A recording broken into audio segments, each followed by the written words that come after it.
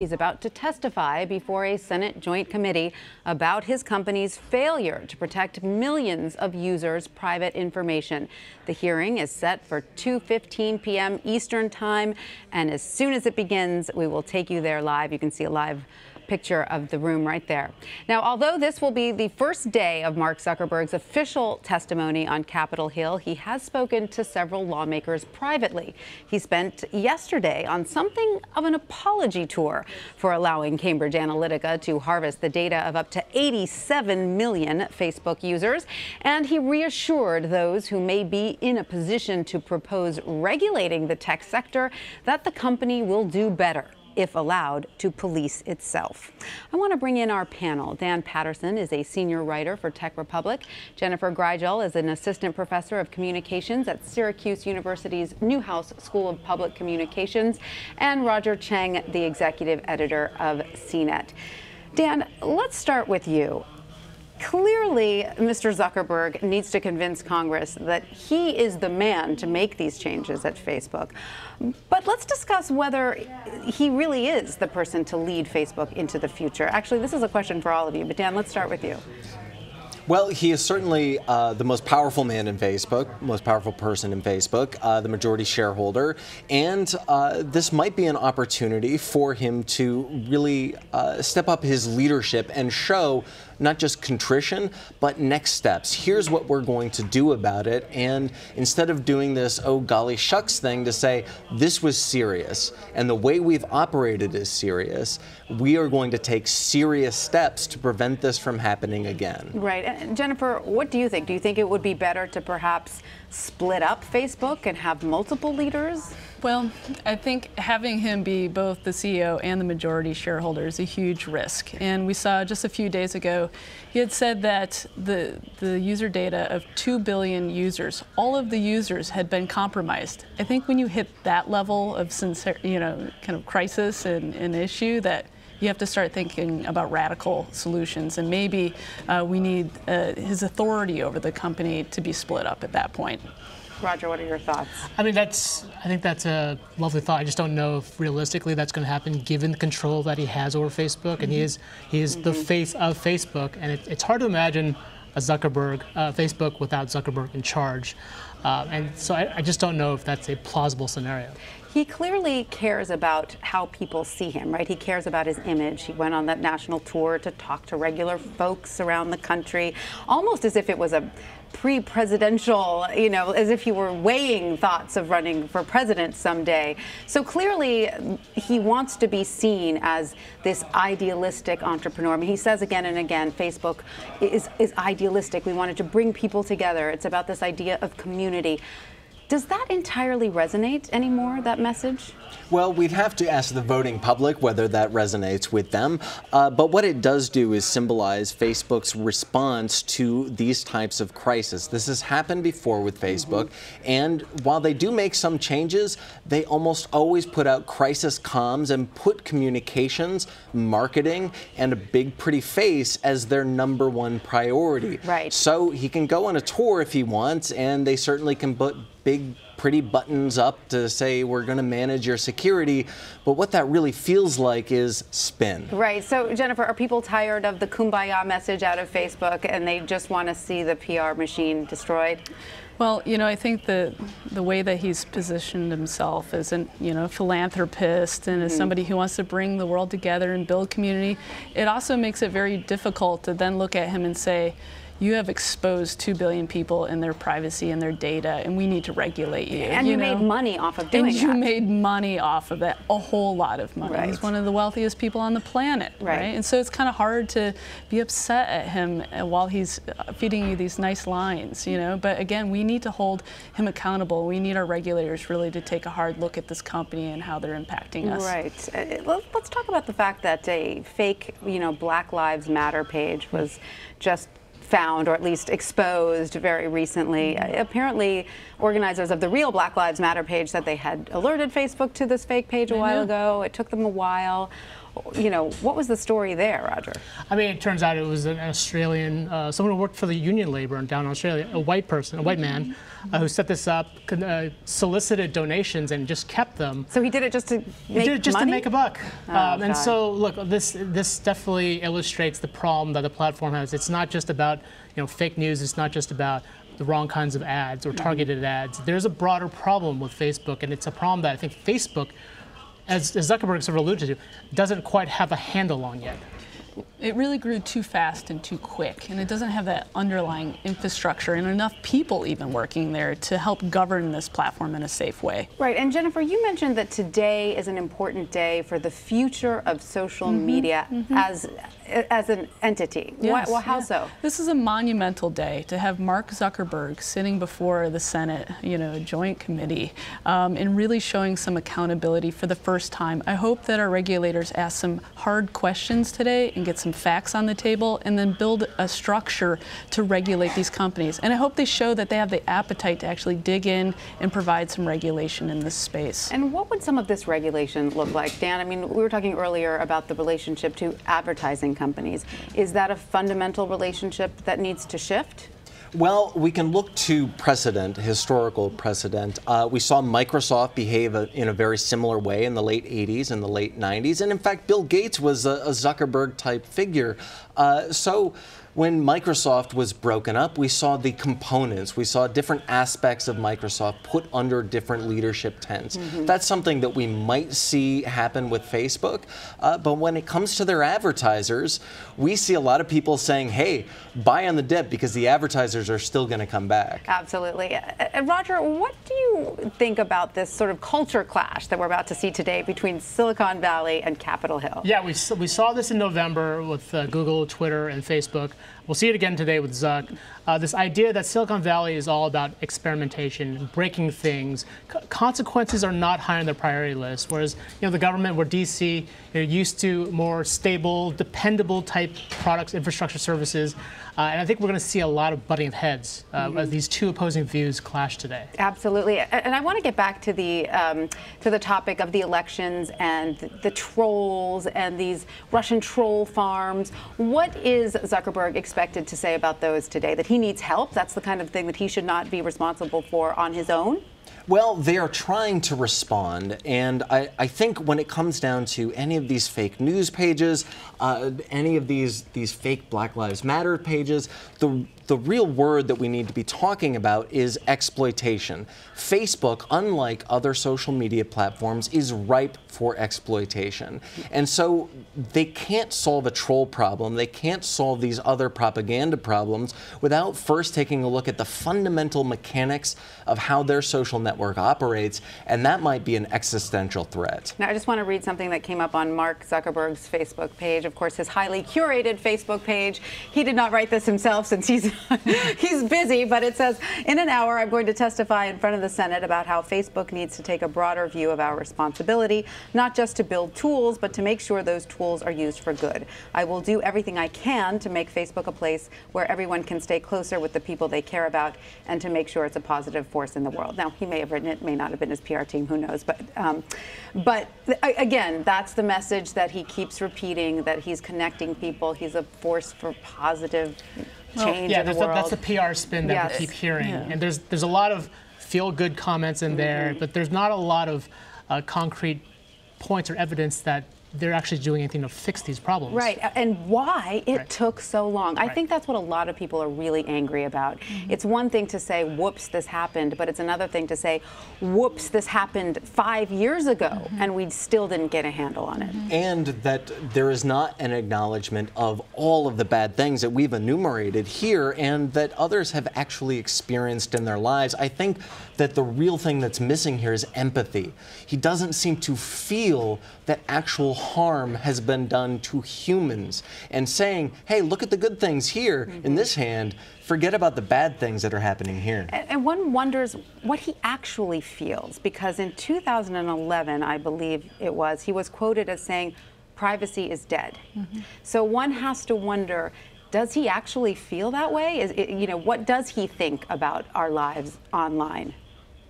Well, I think he's been working to ensure his own privacy, right? Yes. So we've heard the statements about how he buys the homes next to his homes, you know, and make sure it blocks out other people. But he's in control, and he still has his privacy. What I'm concerned about is the 2 billion plus users around the world, especially people here in America. You had mentioned the elections. The facts are right now, Facebook has done a lot of harm.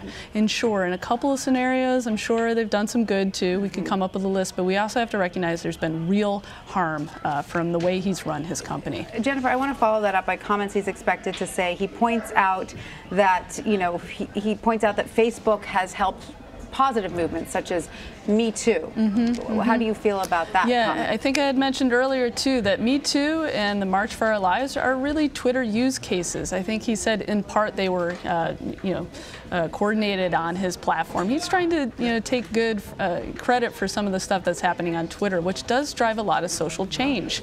But I think that he's really scraping right now to find positive use cases. There's a little shock there. Right, and there's no doubt that part of his message resonates. I mean, it is true that if you are suffering in the case of, if you're a victim in the Me Too movement, it helps to see others immediately say Me Too, right? It forms a sort of solidarity. That's that real-time nature on Twitter. But we have to also mention some of the crisis in Myanmar, right? So recently we saw Mark Zuckerberg come out and kind of apologize. We know that the ethnic cleansing that's happening over there is taking place because of Facebook and how it was introduced through their Free Basics program. I mean, that is a crisis over there, and he has not really done anything to address it. Well, you bring up a good point, Jennifer. Dan, what do you think about this, the way that Facebook has to change its privacy settings depending on the country, right? I mean, already Europe is asking for stricter privacy settings. It appears that probably the U.S. will start to ask for some stricter settings. How can Facebook sort of navigate that? Well, Facebook's argument is, well, look, we have 2 billion users. That's a lot of scale. Try solving these problems at scale. To which many people have responded, there is no right to scale. You do not have a fundamental right to operate at large scale, and if you cannot operate at large scale safely, then perhaps you need to be reined in. We would say the same thing to an airline company or a car manufacturer. If you can't make that airline or that car safe, then you got to fix it first. And why do they also have a fundamental right to make us opt out of sharing our information rather than opting in? Roger, what do you think about that? It's an interesting thing. The telecom companies have made this point because Verizon and AT&T they are salivating over this ad market, but they're bound by the FCC, where there is a sort of an opt-in mandatory requirement with the tech companies. And I think this is something that the government should start looking into, is whether or not opt-in should be the standard for tech companies, for companies like Google and Facebook when it comes to your personal data. And this is big over in Europe as well, and especially in the marketing space. But these platforms, the user interface on Facebook was designed in ways with the user button labels and things like that to actually get you to click on things and divulge more personal information. It was by design. This was not a mistake. Jen brings up a really good point. There was a shift in Facebook a few years ago where when you compose an email or even a note, you hit send. Explicitly, you have to hit send. Facebook changed the commenting system and the notification system at the same time so that immediately after you're typing your very short comment, this was right after they tried to buy Twitter and couldn't, you hit enter and it would leave a shorter, faster comment. You tie that in with a red notification, you get a dopamine and a serotonin ping, and all of a sudden there is more activity in the network, and the network is sending more notifications to its users. So you're saying that this sharing of information is so deeply ingrained in the algorithm of how Facebook works that it would mean almost dismantling it and rebuilding it to make users satisfied with their privacy levels? It's a lot of the small tweaks we've even seen in the last couple of weeks. The company is designing the interface in different ways now. I've even seen how you disconnect your APIs. They've made that easier. They're moving the privacy settings up to the top of your news feed. I mean, obvious things that should have already been in place. But my question is, let's say they do implement some sort of opt-in to share your information rather than opt-out. Who's realistically going to opt in? No one. That would be a severe detriment to its core business model. I mean, that's why these companies are really reluctant to do this. But I just want to point out that there are plenty of protesters there on Capitol Hill holding up signs. It will be interesting to see if there is any reaction from those who are listening to the testimony of Mark Zuckerberg. He must be nervous. He looked nervous. We saw him coming in to speak with senators yesterday. He had his game face on, but he looked nervous.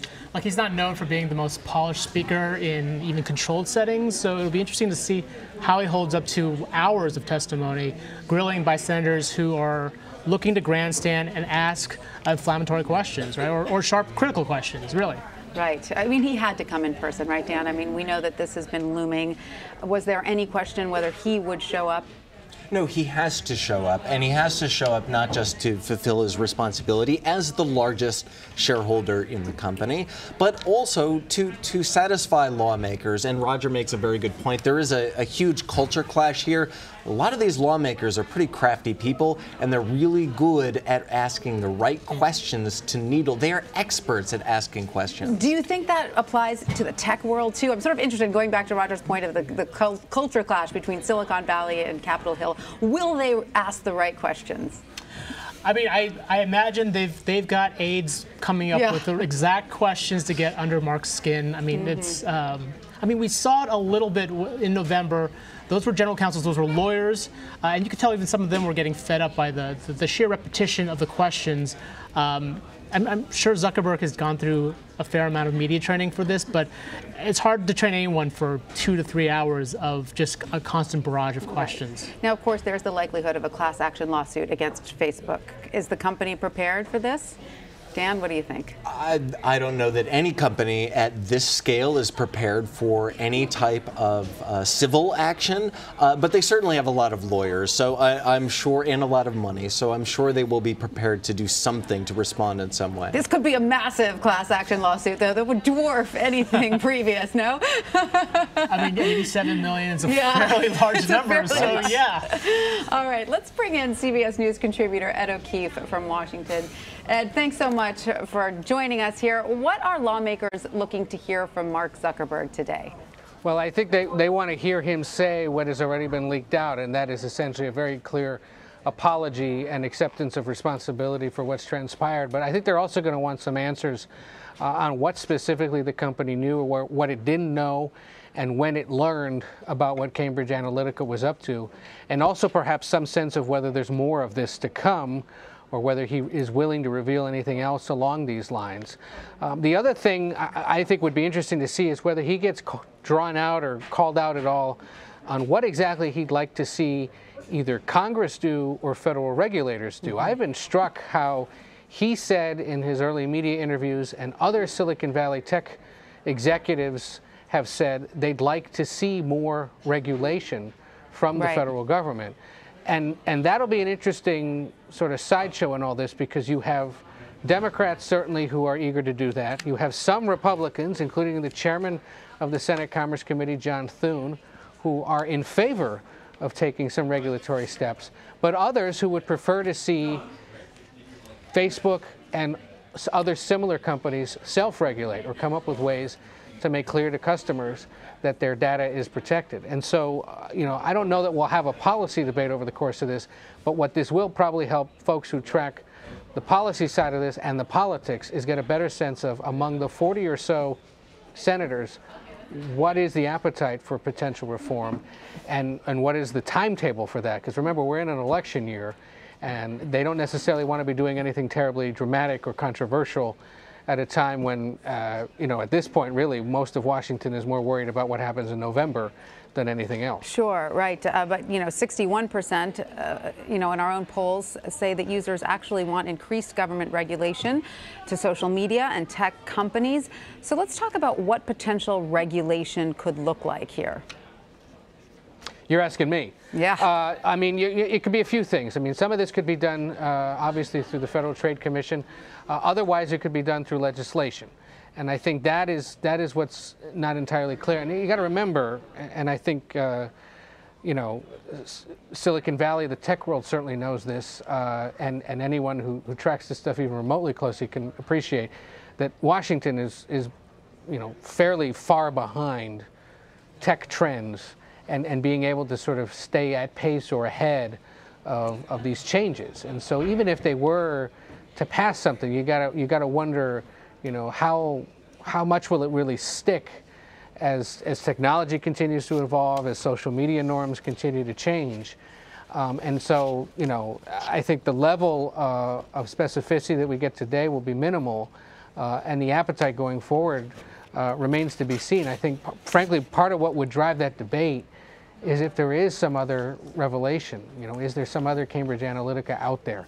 Right. Is there some other instance of either Twitter or some other social media platform admitting that they've had similar problems? And unless or until that happens, we'll have to wait and see. There's certainly been legislation proposed, but there's been no actual real movement on it.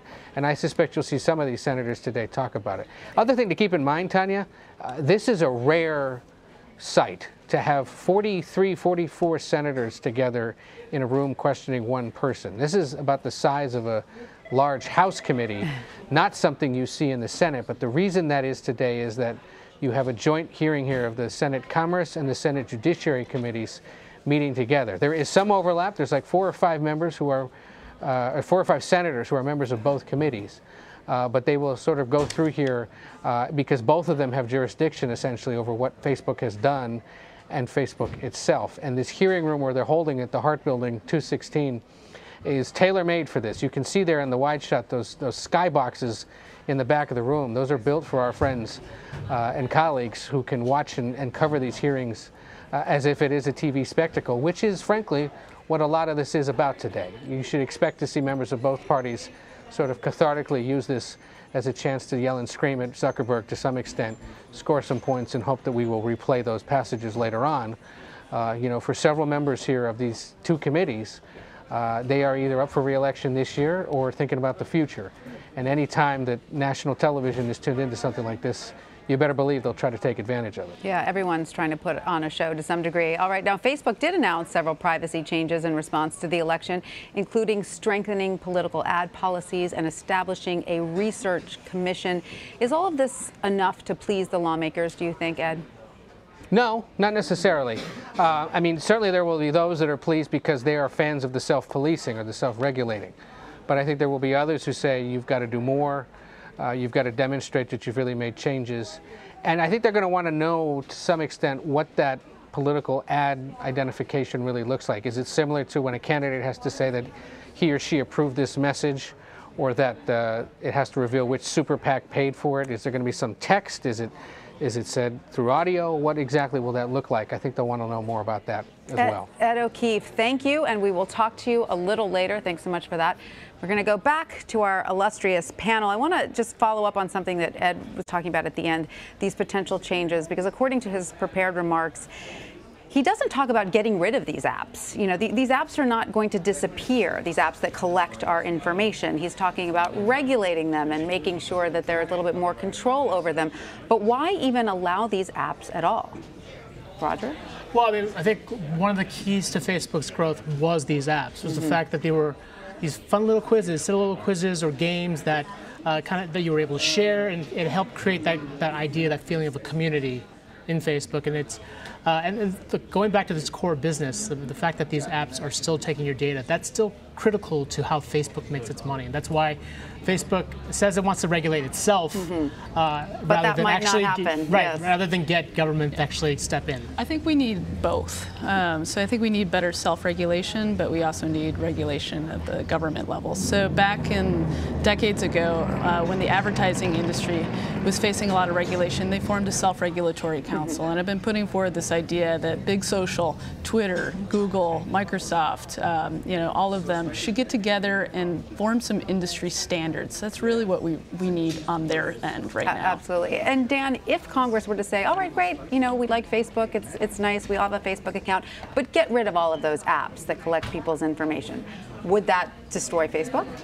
Well, if lawmakers were to do that, that would have a significantly, it would harm Facebook, but it might not harm Facebook like it would have in 2011 or 2012. As Roger mentioned, allowing access to apps not only helped Facebook grow, some of these apps and games like Zynga became multi-billion-dollar companies on their own. Now that Facebook is at the scale that they're at, again, the applications now aren't the core part of their business model. Their core model is selling ads to the users inside of the news feed and the other products like Instagram and WhatsApp. So it might not harm them right now, but it would certainly be an emotional blow. Could it turn to a subscription model, sort of the way, you know, I still have a Yahoo email account. I know it's so embarrassing, but you can pay to opt out of the ads, right? If you don't want to see the ads.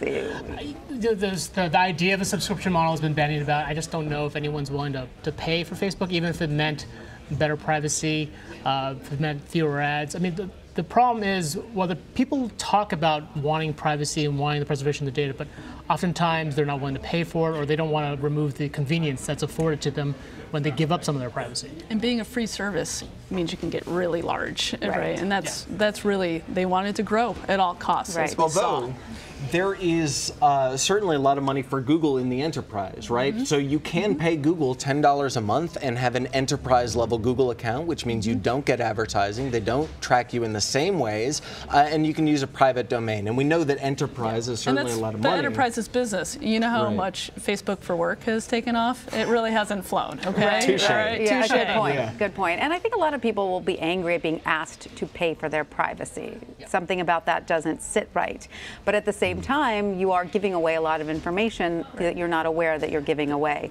So do you think the end result of all of this is that no matter what, Facebook is going to have to accept a big cut in revenue? I know I've asked this before and I'm getting back to this question, but to me it seems so linked that getting rid of some of these apps that are collecting our privacy, collecting our data, means that Facebook is going to see a cut in revenue. I mean, Zuckerberg has said he's willing to take that hit. Those are great words, and you know, that's what we want to hear. Whether or not they actually will follow through with that is still unclear to me. In the long run, a more sound business will be advantageous to the company. Right. All right. If they invest now, sure, short term they may have to, lose a little bit of revenue, but in the long run, they will be a better company. They will have better shareholder investments. They will be able to bring in product and sell other things. We really need them to look at their business model and their ethics around this right now. Looking at the future of Facebook, we also have to ask how many young people actually use it. And I say that because my kids don't use Facebook. I mean, granted, they're little. I have elementary school kids, but they all want Instagram accounts. They could care less about Facebook. So is that a problem for Facebook going forward? But that's still, it's not really a problem for Facebook. Same product. Instagram's part of it, right? But yet, the sheen is off of Facebook for the younger kids. It has been for a while, right? For a while, Snapchat was the hot thing, and I think it took away some of the attention from Facebook. But Facebook is it's done a good job of hedging its bets with Instagram, with WhatsApp. I mean, as Jen pointed out, I mean, it owns a majority of the way we communicate with each other around the world now. Very true. Very true. So, Jen, do you think that Facebook has the legs? You know, they've hit the scale where they're going to be around for a while, so we really do need to put some sound regulation in place and have them police themselves better and to set some industry standards. Facebook is really the elephant in the room. We need them to be leaders in this space. Now, if Congress says, all right, we need some regulation, Mr. Zuckerberg, will you lead the team in creating regulation? I mean, that's sort of what he's hoping for, right? I mean, he's sort of intimated that he believes there needs to be some regulation, and he's open to it, but he kind of wants to be the one in control of what that might be. He surely has lobbyists working on writing the actual legislation right now, and then they take it to the Hill and they hand it over. There will be agreements before this gets put forward. That's how policy is made. Do you think that's likely to happen then, that Congress will accept his his version of regulations? I don't think it's likely that Congress is going to accept the things that Facebook wants to do, simply because Congress doesn't have the tech understanding or the tech wherewithal to really understand the nuts and bolts of what Facebook's self-regulation would look like. But one thing that's really important to understand here is that you shouldn't have to understand the tech nuts and bolts in order to have your privacy protected and in order to regulate a system at, like Jen said, the scale of 2 billion users. Whether you are tech savvy or not, there are fundamental human rights, again going back to what Mr. Cook and the United Nations have said. privacy is a fundamental human right. It looks like Mr. Zuckerberg has just entered the room. He does look a little nervous. I would be too. I mean, I have to say, he's certainly about to face a public grilling, which will be uncomfortable at times, I'm sure. So what do you think that Congressman will be looking for in terms of his tone? I mean, he's had a little bit of a reputation in the past of being arrogant, correct? So how important is his tone here, Roger? I mean, it's critically important. I think he's going to need to basically show contrition. He's going to have to show some humility. And, you know, he hasn't been that great at communicating all this core. He's often been tone deaf when it comes to communicating his points. So he really has to get past some of those shortcomings to really get his points set across. It'll be interesting to see if we will actually get a good shot of him once the still photographers move aside. A little bit different than Facebook Live, right? Yeah, it's a little bit different indeed. Well, you know, you bring up a good point. You know, Facebook has so many new initiatives where Facebook Live and that it's trying to find, I guess, maybe new revenue streams or new audiences. There seem to be a lot of new directions that it's feeling out. Yeah. Absolutely. I mean, with Facebook Live in particular, like they launched that was their huge initiative. They want everything to go to live video. Then all the murders getting captured on film, like all these terrible consequences that they never thought about, and they kind of had to back off. And that's been Facebook's history, basically this cycle of putting out new products, new services, new features, and then dealing with the consequences of them. Exactly. You know, Facebook Live is actually a perfect example of the harm that can occur, but at the same time, Facebook, going counter to what the public and the media narrative may be, they just hit 3.5 billion streams of Facebook Live, and it's clear that they're... All right, I hate to cut you off, but Mark Zuckerberg is beginning to speak, so let's listen in. Social media privacy and the use and abuse of data. Although not unprecedented, this is a unique hearing. The issues we will consider range from data privacy and security to consumer protection and the Federal Trade Commission enforcement, touching on jurisdictions of these two committees. We have 44 members between our two committees. That may not seem like a large group by Facebook standards, but it is significant here for a hearing in the United States Senate. We will do our best to keep things moving efficiently given our circumstances. We will begin with opening statements from the chairman and ranking members of each committee, starting with Chairman Thune, and then proceed with Mr. Zuckerberg's opening statement. We will then move on to questioning. Each member will have 5 minutes to question witnesses. I'd like to remind the members of both committees that time limits will be and must be strictly enforced given the numbers that we have here today. If you're over your time, Chairman Thune and I will make sure to let you know. There will not be a second round as well.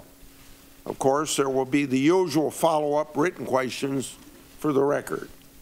Questioning will alternate between majority and minority and between committees. We will proceed in order based on respective committee seniority.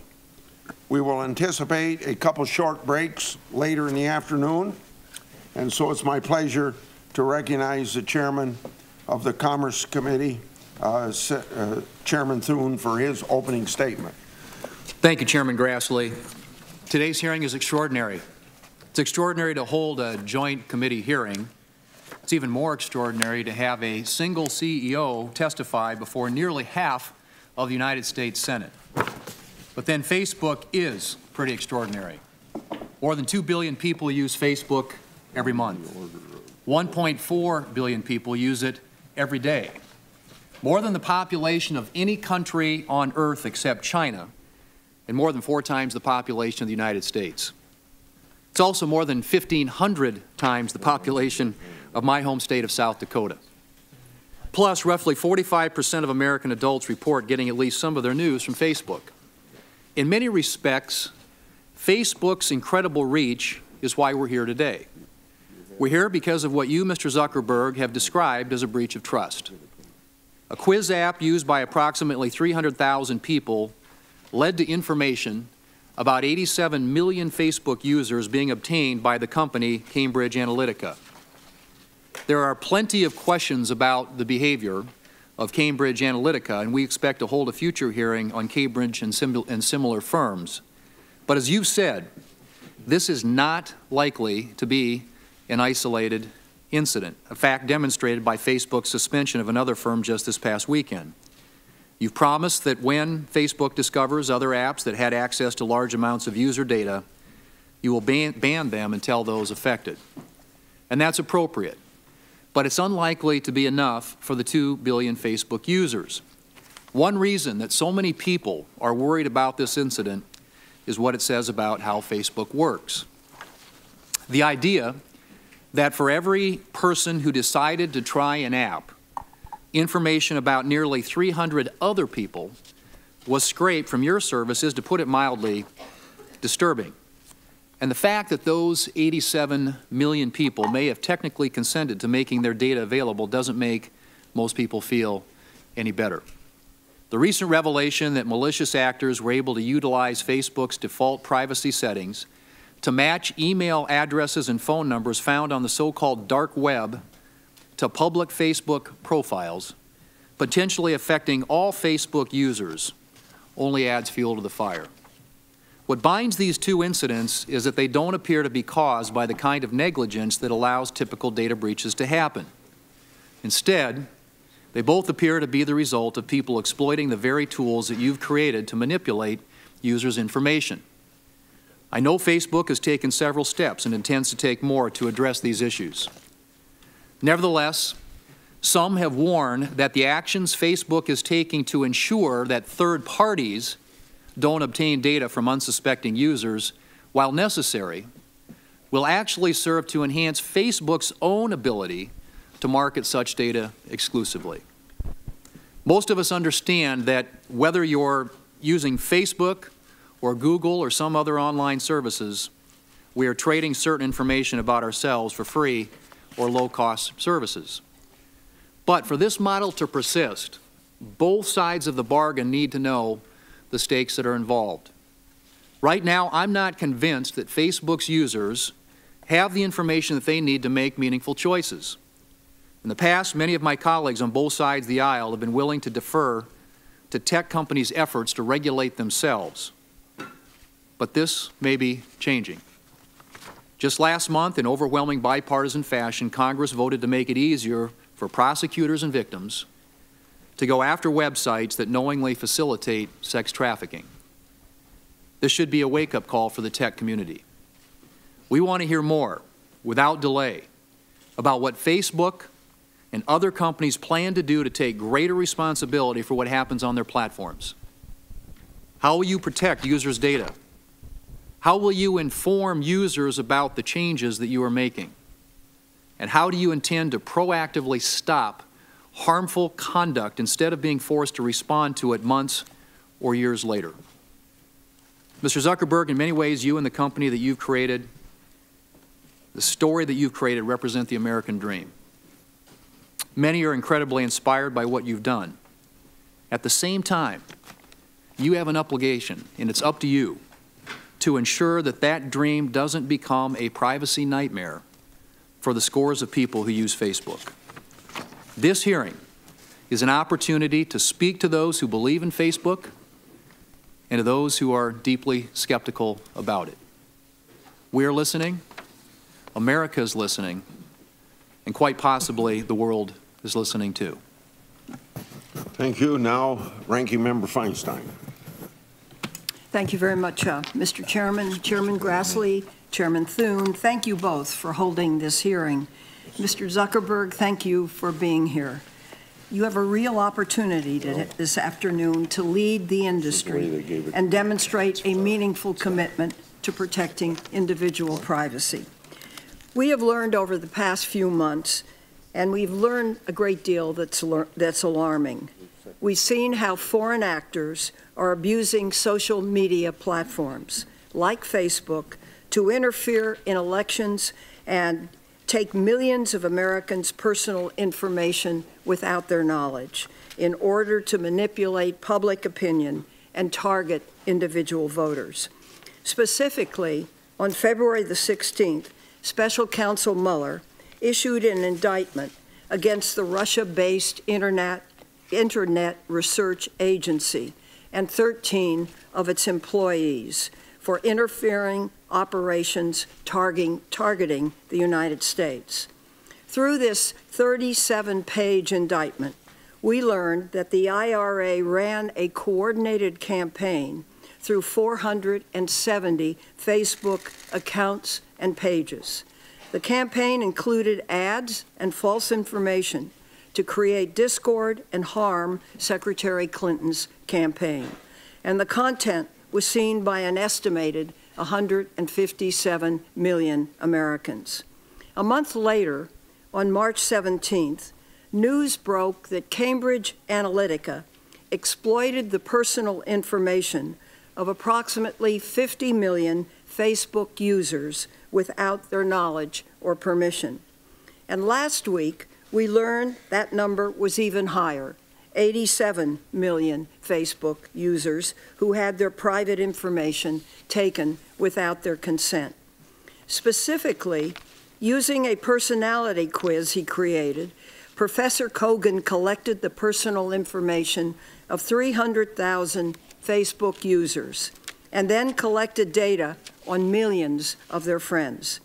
It appears the information collected included everything these individuals had on their Facebook pages, and according to some reports, even included private direct messages between users.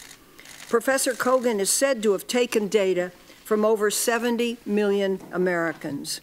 It has also been reported that he sold this data to Cambridge Analytica for $800,000. Cambridge Analytica then took this data and created a psychological welfare tool to influence United States elections. In fact, the CEO, Alexander Nix, declared that Cambridge Analytica ran all the digital campaign, the television campaign, and its data informed all the strategy for the Trump campaign. The reporting has also speculated that Cambridge Analytica worked with the Internet Research Agency to help Russia identify which American voters to target with its propaganda. I'm concerned that press reports indicate Facebook learned about this breach in 2015, but appears not to have taken significant steps to address it until this year. So this hearing is important, and I appreciate the conversation we had yesterday. And I believe that Facebook, through your presence here today and the words you're about to tell us, will indicate how strongly your industry will regulate and/or reform the platforms that they control. I believe this is extraordinarily important. You lead a big company with 27,000 employees, and we very much look forward to your comments. Thank you, Mr. Chairman. Thank you, Senator Feinstein. The history and growth of Facebook mirrors that of many of our technological giants. Founded by Mr. Zuckerberg in 2004, Facebook has exploded over the past 14 years. Facebook currently has over 2 billion monthly active users across the world, over 25,000 employees and offices in 13 U.S. cities and various other countries. Like their expanding user base, the data collected on Facebook users has also skyrocketed. They have moved on from schools, likes, and relationship statuses. Today, Facebook has access to dozens of data points, ranging from ads that you've clicked on, events you've attended, and your location based upon your mobile device. It is no secret that Facebook makes money off this data through advertising revenue, although many seem confused by or altogether unaware of this fact. Facebook generated $40 billion in revenue in 2017, with about 98% coming from advertising across Facebook and Instagram. Significant data collection is also occurring at Google, Twitter, Apple, and Amazon, and even an ever-expanding portfolio of products and services offered by these companies grant endless opportunities to collect increasing amounts of information on their customers. As we get more free or extremely low-cost services, the trade-off for the American consumer is to provide more personal data. The potential for further growth and innovation based on collection of data is limitless. However, the potential for abuse is also significant. While the contours of the Cambridge Analytica situation are still coming to light, there was clearly a breach of consumer trust and a likely improper transfer of data. The Judiciary Committee will hold a separate hearing exploring Cambridge and other data privacy issues. More importantly, though, these events have ignited a larger discussion on consumers' expectations and the future of data privacy in our society. It has exposed that consumers may not fully understand or appreciate the extent to which their data is collected, protected, transferred, used, and misused. Data has been used in advertising and political campaigns for decades. The amount and type of data obtained, however, has seen a very dramatic change. Campaigns including Presidents Bush, Obama, and Trump all use these increasing amounts of data to focus on micro-targeting and personalization over numerous social media platforms, and especially Facebook. In fact, President Obama's campaign developed an app utilizing the same Facebook feature as Cambridge Analytica to capture the information of not just the app's users, but millions of their friends. The digital director for that campaign for 2012 described the data scraping app as something that would, quote, wind up being the most groundbreaking piece of technology developed for this campaign, end of quote. So the effectiveness of these social media tactics can be debated, but their use over the past years across the political spectrum and their increased significance cannot be ignored. Our policy towards data privacy and security must keep pace with these changes. Data privacy should be tethered to consumer needs and expectations. Now, at a minimum, consumers must have the transparency necessary to make an informed decision about whether to share their data and how it can be used. Consumers ought to have clear information, not opaque policies and complex click-through consent pages. The tech industry has an obligation to respond to widespread and growing concerns over data privacy and security and to restore the public's trust. The status quo no longer works. Moreover, Congress must determine if and how we need to strengthen privacy standards to ensure transparency and understanding for the billions of consumers who utilize these products. Senator Nelson. Thank you, Mr. Chairman. Mr. Zuckerberg, good afternoon. Let me just cut to the chase. If you and other social media companies do not get your act in order, none of us are going to have any privacy anymore.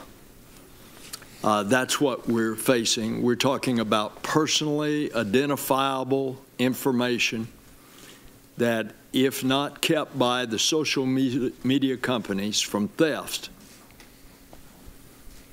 a value that we have in America being our personal privacy. We won't have it anymore. It's the advent of technology, and of course, all of us are part of it. From the moment that we wake up in the morning until we go to bed, we're on those handheld tablets. And online companies like Facebook are tracking our activities and collecting information. Facebook has a responsibility to protect this personal information. We had a good discussion yesterday. We went over all of this.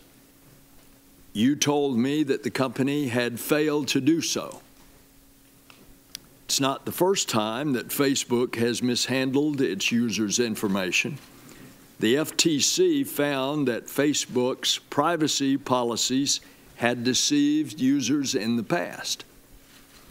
And in the present case, we recognize that Cambridge Analytica and an app developer lied to consumers and lied to you, lied to Facebook. But did Facebook watch over the operations? We want to know that.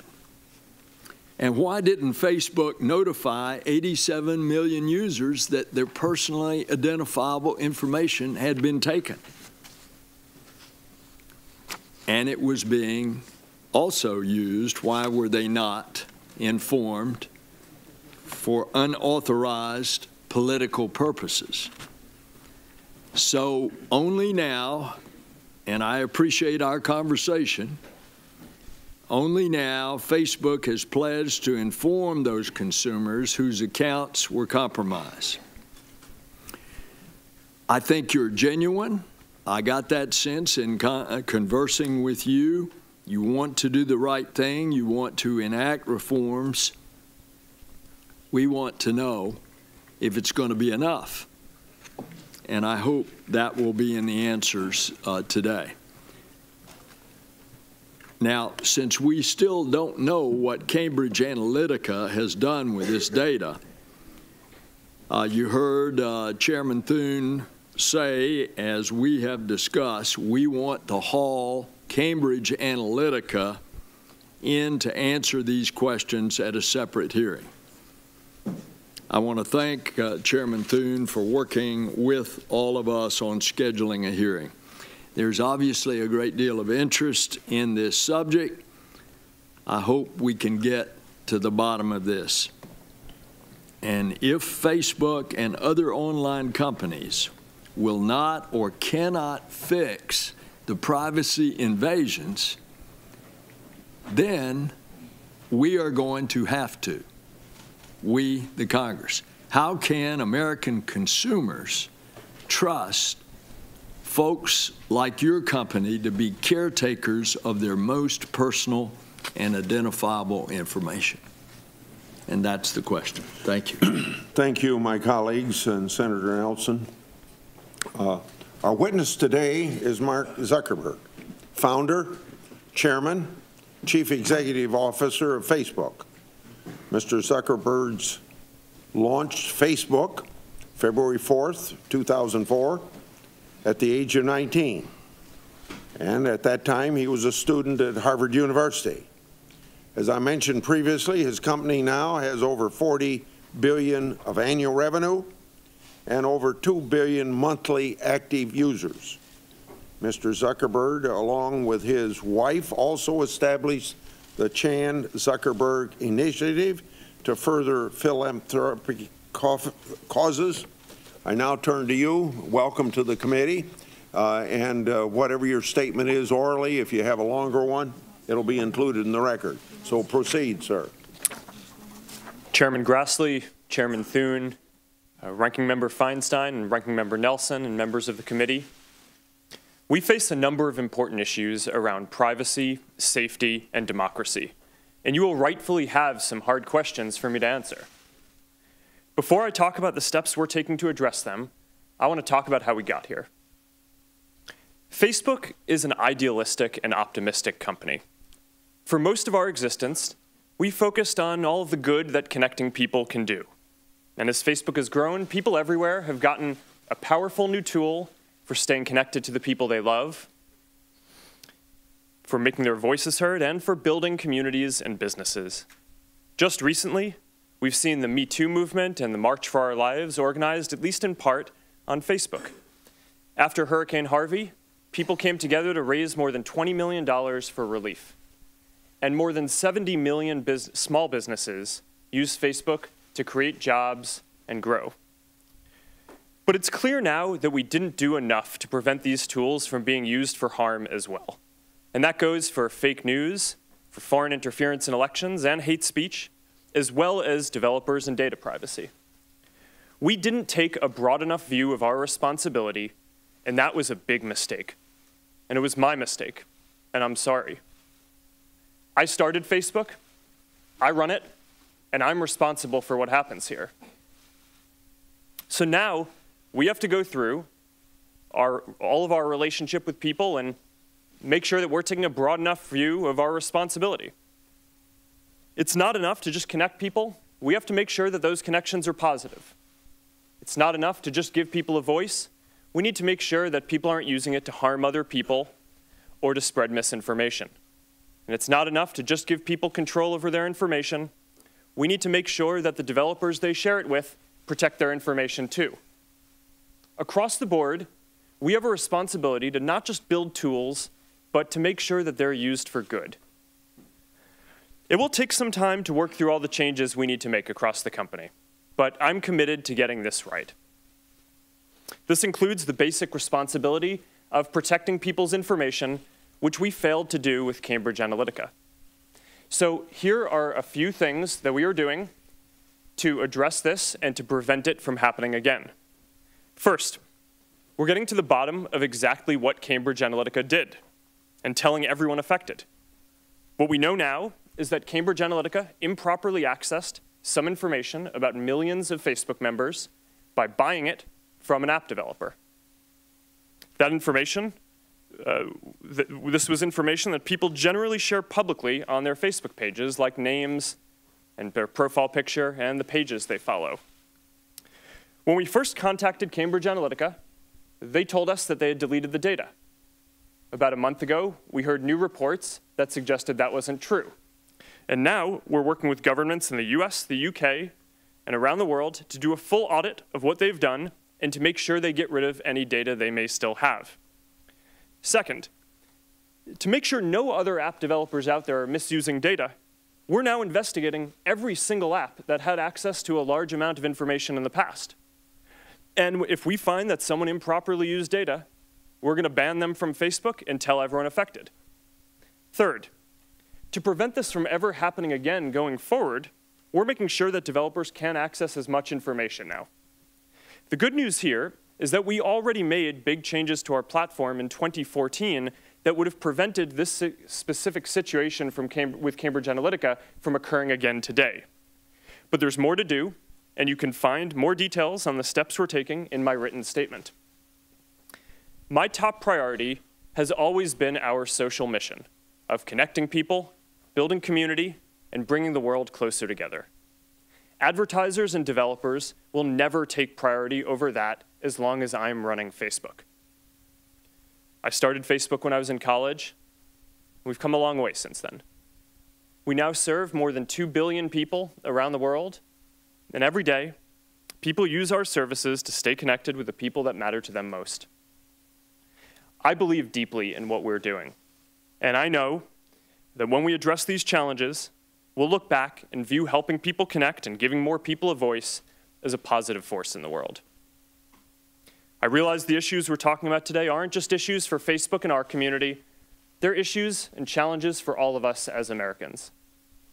Thank you for having me here today, and I'm ready to take your questions. I'll remind members that maybe weren't here when I had my opening comments that we are operating under the 5-minute rule, and that applies to the 5-minute rule, and that applies to those of us who are chairing the committee as well. I start with you. Facebook handles extensive amounts of personal data for billions of users. A significant amount of that data is shared with third-party developers who utilize your platform. As of early this year, you did not actively monitor whether that data was transferred by such developers to other parties. Moreover, your policies only prohibit transfers by developers to parties seeking to profit from such data. Number one, besides Professor Kogan's transfer and now potentially CubeU, do you know of any instances where user data was improperly transferred to third party in breach of Facebook's terms? If so, how many times has that happened? And was Facebook only made aware of that transfer by some third party? Mr. Chairman, thank you. As I mentioned, we're now conducting a full investigation into every single app that had access to a large amount of information before we locked down platform to prevent developers from accessing this information in around 2014. We believe that we're going to be investigating many apps, tens of thousands of apps, and if we find any suspicious activity, we're going to conduct a full audit of those apps to understand how they're using their data and if they're doing anything improper. And if we find that they're doing anything improper, we'll ban them from Facebook, and we will tell everyone affected. As for past activity, I don't have all the examples of apps that we've banned here, but if you'd like, I can have my team follow up with you after this. Okay. Have you ever required an audit to ensure the deletion of improperly transferred data, and if so, how many times? Mr. Chairman, yes, we have. I don't have the exact figure on how many times we have, but overall, the way we've enforced our platform policies in the past is we have looked at patterns of how apps have used our APIs and accessed information, as well as looked into reports that people have made to us about apps that might be doing sketchy things. Going forward, we're going to take a more proactive position on this and do much more regular spot checks and other reviews of apps, as well as increasing the amount of audits that we do. And again, I can make sure that our team follows up with you on anything about the specific past stats that would be interesting. I was going to assume that sitting here today, you have no idea. And if I'm wrong on that, you're telling me, I think, that you're able to supply those figures to us, at least as of this point. Mr. Chairman, I will have my team follow up with you on what information we have. Okay, but right now you have no certainty of whether or not, how much of that's going on, right? Okay. Facebook collects massive amounts of data from consumers, including content, networks, contact lists, device information, location, and information from third parties. Yet your data policy is only a few pages long and provides consumers with only a few examples of what is collected and how it might be used. The examples given emphasize benign uses, such as connecting with friends, but your policy does not give any indication for more controversial issues of such data. My question, why doesn't Facebook disclose to its users all the ways the data might be used by Facebook and other third parties, and what is Facebook's responsibility to inform users about that information? Mr. Chairman, I believe it's important to tell people exactly how the information that they share on Facebook is going to be used. That's why every single time you go to share something on Facebook, whether it's a photo in Facebook or a message in Messenger or WhatsApp, every single time there's a control right there about who you're going to be sharing it with, whether it's your friends or public or a specific group, and you can change that and control that in line. To your broader point about the privacy policy, this gets into an issue that I think we and others in the tech industry have found challenging, which is that long privacy policies are very confusing. And if you make it long and spell out all the detail, then you're probably going to reduce the percent of people who read it and make it accessible to them. So one of the things that we've struggled with over time is to make something that is as simple as possible so people can understand it, as well as giving them controls in line in the product in the context of when they're trying to actually use them, taking into account that we don't expect that most people will want to go through and read a full legal document.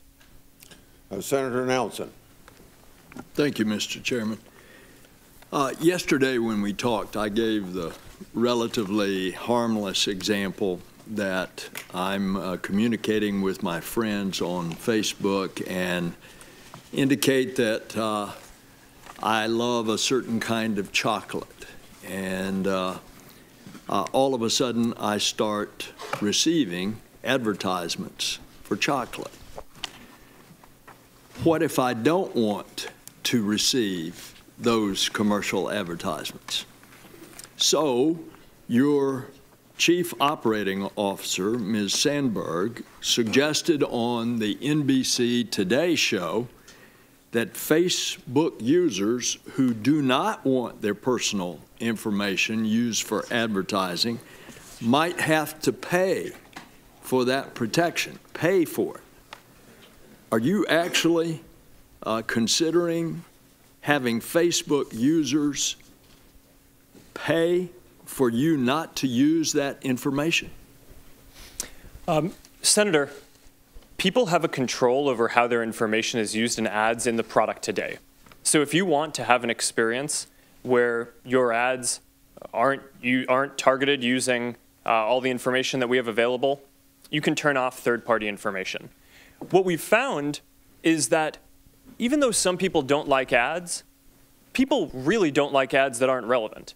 And while there is some discomfort, for sure, with using information in making ads more relevant, the overwhelming feedback that we get from our community is that people would rather have us show relevant content there than not. So we offer this control that you're referencing. Some people use it. It's not the majority of people on Facebook. And I think that that's a good level of control to offer. I think what Cheryl was saying was that in order to not run ads at all, we would still need some sort of business model. And that is your business model. So I take it that, and I use the harmless example of chocolate, but if it got into more personal thing, communicating with friends, and I want to cut it off, I'm going to have to pay you in order not to send me, using my personal information, something that I don't want. That, in essence, is what I understood Ms. Sandberg to say. Is that correct? Yes, Senator. Although, to be clear, we don't offer an option today for people to pay to not show ads. We think offering an ad-supported service is the most aligned with our mission of trying to help connect everyone in the world, because we want to offer a free service that everyone can afford. Okay. That's the only way that we can reach billions of people. So, therefore, you consider my personally identifiable data the company's data, not my data. Is that it? No, Senator. Actually, at the first line of our terms of service say that you control and own the information and content that you put on Facebook.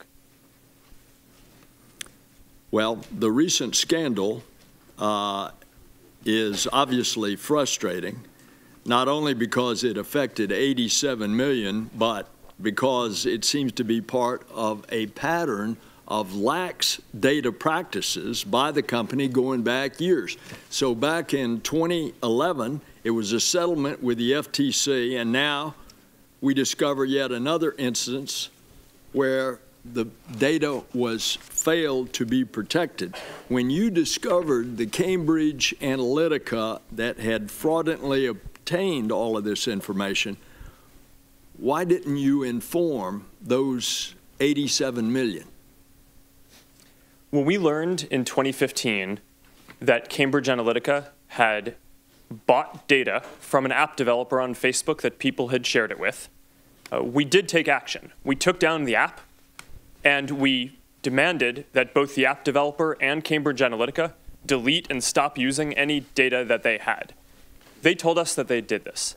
In retrospect, it was clearly a mistake to believe them, and we should have followed up and done a full audit then, and that is not a mistake that we will make. Yes, you did that, and you apologized for it, but you didn't notify them. And do you think that you have an ethical obligation to notify 87 million Facebook users? Senator, when we heard back from Cambridge Analytica that they had told us that they weren't using the data and had deleted it, we considered it a closed case. In retrospect, that was clearly a mistake. We shouldn't have taken their word for it, and we've updated our policies and how we're going to operate the company to make sure that we don't make that mistake again. Did anybody notify the FTC? No, Senator, for the same reason, that we'd considered it a closed case. Senator Thune. And Mr. Zuckerberg, would you do that differently today, presumably, that in response to Senator Nelson's question? Yes. Having to do it over. This may be your first appearance before Congress, but it's not the first time that Facebook has faced tough questions about its privacy policies. Wired Magazine recently noted that you have a 14-year history of apologizing for ill-advised decisions regarding user privacy, not unlike the one that you made just now in your opening statement. After more than a decade of promises to do better, how is today's apology different, and why should we trust Facebook to make the necessary changes to ensure user privacy and give people a clearer picture of your privacy policies? Thank you, Mr. Chairman. So we have made a lot of mistakes in running the company. I think it's pretty much impossible, I believe, to start a company in your dorm room and then grow it to be at the scale that we're at now without making some mistakes. And because our service is about helping people connect and information, those mistakes have been different in how we try not to make the same mistake multiple times, but in general, a lot of the mistakes are around how people connect to each other just because of the nature of the service. Overall, I would say that we're going through a broader philosophical shift in how we approach our responsibility as a company. For the first 10 or 12 years of the company, I viewed our responsibility as primarily building tools that if we could put those tools in people's hands, then that would empower people to do good things. What I think we've learned now across a number of issues, not just data privacy, but also fake news and foreign interference in elections, is that we need to take a more proactive role and a broader view of our responsibility. It's not enough to just build tools. We need to make sure that they're used for good. And that means that we need to now take a more active view in policing the ecosystem, and in watching and kind of looking out and making sure that all of the members in our community are using these tools in a way that's going to be good and healthy. So at the end of the day, this is going to be something where people will measure us by our results on this. It's not that I expect that anything I say here today to necessarily change people's view, but I'm committed to getting this right. And I believe that over the coming years, once we fully work all these solutions through, people will see real differences. Okay. Well, and I'm glad that you all have gotten that message. As we discussed in my office yesterday, the line between legitimate political discourse and hate speech can sometimes be hard to identify, and especially when you're relying on artificial intelligence and other technologies for the initial discovery. Can you discuss what steps that Facebook currently takes when making these evaluations, the challenges that you face, and any examples of where you may draw the line between what is and what is not hate speech? Yes, Mr. Chairman. I'll speak to hate speech, and then I'll talk about enforcing our content policies more broadly. So actually, maybe if you're okay with it, I'll go in the other order. So from the beginning of the company in 2004, I started in my dorm room. It was me and my roommate. We didn't have AI technology that could look at the content that people were sharing. So we basically had to enforce our content policies reactively. People could share what they wanted, and then if someone in the community found it to be offensive or against our policies, they'd flag it for us and we'd look at it reactively.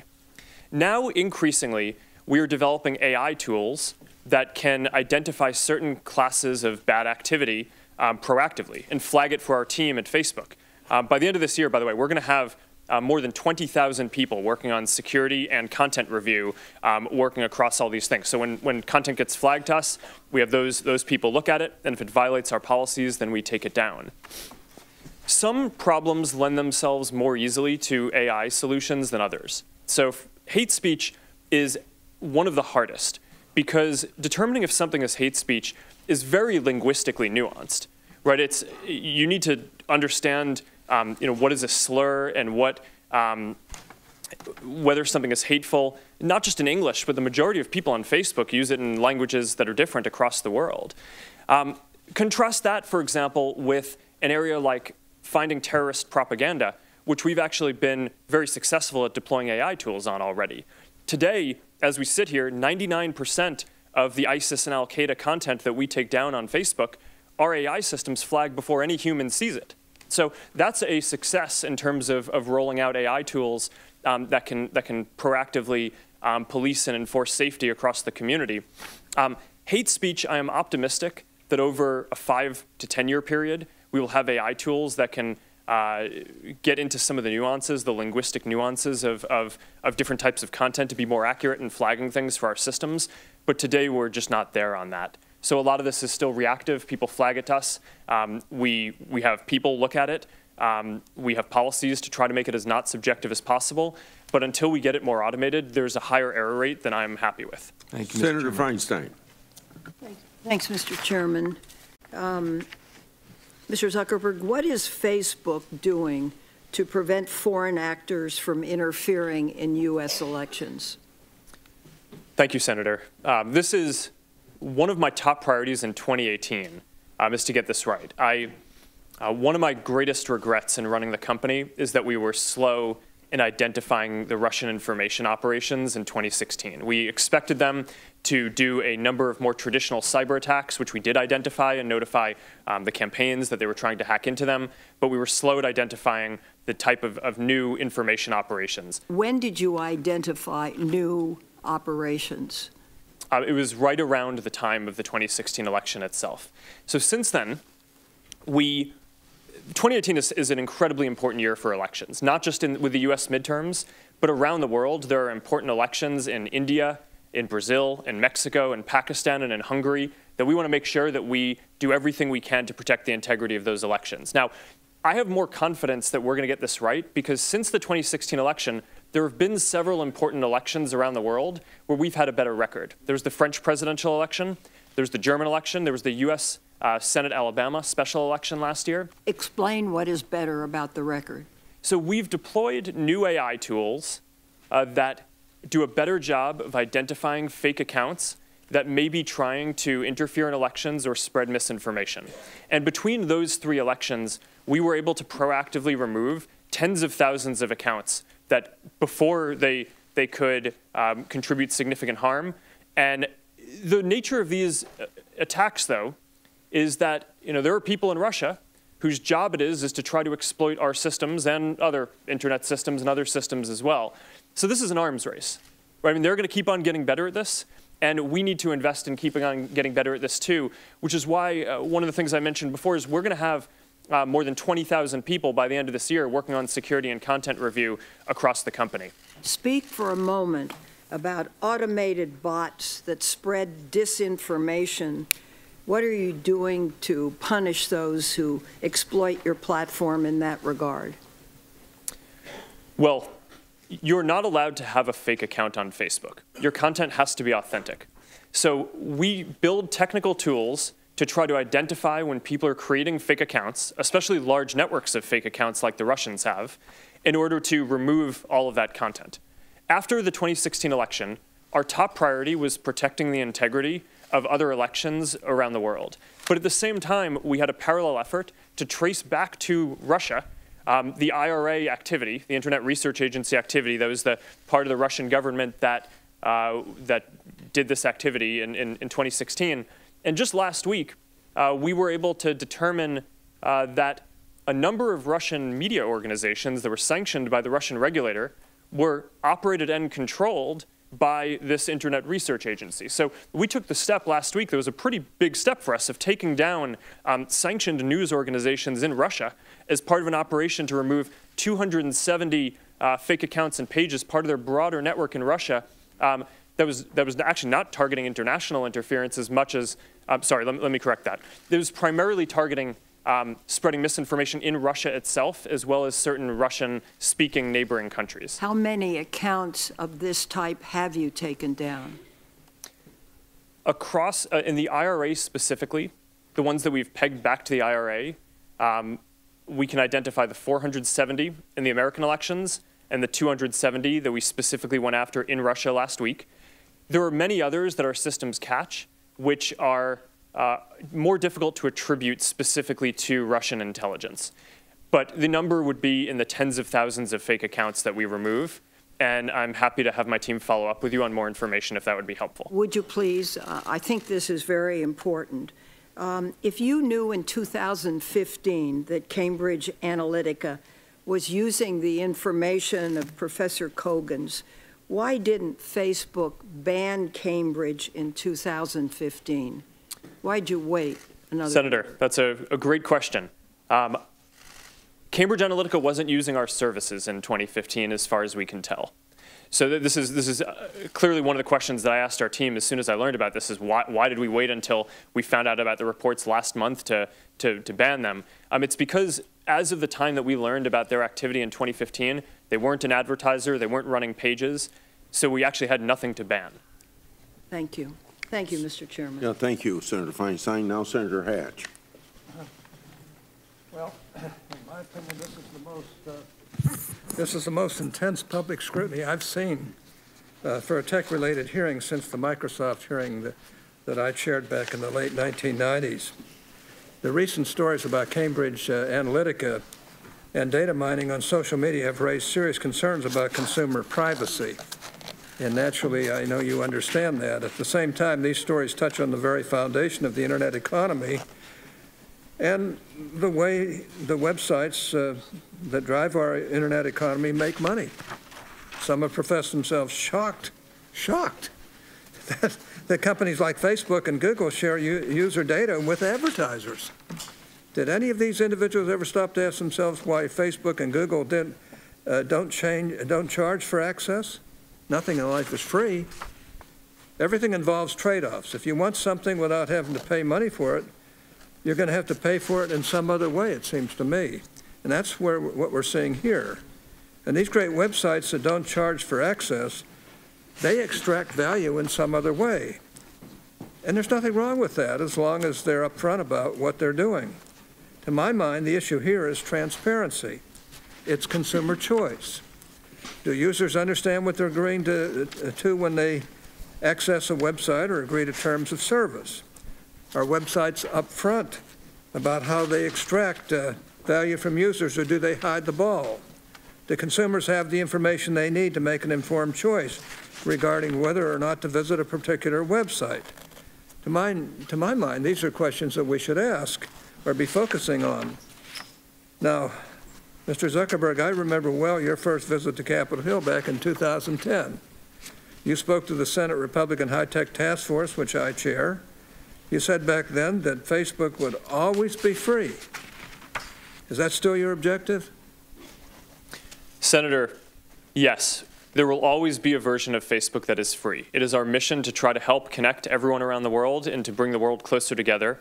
In order to do that, we believe that we need to offer a service that everyone can afford, and we're committed to doing that. Well, if so, how do you sustain a business model in which users don't pay for your service? Senator, we run ads. I see. That's great. Whenever a controversy like this arises, there's always a danger that Congress's response will be to step in and overregulate. Now, that's been the experience that I've had in my 42 years here. In your view, what sorts of legislative changes would help to solve the problems the Cambridge Analytica story has revealed, and what sorts of legislative changes would not help to solve this issue? Senator, I think that there are a few categories of legislation that make sense to consider. Around privacy specifically, there are a few principles that I think it would be useful to discuss and potentially codify into law. One is around having a simple and practical set of ways that you explain what you're doing with data. And we talked a little bit earlier around the complexity of laying out this long privacy policy. It's hard to say that people fully understand something when it's only written out in a long legal document. This stuff needs to be implemented in a way where people can actually understand it, where consumers can understand it, but that can also capture all the nuances of how these services work in a way that's not overly restrictive on providing the services. So that's one. The second is around giving people complete control. This is the most important principle for Facebook. every piece of content that you share on Facebook, you own, and you have complete control over who sees it and how you share it, and you can remove it at any time. That's why every day, about 100 billion times a day, people come to one of our services and either post a photo or send a message to someone because they know that they have that control and that who they say it's going to go to is going to be who sees the content. And I think that that control is something that's important that I think should apply to every service. And go ahead. The third point is just around enabling innovation, because some of these use cases that are very sensitive, like face recognition, for example. And I think that there's a balance that's extremely important to strike here, where you obtain special consent for sensitive features like face recognition, but we still need to make it so that American companies can innovate in those areas, or else we're going to fall behind Chinese competitors and others around the world who have different regimes for different new features like that. Senator Cantwell. Thank you, Mr. Chairman. Welcome, Mr. Zuckerberg. Do you know who Palantir is? I do. Some people have referred to them as Stanford Analytica. Do you agree? Senator, I have not heard that. Okay. Do you think Palantir taught Cambridge Analytica, as press reports are saying, how to do these tactics? Senator, I don't know. Do you think that Palantir has ever scraped data from Facebook? Senator, I'm not aware of that. Okay. Do you think that during the 2016 campaign, as Cambridge Analytica was providing support to the Trump campaign under Project Alamo, were there any Facebook people involved in that sharing of technique and information? Senator, we provided support to the Trump campaign similar to what we provide to any advertiser or campaign who asks for it. So that was a yes. Is that a yes? Senator, can you repeat the specific question? I just want to make sure I get specifically what you're asking. During the 2016 campaign, Cambridge Analytica worked with the Trump campaign to refine tactics, and were Facebook employees involved in that? Senator, I don't know that our employees were involved with Cambridge Analytica, although I know that we did help out the Trump campaign overall in sales support in the same way that we do with other campaigns. So they may have been involved in all working together during that time period. Maybe that's something your investigation will find out. Senator, I can certainly have my team get back to you on any specifics there that I don't know sitting here today. Have you heard of total information awareness? Do you know what I'm talking about? No, I do not. Okay. Total information awareness was 2003. John Ashcroft and others trying to do similar things to what I think is behind all of this. Geopolitical forces trying to get data and information to influence a process. So when I look at Palantir and what they're doing, and I look at WhatsApp, which is another acquisition, and I look at where you are from the 2011 consent decree and where you are today, I'm thinking, is this guy outfoxing the foxes, or is he going along with what is a major trend in an information age to try to harvest information for political forces? And so my question to you is, do you see that those applications, that those companies, Palantir and even WhatsApp, are going to fall into the same situation that you've just fallen into over the last several years? Senator, I'm not sure specifically. Overall, I do think that these issues around information access are challenging. To the specifics about those apps, I'm not really that familiar with what Palantir does. WhatsApp collects very little information, and I think is less likely to have the kind of issues because of the way that the service is architected. But certainly, I think that these are broad issues across the tech industry. Well, I guess given the track record of where Facebook is and why you're here today, I guess people would say that they didn't act boldly enough. And the fact that people like John Bolton basically was an investor in New York Times article earlier, I guess it was actually last month, that the Bolton PAC was obsessed with how America was becoming limp-wristed and spineless and had wanted research and messaging for national security issues. So the fact that, you know, there are a lot of people who are interested in this larger effort. And what I think my constituents want to know is, was this discussed at your board meetings?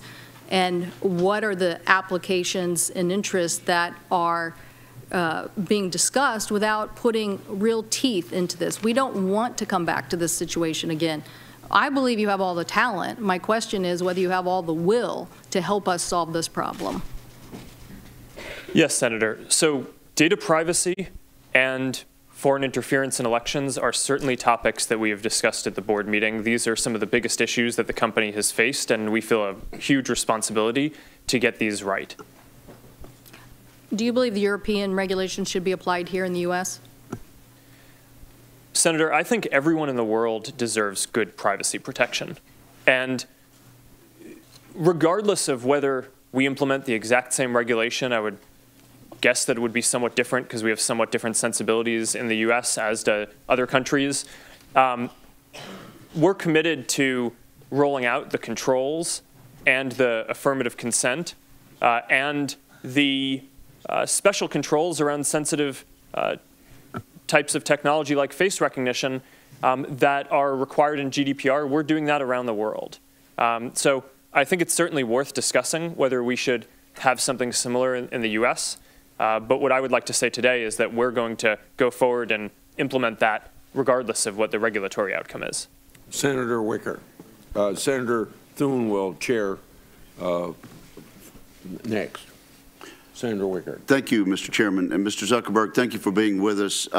My question is going to be sort of a follow-up on what Senator Hatch was talking about. And let me agree with basically his advice that we don't want to over-regulate to the point where we're stifling innovation and investment. I understand with regard to suggested rules or suggested legislation, there are at least two schools of thought out there. One would be the ISPs, the Internet Service Providers, who are advocating for privacy protections for consumers that apply to all online entities equally across the entire Internet ecosystem.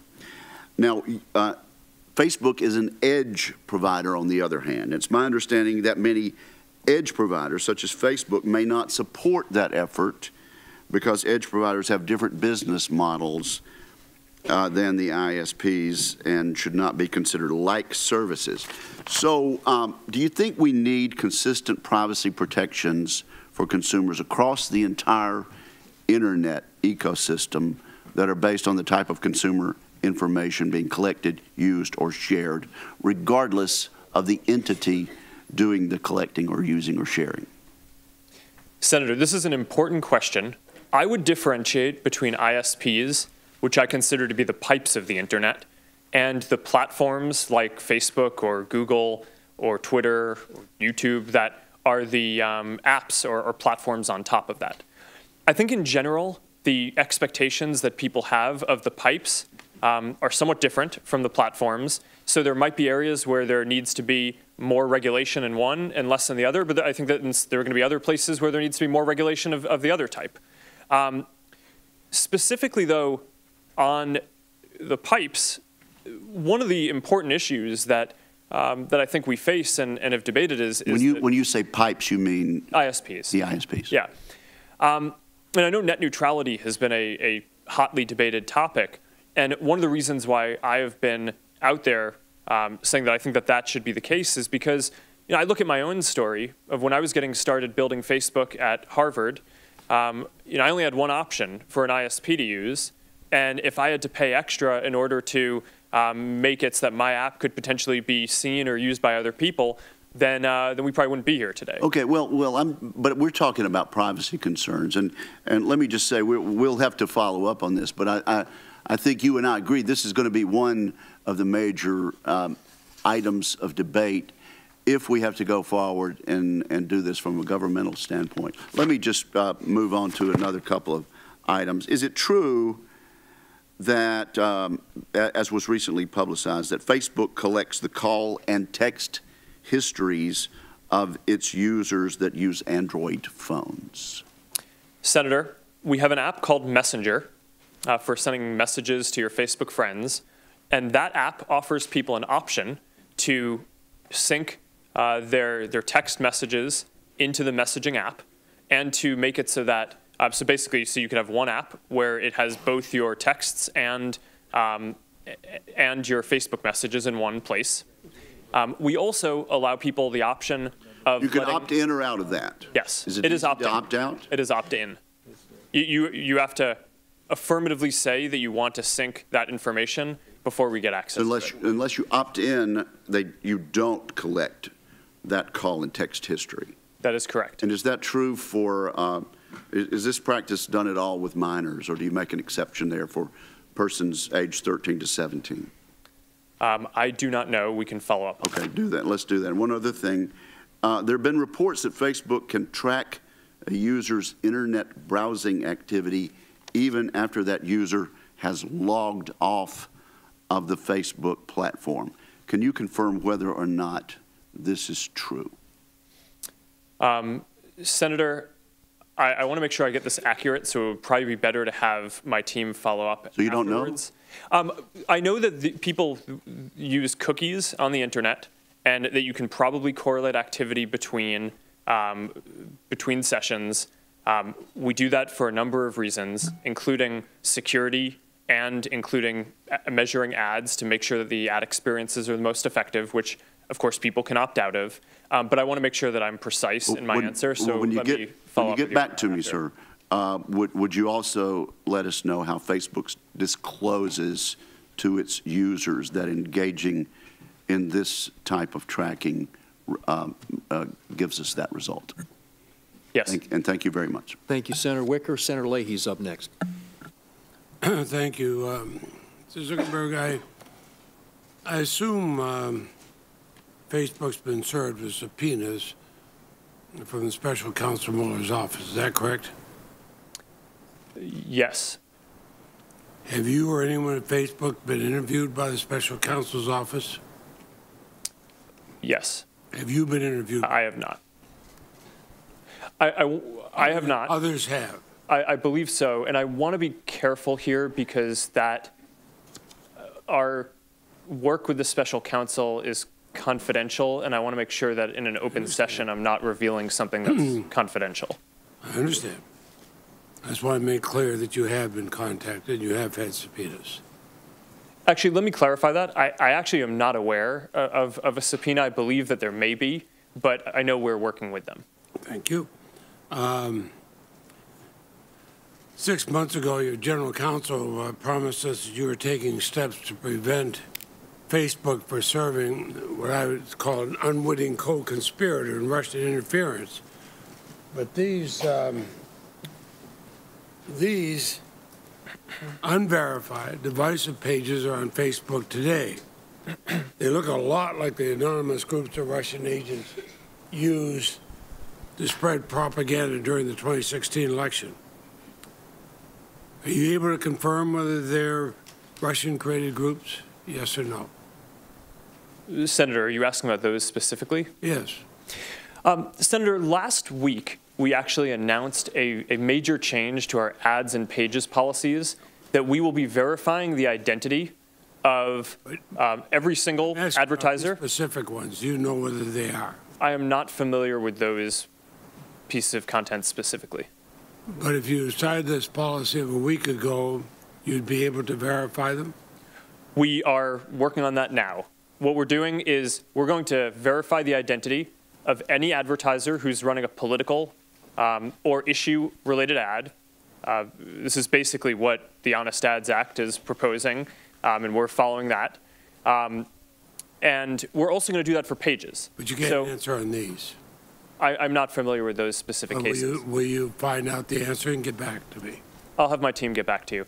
I do think it's worth adding, though, that we're going to do the same verification of the identity and location of admins who are running large pages. So that way, even if they aren't going to be buying ads in our system, that will make it significantly harder for Russian interference efforts or other inauthentic efforts to try to spread misinformation through the network. Insofar as it's been going on for some time, some might say that's about time.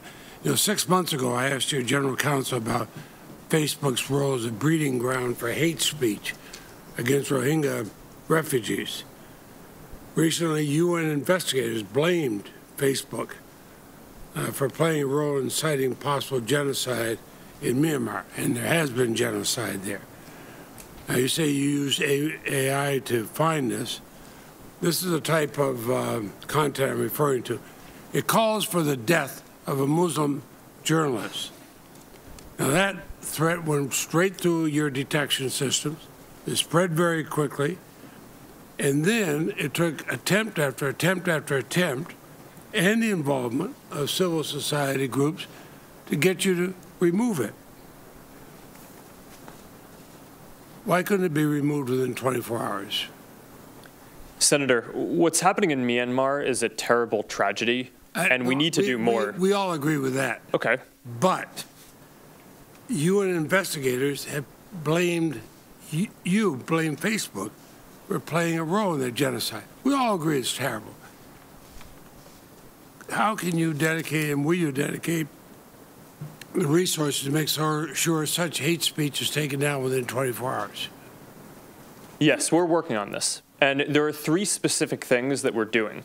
One is we're hiring dozens of more Burmese language content reviewers, because hate speech is very language specific. It's hard to do it without people who speak the local language, and we need to ramp up our effort there dramatically.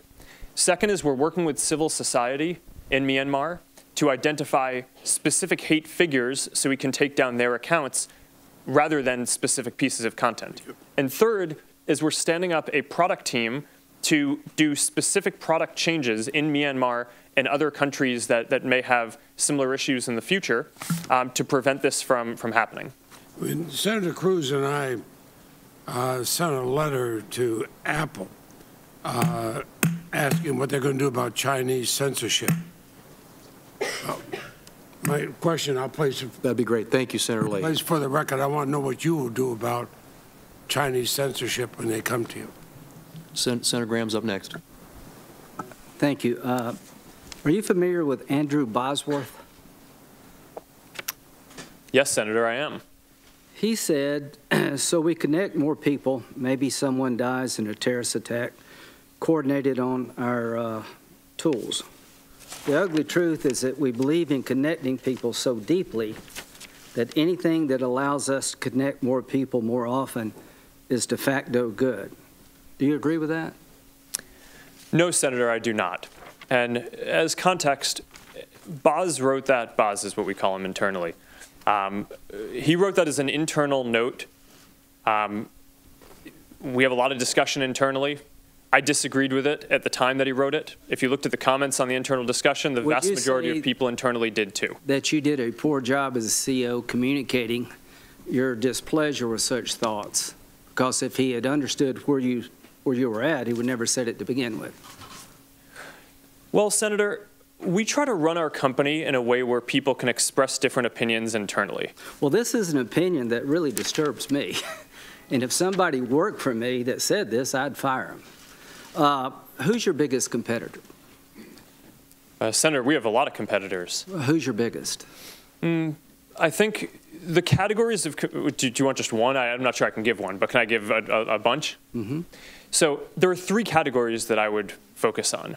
One are the other tech platforms, so Google, Apple, Amazon, Microsoft. We overlap with them in different ways. Do they provide the same service you provide? In different ways, different parts of it, yes. Let me put it this way. If I buy a Ford and it doesn't work well and I don't like it, I can buy a Chevy. If I'm upset with Facebook, what's the equivalent product that I can go sign up for?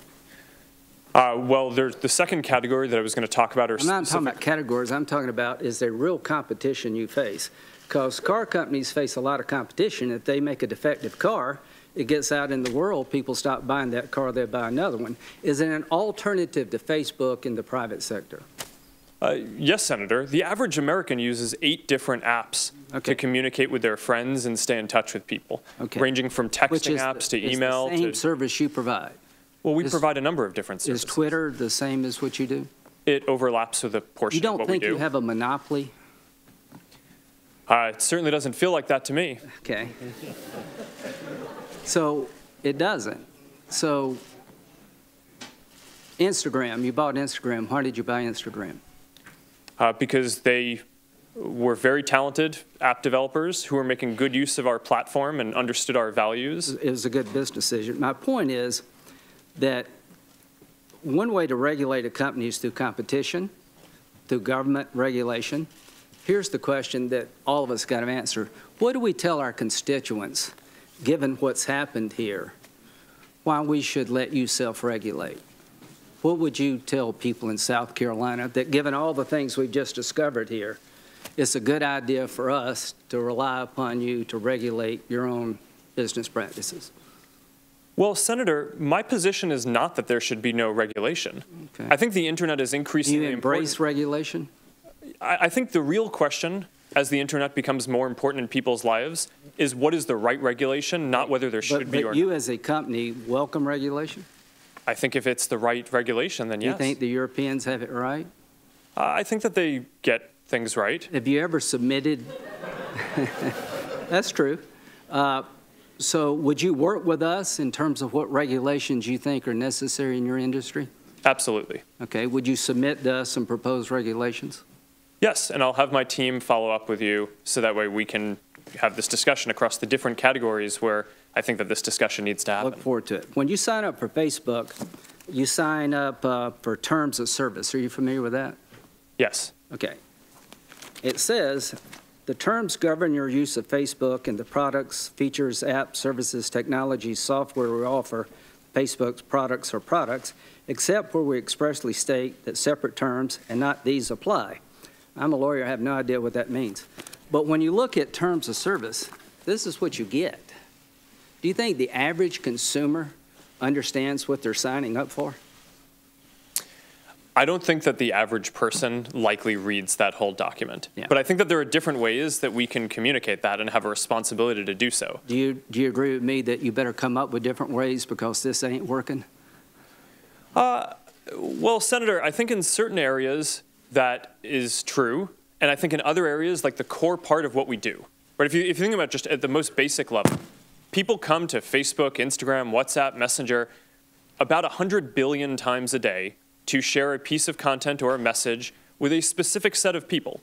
And I think that that basic functionality, people understand because we have the controls in line every time. And given the volume of the activity and the value that people tell us that they're getting from that, I think that that control in line does seem to be working fairly well. Now, we can always do better. And there are the services are complex and there is more to it than just, you go and you post a photo. So I agree that in many places we could do better. But I think for the core of the service, it actually is quite clear. Thank you, Senator Graham. Senator Klobuchar. Thank you, Mr. Chairman. Mr. Zuckerberg, I think we all agree that what happened here was bad. You acknowledged it was a breach of trust. And the way I explain it to my constituents is that if someone breaks into my apartment with a crowbar and they take my stuff, it is just like if the manager gave them the keys or if they didn't have any locks on the doors. It's still a breach. It's still a break-in. And I believe we need to have laws and rules that are sophisticated as the brilliant products that you've developed here. And we just haven't done that yet. And one of the areas that I've focused on is the election. And I appreciate the support that you and Facebook and now Twitter actually have given to the Honest Ads Act, a bill that you mentioned that I'm leading with Senator McCain and Senator Warner. And I just want to be clear, as we work to pass this law so that we have the same rules in place to disclose political ads and issue ads as we do for TV and radio, as well as disclaimers, that you're going to take early action as soon as June, I heard, before this election, so that people can view these ads, including issue ads. Is that correct? That is correct, Senator. And I just want to take a moment before I go into this in more detail to thank you for your leadership on this. This, I think, is an important area for the whole industry to move on. The two specific things that we're doing are, one is around transparency. So now you're going to be able to go and click on any advertiser or any page on Facebook and see all of the ads that they're running. So that actually brings advertising online on Facebook to an even higher standard than what you would have on TV or print media, because there's nowhere where you can see all of the TV ads that someone is running, for example, whereas you will be able to see now on Facebook whether this campaign or third party is saying different messages to different types of people. I think that that's a really important element of transparency. Then the other really important piece is around verifying every single advertiser who's going to be running political or issue ads. I appreciate that, and Senator Warner and I have also called on Google and the other platforms to do the same, so memo to the rest of you. We have to get this done or we're going to have a patchwork of ads, and I hope that you'll be working with us to pass this bill. Is that right? We will. Okay, thank you. Now on the subject of Cambridge Analytica, were these people, the 87 million people, users, concentrated in certain states? Are you able to figure out where they're from? I do not have that information with me, but we can follow up with your office. Okay, because as we know, that election was close and it was only thousands of votes in certain states. You've also estimated that roughly 126 million people may have been shown content from a Facebook page associated with the Internet Research Agency. Have you determined whether any of those people were the same Facebook users whose data was shared with Cambridge Analytica? Are you able to make that determination? Senator, we're investigating that now. We believe that it is entirely possible that there will be a connection there. Okay, that seems like a big deal as we look back at that last election. Former Cambridge Analytica employee Christopher Wiley has said that the data that it improperly obtained, that Cambridge Analytica improperly obtained from Facebook users, could be stored in Russia. Do you agree that that's a possibility? Sorry, are you asking if Cambridge Analytica's data could be stored in Russia? That's what he said this weekend on a Sunday show. Senator, I don't have any specific knowledge that would suggest that, but one of the steps that we need to take now is go do a full audit of all of Cambridge Analytica's systems to understand what they're doing, whether they still have any data, to make sure that they remove all the data. If they don't, we're going to take legal action against them to do so. That audit, we have temporarily ceded that in order to let the UK government complete their government investigation first, because of course a government investigation takes precedence over a company doing that. But we are committed to completing this full audit and getting to the bottom of what's going on here, so that way we can have more answers to this. Okay, you earlier stated publicly and here that you would support some privacy rules so that everyone's playing by the same rules here. And you also said here that you should have notified customers earlier. Would you support a rule that would require you to notify your users of a breach within 72 hours? Senator, that makes sense to me, and I think we should have our team follow up with yours to discuss the details around that more. Thank you. I just think part of this was when people don't even know that their data's been breached, that's a huge problem, and I also think we get to solutions faster when we get that information out there.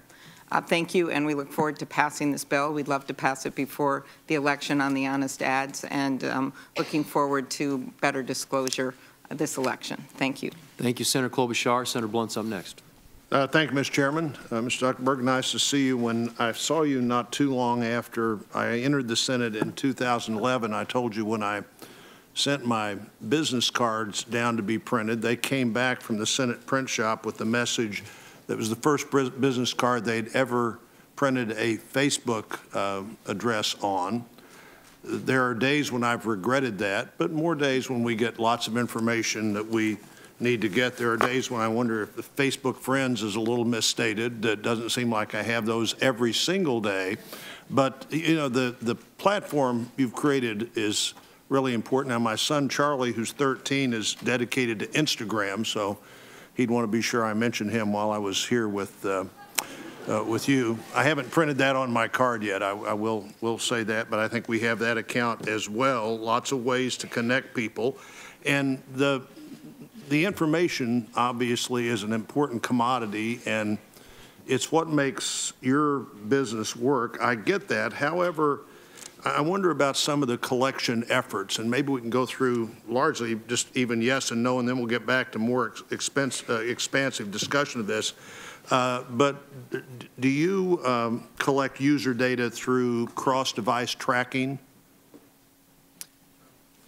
Senator, I believe we do link people's accounts between devices in order to make sure that their Facebook and Instagram and their other experiences can be synced between their devices. And that would also include offline data that's tracking that's not necessarily linked to Facebook, but linked to some device they went through Facebook on. Is that right? Senator, I want to make sure we get this right, so I want to have my team follow up with you on that afterwards. That doesn't seem that complicated to me. Now, you understand this better than I do, but maybe you can explain to me why that's complicated. Do you track devices that an individual who uses Facebook has that is connected to the device that they use for their Facebook connection, but not necessarily connected to Facebook? I'm not sure the answer to that question. Really? Yes. There may be some data that is necessary to provide the service that we do, but I don't have that on sitting here today, so that's something that I would want to follow up. Now, the FTC last year flagged cross-device tracking as one of their concerns. Generally, that people are tracking devices that the users of something like Facebook don't know that are being tracked. How do you disclose your collection methods? Is that all in this document that I would see and agree to before I entered into a Facebook? Yes, Senator. So there are two ways that we do this. One is we try to be exhaustive in the legal documents around the terms of service and privacy policies.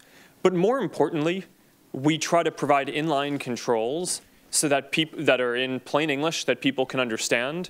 They can either go to settings or we can show them at the top of the app periodically, so that people understand all the controls and settings they have and can configure their experience the way that they want.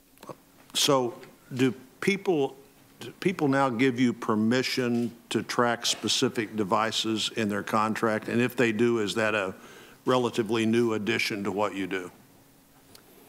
Senator, I'm sorry, I don't have that. Am I able to opt out? Am I able to say it's okay for you to track what I'm saying on Facebook, but I don't want you to track what I'm texting to somebody else off Facebook on an Android phone? Oh, okay. Yes, Senator. In general, Facebook is not collecting data from other apps that you use. There may be some specific things about the device that you're using that Facebook needs to understand in order to offer the service. But if you're using Google or you're using some texting app, unless you specifically opt in that you want to share the texting app information, Facebook wouldn't see that. Has it always been that way? Or is that a recent addition to how you deal with those other ways that I might communicate? Senator, my understanding is that that is how the mobile operating systems are architected.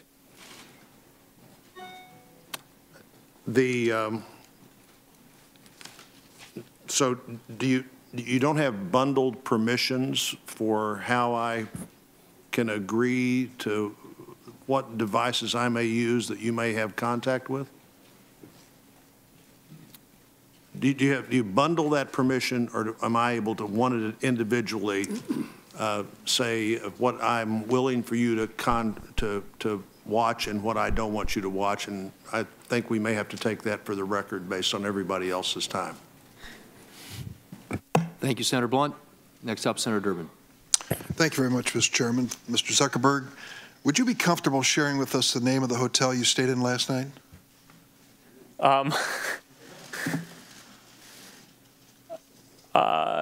No. If you've messaged anybody this week, would you share with us the names of the people you've messaged? Senator, no, I would probably not choose to do that publicly here. I think that may be what this is all about. Your right to privacy, the limits of your right to privacy, and how much you give away in modern America in the name of, quote, connecting people around the world.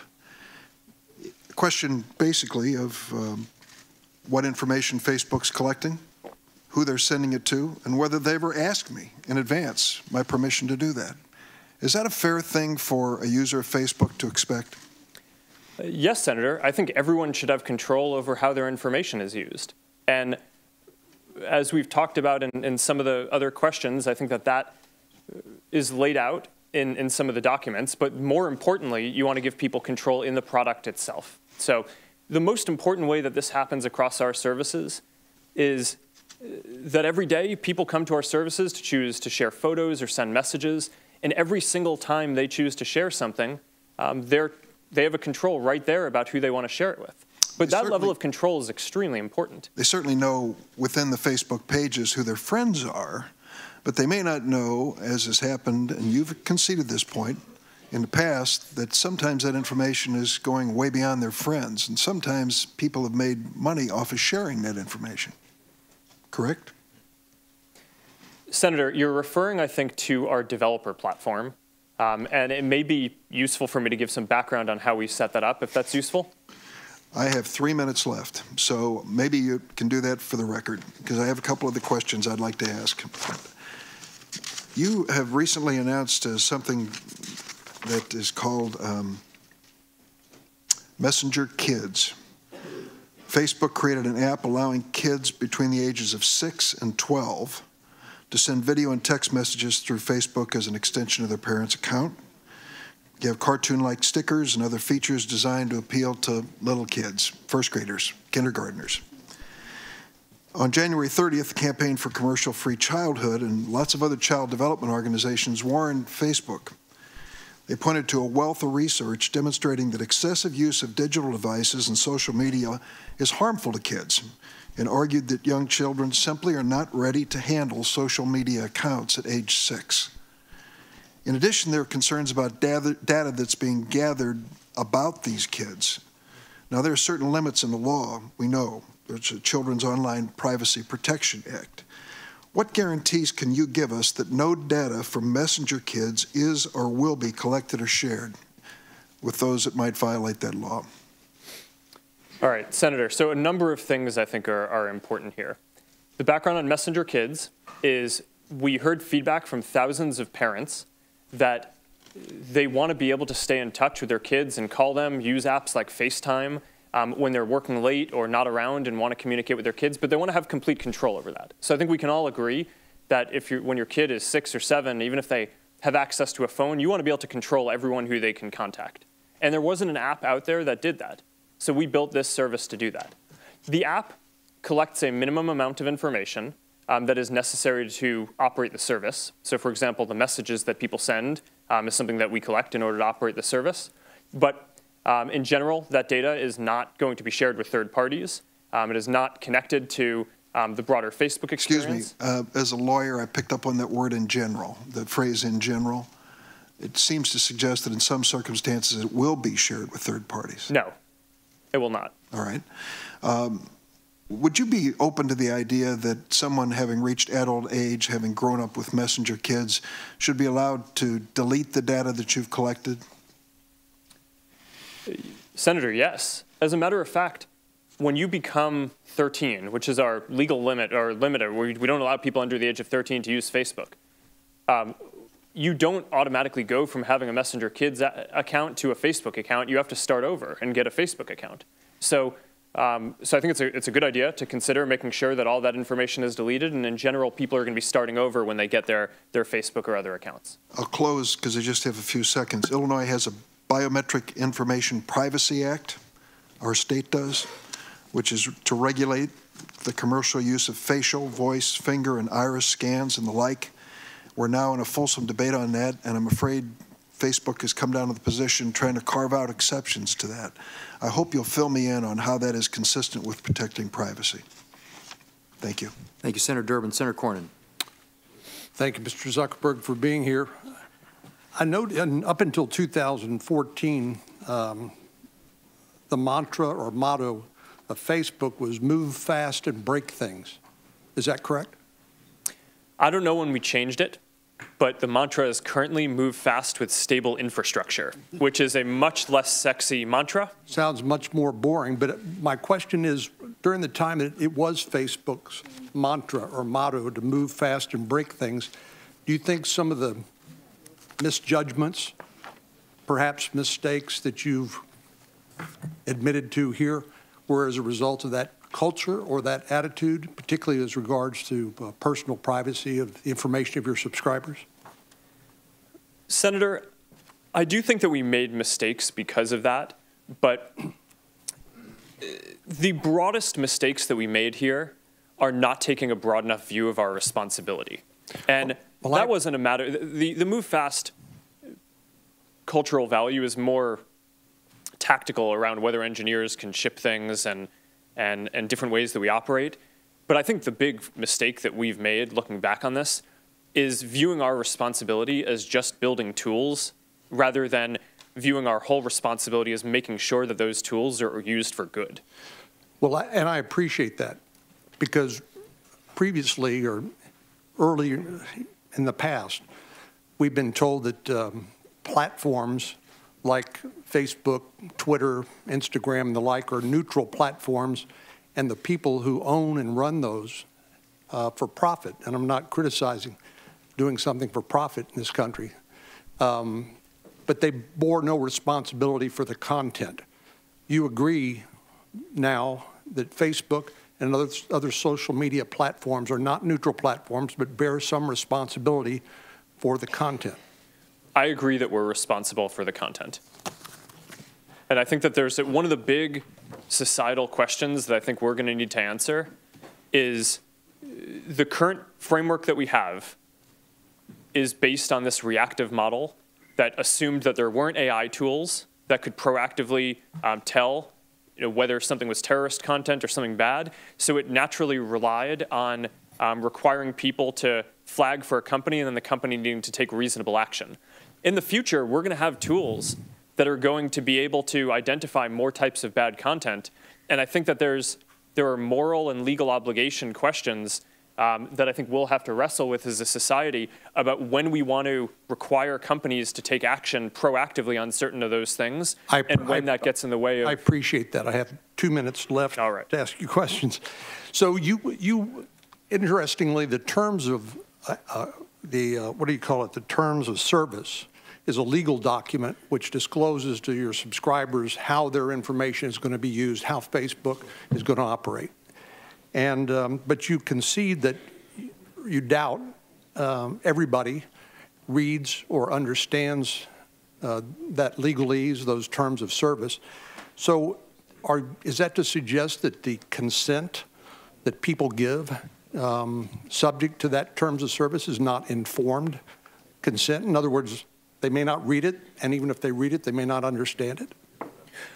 I just think we have a broader responsibility than what the law requires. So I appreciate that. What I'm asking about in terms of what your subscribers understand in terms of how their data is going to be used.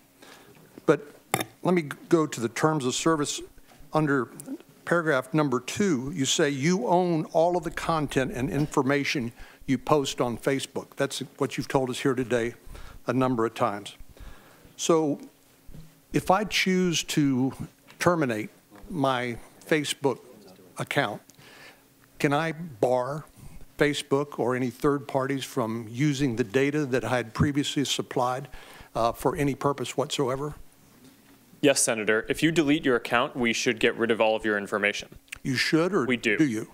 We do. How about third parties that you have contracted with to use some of that underlying information, perhaps to target advertising for themselves? You can't. Do you claw back that information as well, or does that remain in their custody? Well, Senator, this is actually a very important question. I'm glad you brought this up because there's a very common misperception about Facebook that we sell data to advertisers. And we do not sell data to advertisers. Well, we don't sell data to anyone. You clearly rent it. What we allow is for advertisers to tell us who they want to reach, and then we do the placement. So if an advertiser comes to us and says, all right, I'm a ski shop and I want to sell skis to women, then we might have some sense because people shared skiing-related content or said they were interested in that.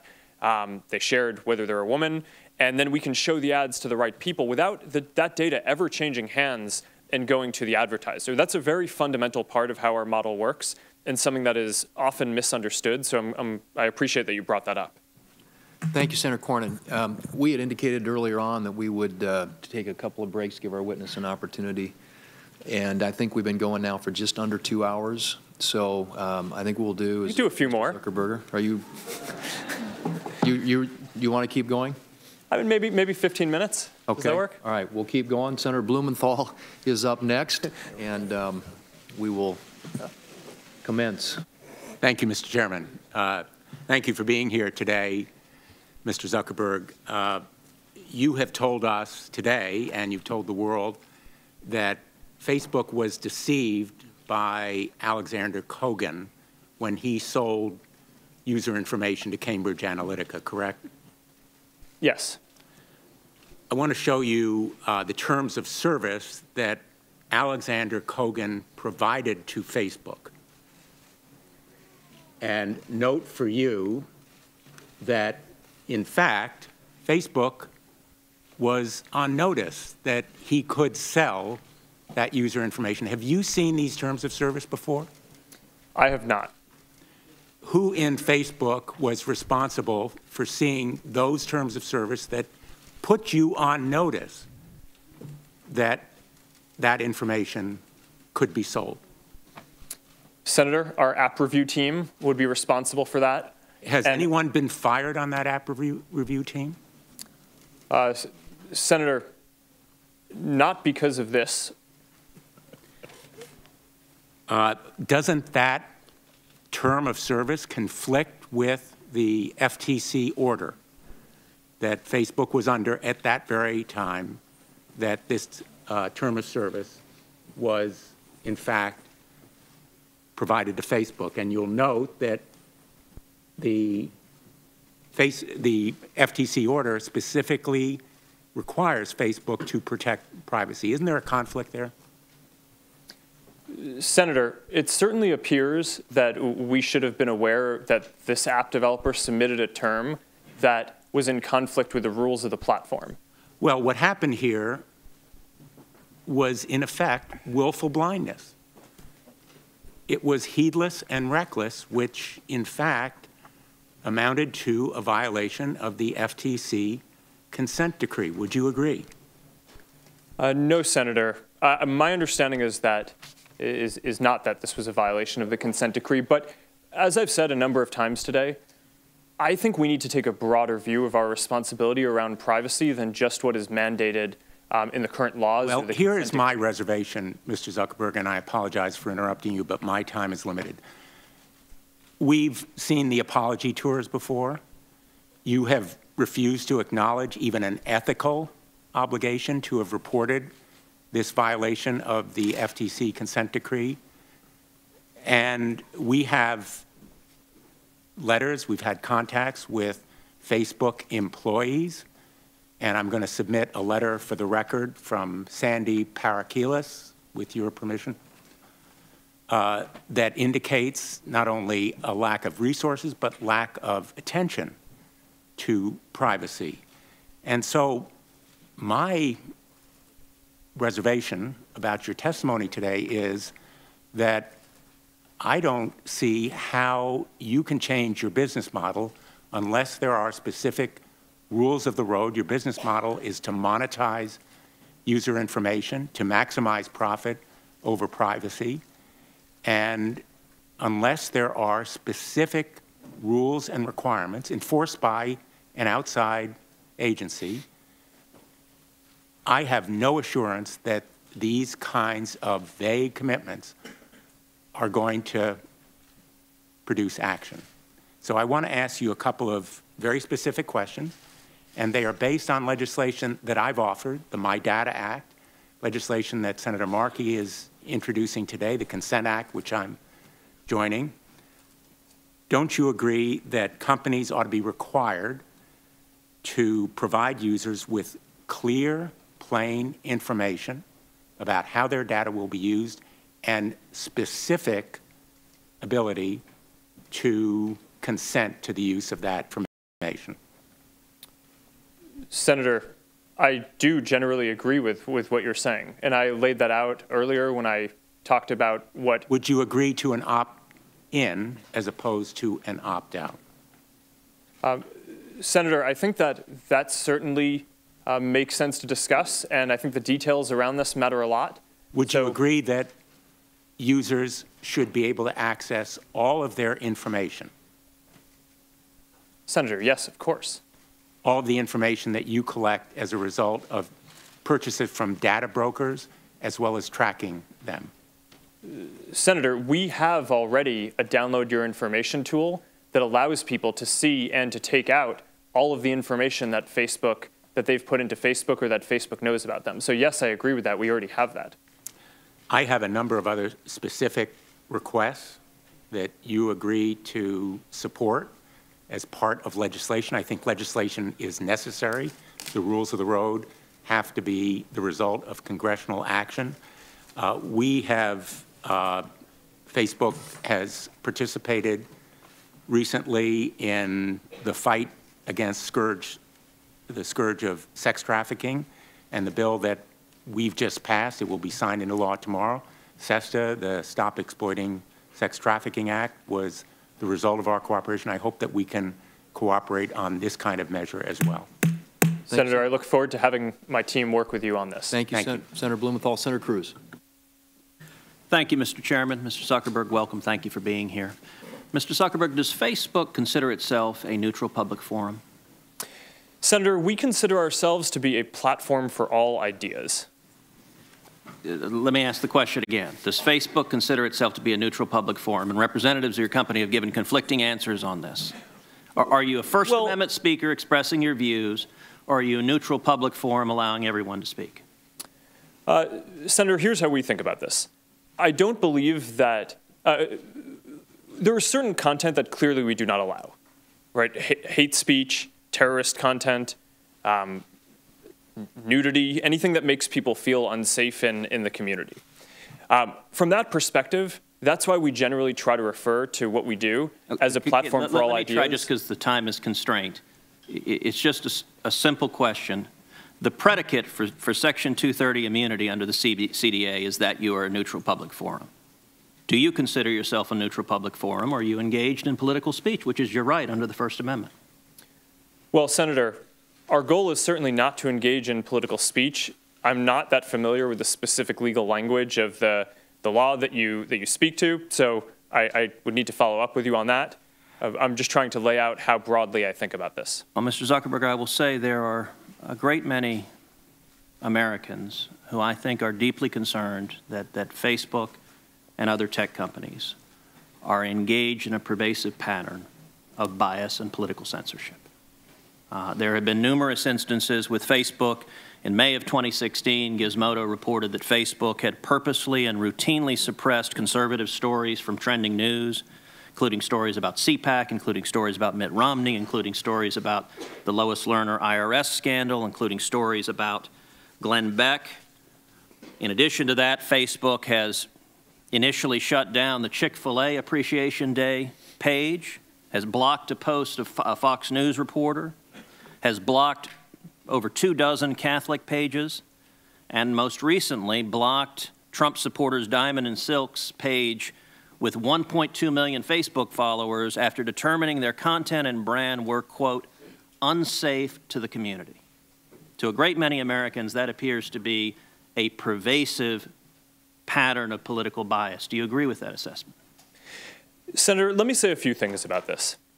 First, I understand where that concern is coming from because Facebook and the tech industry are located in Silicon Valley, which is an extremely left-leaning place. And this is actually a concern that I have and that I try to root out in the company, is making sure that we don't have any bias in the work that we do. And I think it is a fair concern that that people would at least wonder about. Let me ask this question. Are you aware of any ad or page that has been taken down from Planned Parenthood? Senator, I'm not, but let me just... How about MoveOn.org? Sorry? How about MoveOn.org? I'm not specifically aware of those. How about cases. any Democratic candidate for office? I'm not specifically aware. I mean, I'm not sure. In your testimony, you say that you have 15 to 20,000 people working on security and content review. Do you know the political orientation of those 15 to 20,000 people engaged in content review? No, Senator. We do not generally ask people about their political orientation when they're joining the company. So as CEO, have you ever made hiring or firing decisions based on political positions or what candidates they supported? No. Why was Palmer Luckey fired? That is a specific personnel matter that seems like it would be inappropriate to You speak just made to a here. specific representation that you didn't make decisions based on political views. Well, Is that accurate? I can commit that it was not because of a political view. Do you know of those 15 to 20,000 people engaged in content review, how many, if any, have ever supported financially a Republican candidate for office? Senator, I do not know that. Your testimony says it is not enough that we just connect people. We have to make sure those connections are positive. It says we have to make sure people aren't using their voice to hurt people or spread misinformation. We have a responsibility not just to build tools, to make sure those tools are used for good. Mr. Zuckerberg, do you feel it's your responsibility to assess users whether they are good and positive connections or ones that those 15 to 20,000 people deem unacceptable or deplorable? Senator, you're asking about me personally? Facebook. Senator, I think that there are a number of things that we would all agree are clearly bad. Foreign interference in our elections, terrorism, self-harm. I'm Those talking are about things. censorship. Well, I think that you would probably agree that we should remove terrorist propaganda from the service. So that, I agree, I think is clearly bad activity that we want to get down, and we're generally proud of how well we do at that. Now, what I can say, and I do want to get this in before the end here, is that I am very committed to making sure that Facebook is a platform for all ideas. That is a very important founding principle of what we do. We're proud of the discourse and the different ideas that people can share on the service. And that is something that, as long as I'm running the company, I'm going to be committed to making sure is the case. Thank you. Thank you, Senator Cruz. Do you want a break now? Or you want to keep going? Sure. I mean, that was pretty good. So, all right. All right. We have Senator Whitehouse is up next, but if you want to take a 5-minute break right now, we have now been going a good 2 hours. So thank you. We'll recess for 5 minutes and reconvene.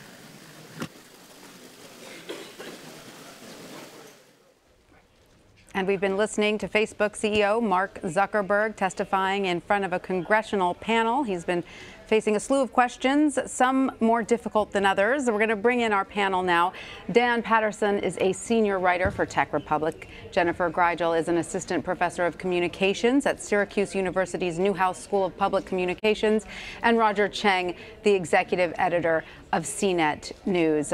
Before we begin, I just want to point out that Wall Street clearly likes whatever Mark Zuckerberg had to say. I mean, the stock I have here, Facebook shares closed with the biggest daily point gain since April 28th, 2016, up 4.5%. Twitter shares also hit a session high of $30.18, highest level since March 27th.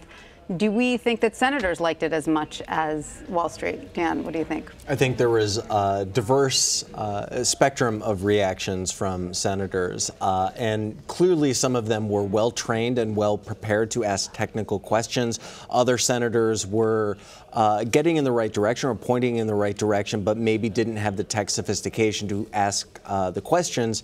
I think it's going to continue to be a tough couple days for Mr. Zuckerberg.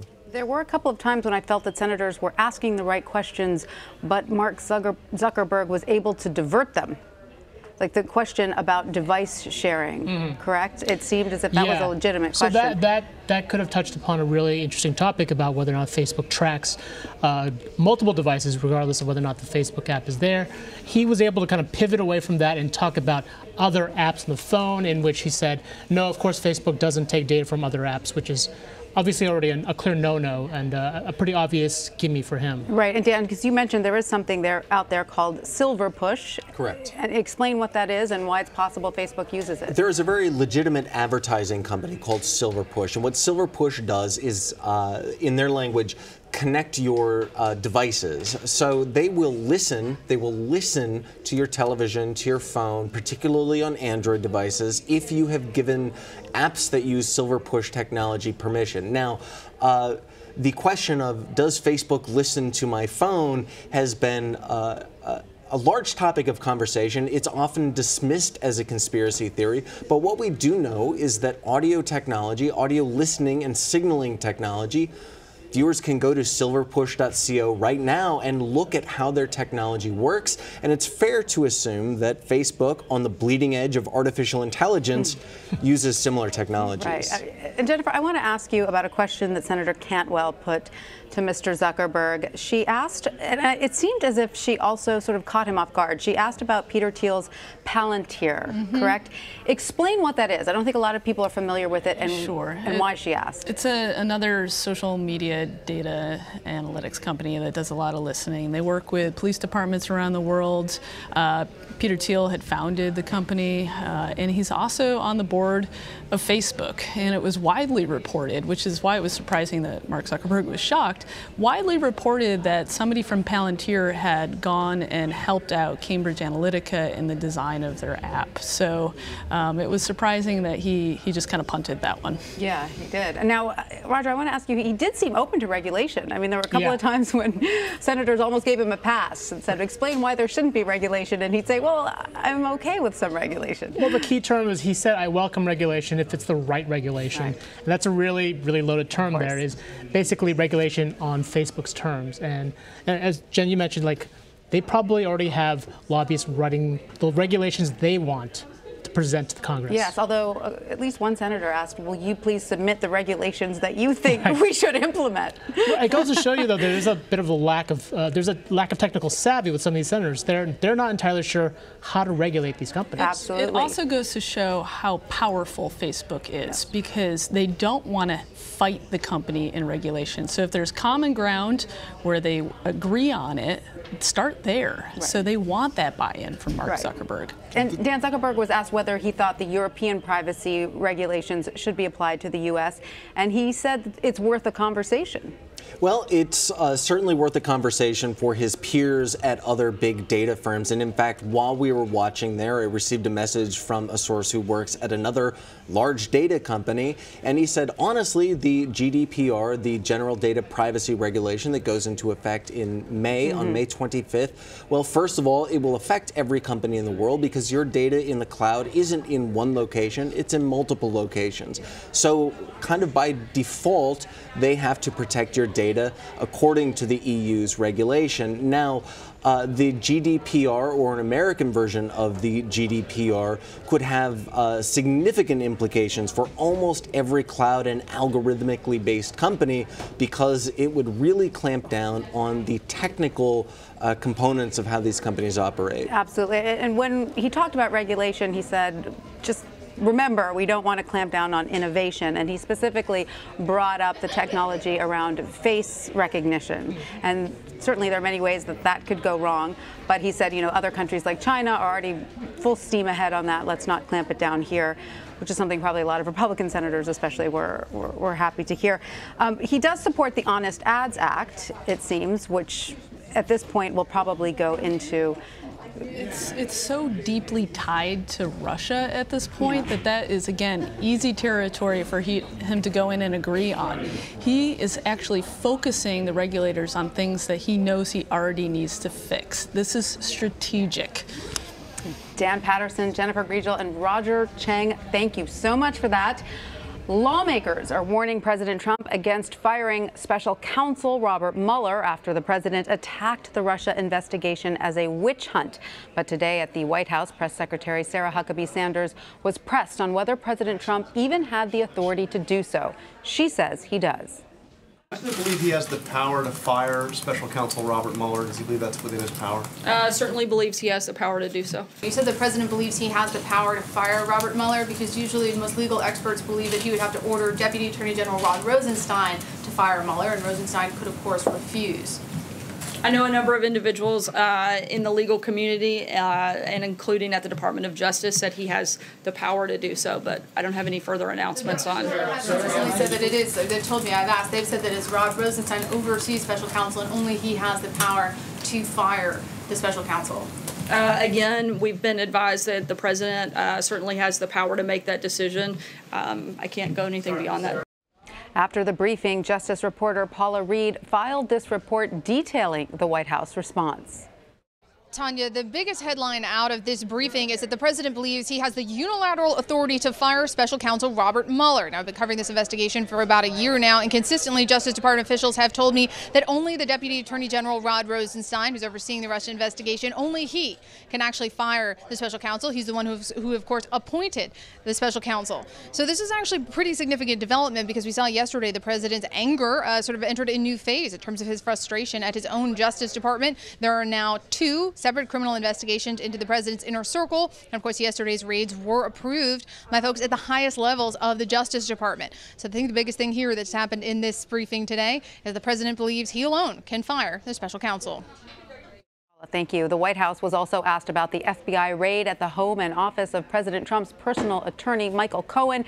Sarah Huckabee Sanders said she does not know whether Cohen still represents the president. She also said she did not know whether they had spoken since the raid. Russia has vetoed a U.S. drafted UN Security Council resolution that would have launched an investigation into alleged chemical weapons attacks in Syria. This follows a deadly bombing that activists say used a chlorine agent. Dozens are reported to have suffocated to death. Russia claimed the resolution would create a biased investigative force. President Trump says he is considering military options in light of the attack, though Russia has warned of grave repercussions if the U.S. intervenes. We're going to have much more news on the other side of this break. Stick with us. You're streaming CBSN Always On.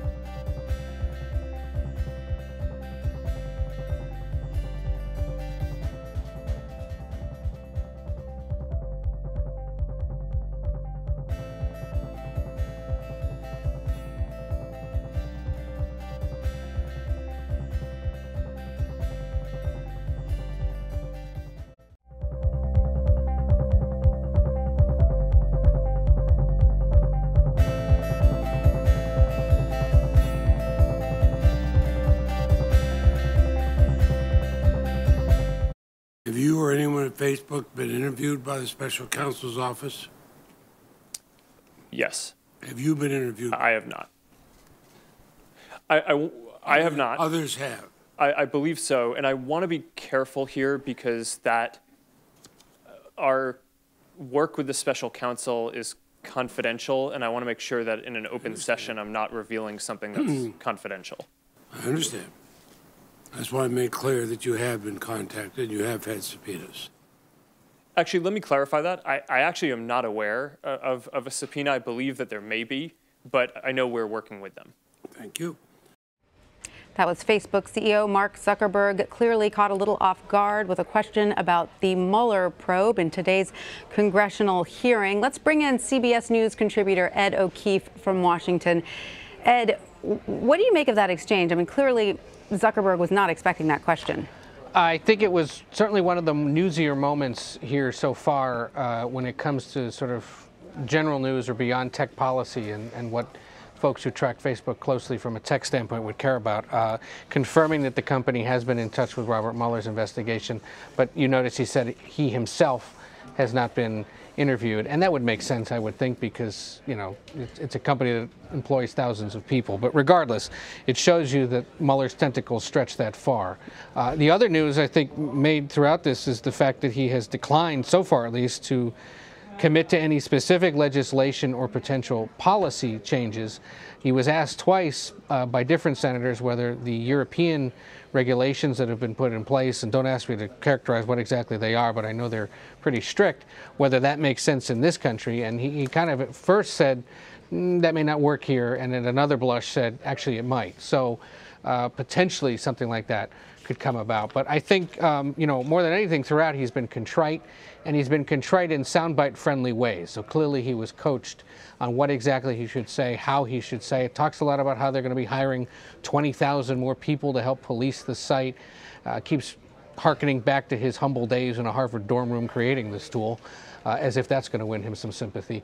And throughout, I think this exchange with senators has exposed many of them as complete Luddites. The fact that Orrin Hatch, who is the second oldest senator and the most senior Republican, had no idea that Facebook sells ads is a sign that Senator Hatch perhaps doesn't spend time checking up on the grandkids that way. Yeah. And Senator Roger Wicker from Mississippi at another point had to clarify with Zuckerberg what exactly he meant by the concept of pipes, or internet service providers, and how they pipe in internet to your home. So, you know, examples there that, and reminders, frankly, that in a body where the average age is 61, many of the people questioning him today are not familiar with his product. Yes, you often felt as if the senators were asking questions that were written for them, and Mr. Zuckerberg was rather easily able to divert them off the point of the question. Precisely, and they were definitely doing that. Some of the more senior members, and senior in tenure, but that also makes them senior in age in the Senate. And yes, I think they were flashing their cards pretty clearly there. All right, Ed O'Keefe, thank you so much for that. We're going to take you back now to Capitol Hill, where Facebook CEO Mark Zuckerberg is testifying before a joint session of the Senate Judiciary Committee and the Senate Commerce Committee. Let's listen back in. Are individual principals, PALS, principals of the firm, also banned? Senator, my understanding is we're blocking them from doing business on the platform, but I do not believe that we're blocking people's personal accounts. Okay. Can any customer amend your terms of service, or is the terms of service a take it or leave it proposition for the average customer? Senator, I think the terms of service are what they are, but the service is really defined by people, because you get to choose what information you share, and the whole service is about which friends you connect to, which people you choose to connect to. My question would relate to, Senator Graham held up that big fat document. It's easy to put a lot of things buried in a document that then later turn out to be of consequence.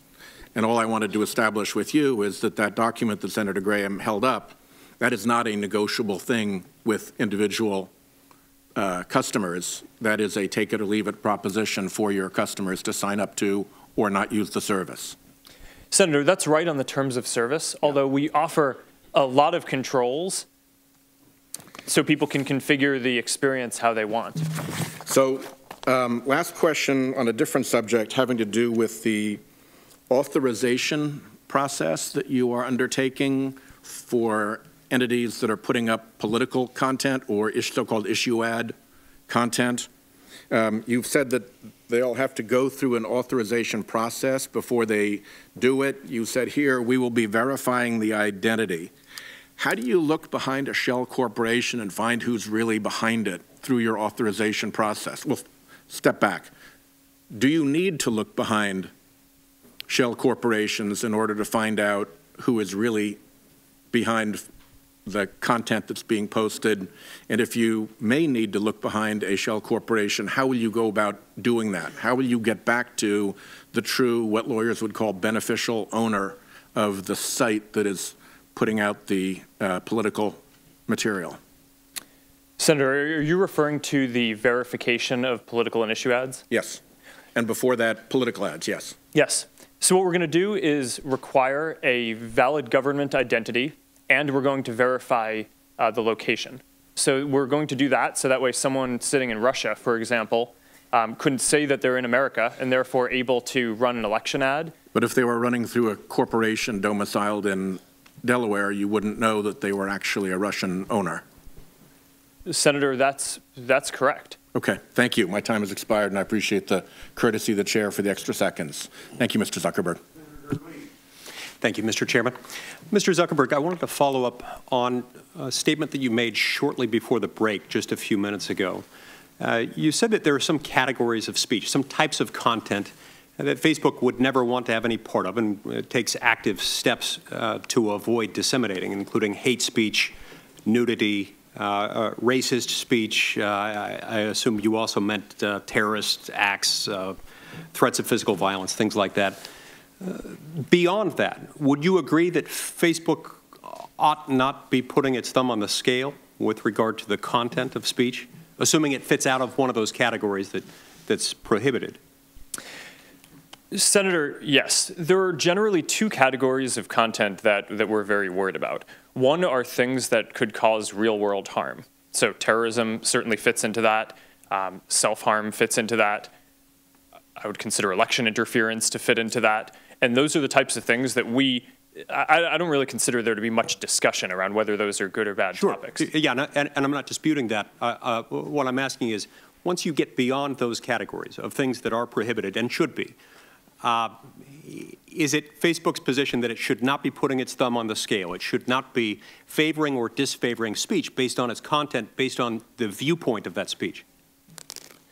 Senator, in general, that's our position. One of the things that is really important, though, is that in order to create a service where everyone has a voice, we also need to make sure that people aren't bullied or basically intimidated or the environment feels unsafe for them. Okay. So when you say in general, that's the exception that you're referring to. The exception being that if someone feels bullied, even if it's not a terrorist act, nudity, terrorist threats, racist speech, or something like that, you might step in there. Beyond that, would you step in and put your thumb on the scale as far as the viewpoint of the content being posted? Senator, no. I mean, in general, our goal is to allow people to have as much expression as possible. Okay, so subject to the exceptions we've discussed, you would stay out of that. Let me ask you this. Isn't there a significant free market incentive that a social media company, including yours, has in order to safeguard the data of your users? Don't you have free market incentives in that respect? Senator, yes. Don't your interests align with those of us here who want to see data safeguarded? Absolutely. Do you have the technological means available at your disposal to make sure that that doesn't happen and to protect, say, an app developer from transferring Facebook data to a third party? Senator, a lot of that we do. And some of that happens outside of our systems and will require new measures. So for example, what we saw here was people chose to share information with an app developer. That worked according to how the system was designed. That information was then transferred out of our system to servers that this developer, Alexander Kogan, had. And then that person chose to then go sell the data to Cambridge Analytica. That is going to require much more active intervention and auditing from us to prevent going forward, because once it's out of our system, it is a lot harder for us to have a full understanding of what's happening. From what you've said today and from previous statements made by you and other officials at your company, data is at the center of your business model. It's how you make money. Your ability to run your business effectively, given that you don't charge your users, is based on monetizing data. And so the real issue, it seems to me, really comes down to what you tell the public, what you tell users of Facebook about what you're going to do with the data, about how you're going to use it. Can you give me a couple of examples, maybe 2 examples of ways in which data is collected by Facebook in a way that people are not aware of? 2 examples of types of data that Facebook collects that might be surprising to Facebook users. Well, Senator, I would hope that what we do with data is not surprising to people. And has it been at times? Well, Senator, I think in this case, people certainly didn't expect this developer to sell the data to Cambridge Analytica. In general, there are 2 types of data that Facebook has. The vast majority, and then the first category, is content that people chose to share on the service themselves. So that's all the photos that you share, the posts that you make, what you think of as the Facebook service, right? That's, everyone has control every single time that they go to share that. They could delete that data anytime they want. Full control, the majority of the data. The second category is around specific data that we collect in order to make the advertising experiences better and more relevant and work for businesses. And those often revolve around measuring, okay, if we showed you an ad and then you click through and you go somewhere else, we can measure that you actually, that the ad worked. That helps make the experience more relevant and better for people who are getting more relevant ads, and better for the businesses because they perform better. You also have control completely of that second type of data. You can turn off the ability for Facebook to collect that. Your ads will get worse, so a lot of people don't want to do that. But you have complete control over what you do there as well. Senator Schatz. Thank you, Mr. Chairman. I want to follow up on the questions around the terms of service. Your terms of service are about 3,200 words with 30 links. One of the links is to your data policy, which is about 2,700 words with 22 links. And I think the point has been well made that people really have no earthly idea what they're signing up for. And I understand that at the present time that's legally binding, but I'm wondering if you can explain to the billions of users in plain language, what are they signing up for? Senator, that's a good and important question here. In general, you sign up for the Facebook. You get the ability to share the information that you want with people. That's what the service is, right? Is that you can connect with the people that you want, and you can share whatever content matters to you, whether that's photos or links or posts. And you get control over who you share it with, and you can take it down if you want, and you don't need to put anything up in the first place if you don't want. What about the part that people are worried about, not the fun part? Well, what's that?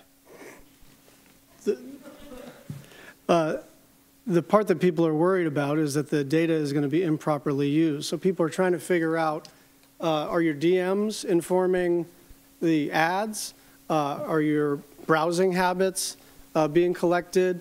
Everybody kind of understands that when you click like on something, or if you say you like a certain movie or have a particular political proclivity, that I think that's fair game. Everybody understands that. What we don't understand exactly, because both as a matter of practice and as a matter of not being able to decipher those terms of service and the privacy policy, is what exactly are you doing with the data, and do you draw a distinction between data collected in the process of utilizing the platform and that which we clearly volunteer to the public to present ourselves to other Facebook users? Senator, I'm not sure I fully understand this. In general, people come to Facebook to share content with other people. We use that in order to also inform how we rank services like newsfeed and ads to provide more relevant experiences. Let me try a couple of specific examples. If I'm emailing within WhatsApp, does that ever inform your advertisers? No, we don't see any of the content in WhatsApp. It's fully encrypted. Right, but is there some algorithm that spits out some information to your ad platform, And then let's say I'm emailing about Black Panther within WhatsApp. Do I get a Black Panther banner ad? Senator, Facebook systems do not see the content of messages being transferred over WhatsApp. Yeah, I know, but that's not what I'm asking. I'm asking about whether these systems talk to each other without a human being touching it. Senator, I think the answer to your specific question is if you message someone about Black Panther on WhatsApp, it would not inform any ads. Okay. I want to follow up on Senator Nelson's original question, which is the question of ownership of the data. And I understand as a sort of matter of principle, you're saying, we want our customers to have more rather than less control over the data. But I can't imagine that it's true as a legal matter that I actually own my Facebook data because you're the one monetizing it. Do you want to modify that to sort of express that as a statement of principle, a sort of aspirational goal? But it doesn't seem to me that we own our own data, otherwise we'd be getting a cut. Well, Senator, you own it in the sense that you choose to put it there, you could take it down any time, and you completely control the terms under which it's used. When you put it on Facebook, you are granting us a license to be able to show it to other people. I mean, that's necessary in order for the service to operate. Right, but so your definition of ownership is I sign up, I voluntarily, and I may delete my account if I wish, but that's basically it. Well, Senator, I think that the control is much more granular than that. You can choose each photo that you want to put up or each message, and you can delete those. And you don't need to delete your whole account. You have specific control. You can share different posts with different people. In the time I have left, I want to propose something to you and take it for the record. I read an interesting article this week by Professor Jack Balkin at Yale that proposes a concept of an information fiduciary. People think of fiduciaries as responsible primarily in the economic sense, but this is really about a trust relationship, like doctors and lawyers. Tech companies should hold in trust our personal data. Are you open to the idea of an information fiduciary enshrined in statute?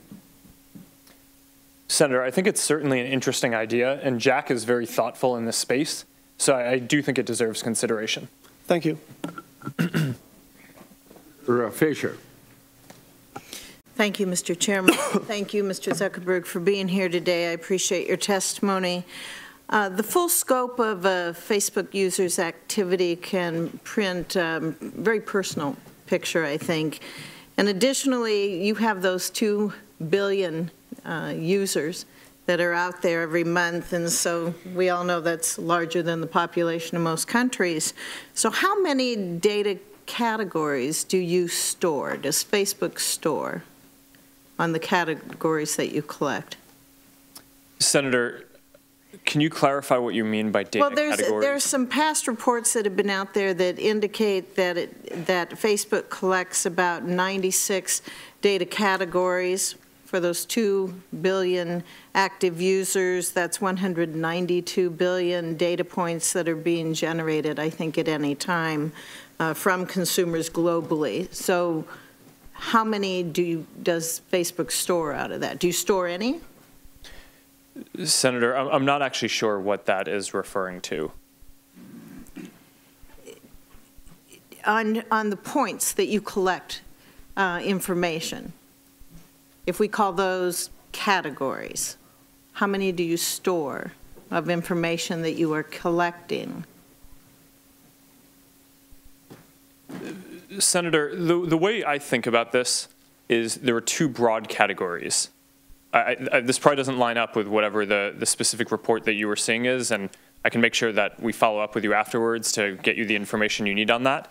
The 2 broad categories that I think about are content that a person has chosen to share and that they have complete control over. They get to control when they put it into the service, when they take it down, who sees it. And then the other category are data that are connected to making the ads relevant. You have complete control over both. You can turn off the data related to ads. You can choose not to share any content or control exactly who sees it or take down the content in the former category. And does Facebook store any of that? Yes. How much do you store of that? All of it? All of it? Everything we click on? Is that in storage somewhere? Senator, we store data about what people share on the service, and information that's required to do ranking better, to show you what you care about in news feed. Do you store text history, user content, activity, device location? Senator, some of that content, with people's permission, we do store. Do you disclose any of that? Yes, Senator, in order for people to share that information with Facebook, I believe that almost everything that you just said would be opt-in. Right. And the privacy settings, it's my understanding that they limit the sharing of that data with other Facebook users. Is that correct? Senator, yes. Okay. Every person gets to control who gets to see their content. And does that also limit the ability for Facebook to collect and use it? Senator, yes, there are controls that determine what Facebook can do as well. So, for example, people have a control about face recognition. If people don't want us to be able to help identify when they're in photos that their friends upload, then they can turn that off. Right. And then we won't store that kind of template for them.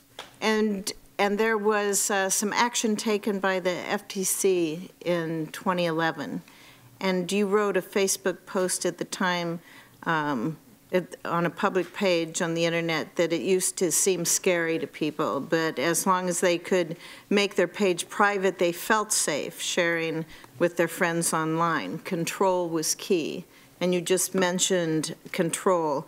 Senator Hatch asked you a question and you responded there about complete control. So you and your company have used that term repeatedly, and I believe you use it to reassure users. Is that correct? That you do have control and complete control over this information? Well, Senator, this is how the service works. The core thing that Facebook is, and all of our services, WhatsApp, right, Instagram, Messenger. So is this then a question of Facebook is about feeling safe, or are users actually safe? Is Facebook being safe? Senator, I think Facebook is safe. I use it, and my family use it, and all the people I love and care about use it all the time. These controls are not just to make people feel safe, it's actually what people want in the product. The reality is that when you, just think about how you use this yourself. You don't want to share, you take a photo, you're not going to always send that to the same people. Sometimes you're going to want to text it to one person. Sometimes you might send it to a group. I bet you have a page. You'll probably want to put some stuff out there publicly so you can communicate with your constituents. There are all these different groups of people that someone might want to connect with, and those controls are very important in practice for the operation of the service, not just to build trust, although I think that providing people with control also does that, but actually in order to make it so that people can fulfill their goals with the service. Senator Coons. Thank you. Thank you, Chairman Grassley. Thank you, Mr. Zuckerberg, for joining us today. I think the whole reason we're having this hearing is because of a tension between two basic principles you've laid out. First, you've said about the data that users post on Facebook, you control and own the data that you put on Facebook. You've said some very positive, optimistic things about privacy and data ownership. But it's also the reality that Facebook is a for-profit entity that generated $40 billion in ad revenue last year by targeting ads. In fact, Facebook claims that advertising makes it easy to find the right people, capture their attention, and get results, and you recognize that an ad-supported service is, as you said earlier today, best aligned with your mission and values. But the reality is there's a lot of examples where ad targeting has led to results that I think we would all disagree with or dislike or would concern us. You've already admitted that Facebook's own ad tools allowed Russians to target users, voters, based on racist or anti-Muslim or anti-immigrant views, and that may have played a significant role in an election here in the United States. Just today, Time Magazine posted a story saying that wildlife traffickers are continuing to use Facebook tools to advertise illegal sales of protected animal parts. And I am left questioning whether your ad targeting tools would allow other concerning practices like diet pill manufacturers targeting teenagers who are struggling with their weight, or allowing a liquor distributor to target alcoholics, or a gambling organization to target those with gambling problems. I'll give you one concrete example I'm sure you're familiar with. ProPublica back in 2016 highlighted that Facebook lets advertisers exclude users by race in real estate advertising. There was a way that you could say that this particular ad, I only want to be seen by white folks, not by people of color, and that clearly violates fair housing laws and our basic sense of fairness in the United States. And you promptly announced that that was a bad idea, you were going to change the tools, and that you would build a new system to spot and reject discriminatory ads that violate our commitment to fair housing. And yet a year later, a follow-up story by ProPublica said that those changes hadn't fully been made, and it was still possible to target housing advertisement in a way that was racially discriminatory. And my concern is that this practice of making bold and engaging promises about changes in practices and then the reality of how Facebook has operated in the real world are in persistent tension. Several different senators have asked earlier today about the 2011 FTC consent decree that required Facebook to better protect users' privacy. And there are a whole series of examples where there have been things brought to your attention, where Facebook has apologized and has said we're going to change our practices and our policies, and yet there doesn't seem to have been as much follow-up as would be called for. At the end of the day, policies aren't worth the paper they're written on if Facebook doesn't enforce them. And I'll close with a question that's really rooted in an experience I had today as an avid Facebook user. I woke up this morning and was notified by a whole group of friends across the country asking if I had a new family or if there was a fake Facebook post of Chris Coons. I went to the one they suggested. It had a different middle initial than mine. And there's my picture with Senator Dan Sullivan's family. Same schools I went to, but a whole lot of Russian friends. Dan Sullivan's got a very attractive family, by the way.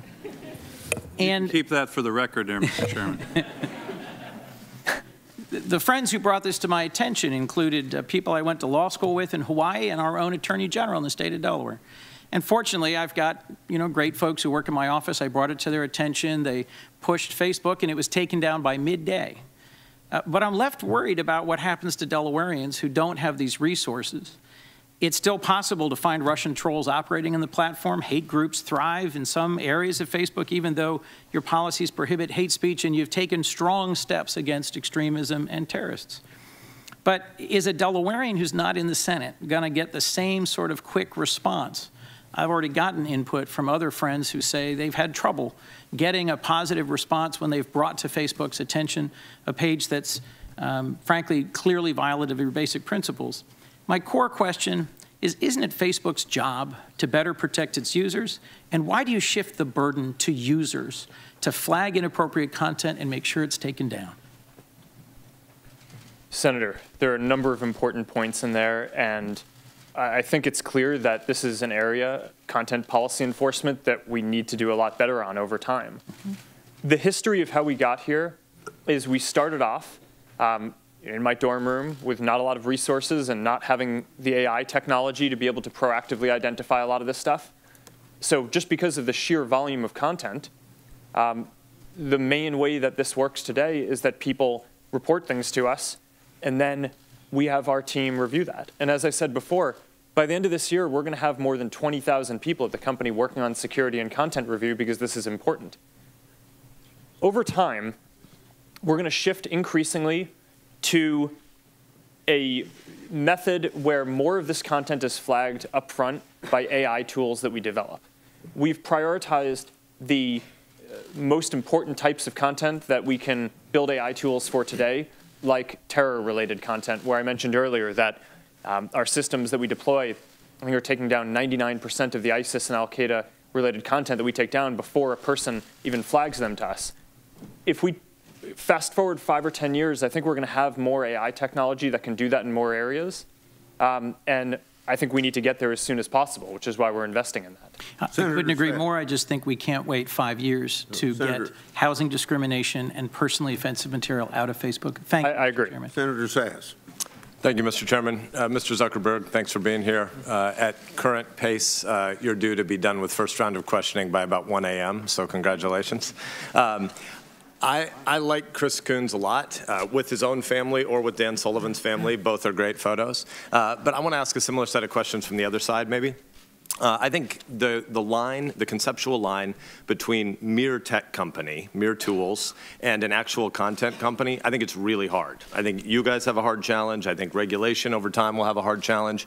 And you're a private company, so you can make policies that may be less than First Amendment full spirit embracing, in my view, but I worry about that. I worry about a world where when you go from violent groups to hate speech in a hurry, in one of your responses to one of the opening questions, you may decide, or Facebook may decide, it needs to police a whole bunch of speech that I think America might be better off not having policed by one company that has a really big and powerful platform. Can you define hate speech?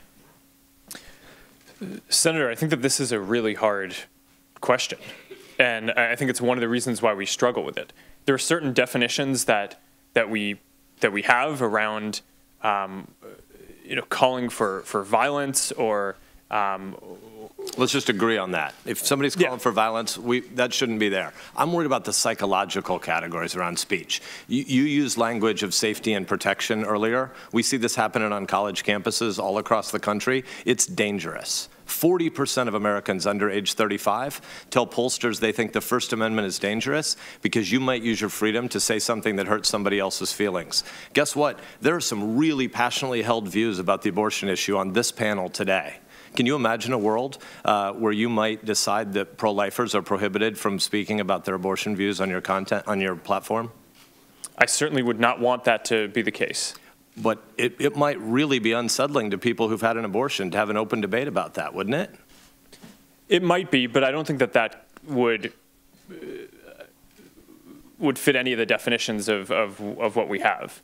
But I do generally agree with the point that you're making, which is as we're able to technologically shift towards, especially having AI proactively look at content, I think that that's going to create massive questions for society about what obligations we want to require companies to fulfill. And I do think that that's a question that we need to struggle with as a country, because I know other countries are, and they're putting laws in place.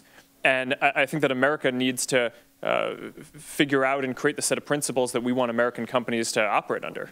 Thanks. I wouldn't want you to leave here today and think there's sort of a unified view in the Congress that you should be moving toward policing more and more and more speech. I think violence has no place on your platform.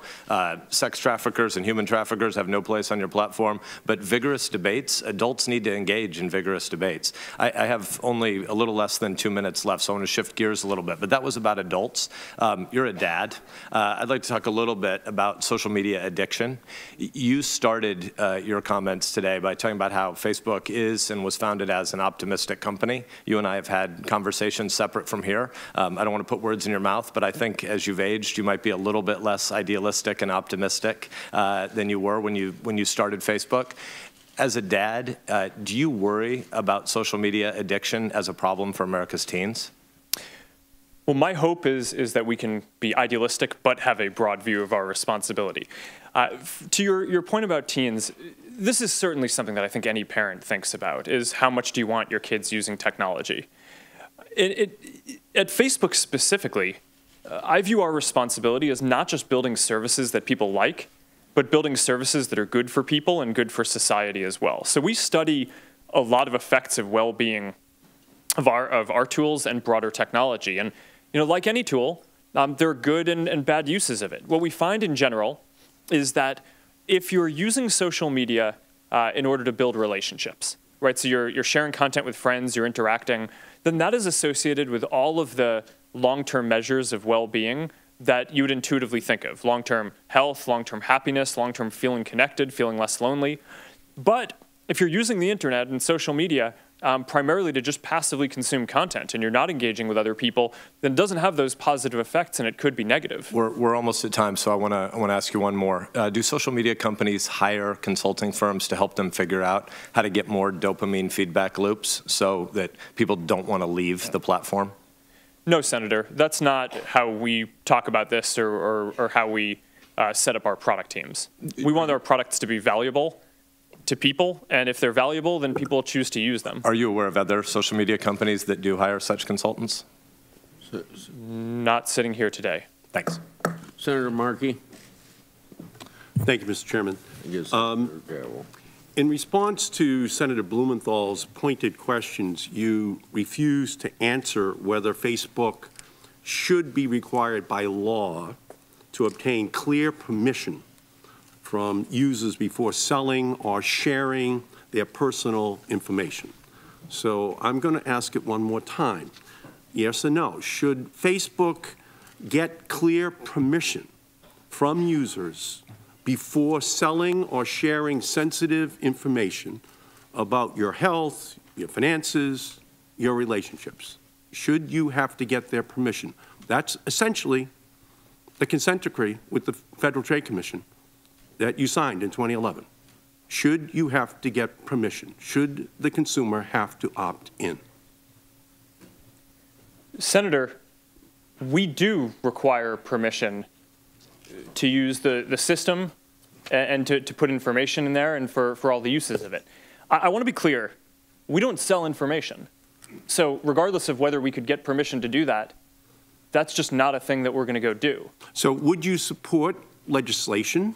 I have a bill, Senator Blumenthal referred to it, the Consent Act, that would just put on the books a law that said that Facebook and any other company that gathers information about Americans has to get their permission, their affirmative permission, before it can be reused for other purposes. Would you support that legislation to make it a national standard for not just Facebook, but for all the other companies out there, some of them bad actors?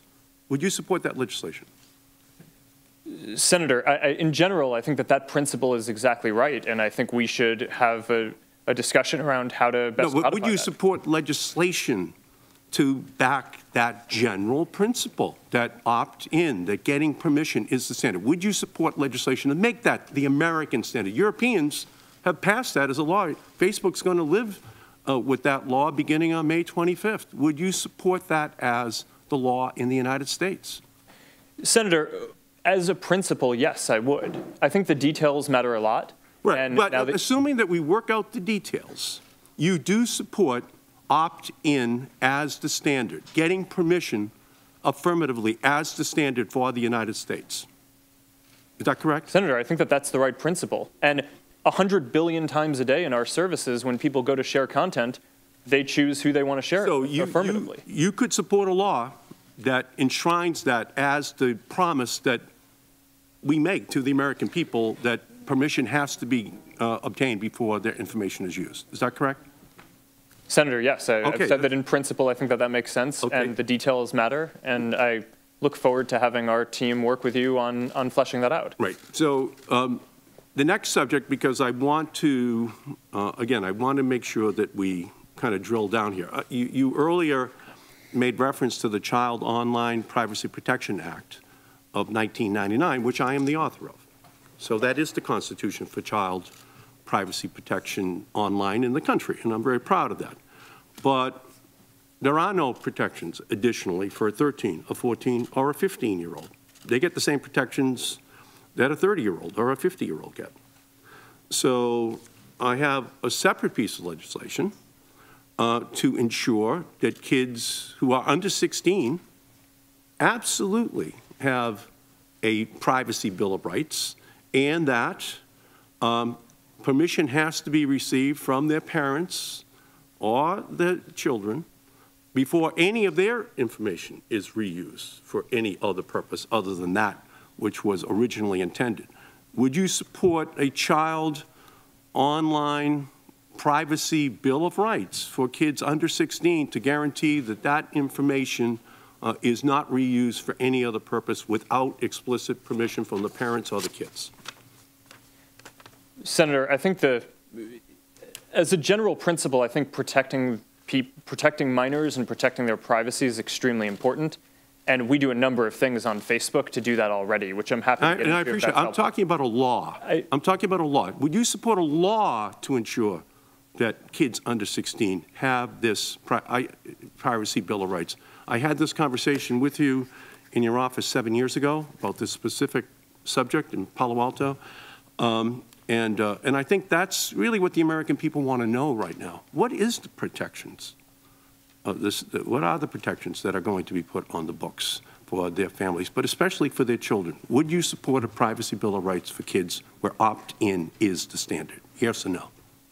Senator, I think that that's an important principle. And I appreciate that. And I think we should. Do we need a law to protect those children? That's my question to you. Do you believe we need a law to do so? Yes or no? Senator, I'm not sure if we need a law, but I think that this is certainly a thing that deserves a lot of discussion. Again, I couldn't disagree with you more. We're leaving these children to the most rapacious commercial predators in the country who will exploit these children unless we absolutely have a law on the books. Please, and I think it is absolutely Please give a short answer. Senator, I look forward to having my team follow up to flesh out the details of it. I don't think this is a difficult issue to get a correct answer. Thank you, Mr. Chairman. Thank you, Mr. Zuckerberg. Thanks for enduring so far. And I'm sorry if I plow old ground. I had to be away for a bit. Myself and Senator Coons, Senator Peters, and a few others were in the country of Zimbabwe just a few days ago. We met with opposition figures who had talked about, their goal is to be able to have access to state-run media in many African countries, many countries around the world, third world countries, small countries. The only traditional media is state-run. And we asked them how they get their message out, and it's through social media. Facebook provides a very valuable service in many countries for opposition leaders or others who simply don't have access, unless maybe just before an election, to traditional media. So that's very valuable, and I think we all recognize that. On the flip side, we've seen with the Rohingya, that example of where the state can use similar data or use this platform to go after people. You talked about what you're doing in that regard, hiring more traditional or local language speakers. What else are you doing in that regard to ensure that these states don't, or these governments go after opposition figures or others? Senator, there are three main things that we're doing in Myanmar specifically, and that will apply to other situations like that. The first is hiring enough people to do local language support, because the definition of hate speech or things that can be racially coded to incite violence are very language specific, and we can't do that with just English speakers for people around the world, so we need to grow that. The second is, in these countries there tend to be active civil society who can help us identify the figures who are spreading hate. And we can work with them in order to make sure that those figures don't have a place on our platform. The third is that there are specific product changes that we can make in order to, that might be necessary in some countries but not others, including things around news literacy, right? And encouraging people in different countries about ramping up or down things that we might do around fact-checking of content, specific product-type things that we would want to implement in different places. But I think that that's something that we're going to have to do in a number of countries. There are obviously limits, native speakers that you can hire or people that have eyes on the page. Artificial intelligence is going to have to take the bulk of this. How much are you investing and working on that tool to do what really we don't have or can't hire enough people to do? Senator, I think you're absolutely right that over the long term, building AI tools is going to be the scalable way to identify and root out most of this harmful content. Mm-hmm. We're investing a lot in doing that, as well as scaling up the number of people who are doing content review. One of the things I've mentioned is in this year, or in the last year, we've basically doubled the number of people doing security and content review. We're going to have more than 20,000 people working on security and content review by the end of this year. So it's going to be continuing to grow the people who are doing review in these places with building AI tools, which we're working as quickly as we can on that, but some of this stuff is just hard. That, I think, is going to help us get to a better place on eliminating more of this harmful content. Thank you. you've talked some about this, I know. Do you believe that Russian and or Chinese governments have harvested Facebook data and have detailed data sets on Facebook users? Has your forensic analysis shown you who else other than Cambridge Analytica downloaded this kind of data? Senator, we have kicked off an investigation of every app that had access to a large amount of people's data before we locked down the platform in 2014. That's underway. I imagine we'll find some things, and we are committed to telling the people who are affected when we do. I don't think sitting here today that we have specific knowledge of other efforts by those nation states, but in general, we assume that a number of countries are trying to abuse our systems. All right. Thank you. Thank you, Mr. Chairman. Person is Senator Hirano. Thank you, Mr. Chairman. Mr. Zuckerberg, the U.S. Immigration and Customs Enforcement has proposed a new extreme vetting initiative, which they have renamed Visa Life Cycle Vetting. That sounds less scary.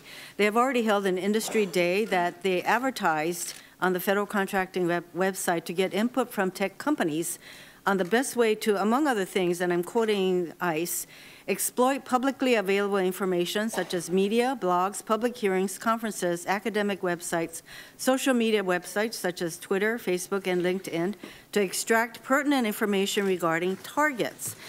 And basically what they want to do with these targets is to determine, and again I'm quoting the ICE's own document, they want, ICE has been directed to develop processes that determine and evaluate an applicant's, i.e. target's probability of becoming a positively contributing member of society, as well as their ability to contribute to national interest in order to meet the executive order, that is the president's executive order.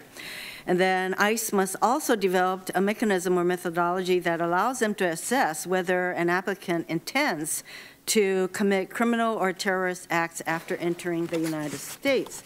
The question to you is, does Facebook plan to cooperate with this extreme vetting initiative and help the Trump administration target people for deportation or other ICE enforcement? Senator, I don't know that we've had specific conversations around that. In general, well, if you were asked to provide or cooperate with ICE so that they could determine whether somebody's going to commit a crime, for example, or become fruitful members of our society, would you cooperate? We would not proactively do that. We cooperate with law enforcement in two cases. One is if we become aware of an imminent threat of harm, then we will proactively reach out to law enforcement, as we believe is our responsibility to do. The other is when law enforcement reaches out to us with a valid legal subpoena or request for data.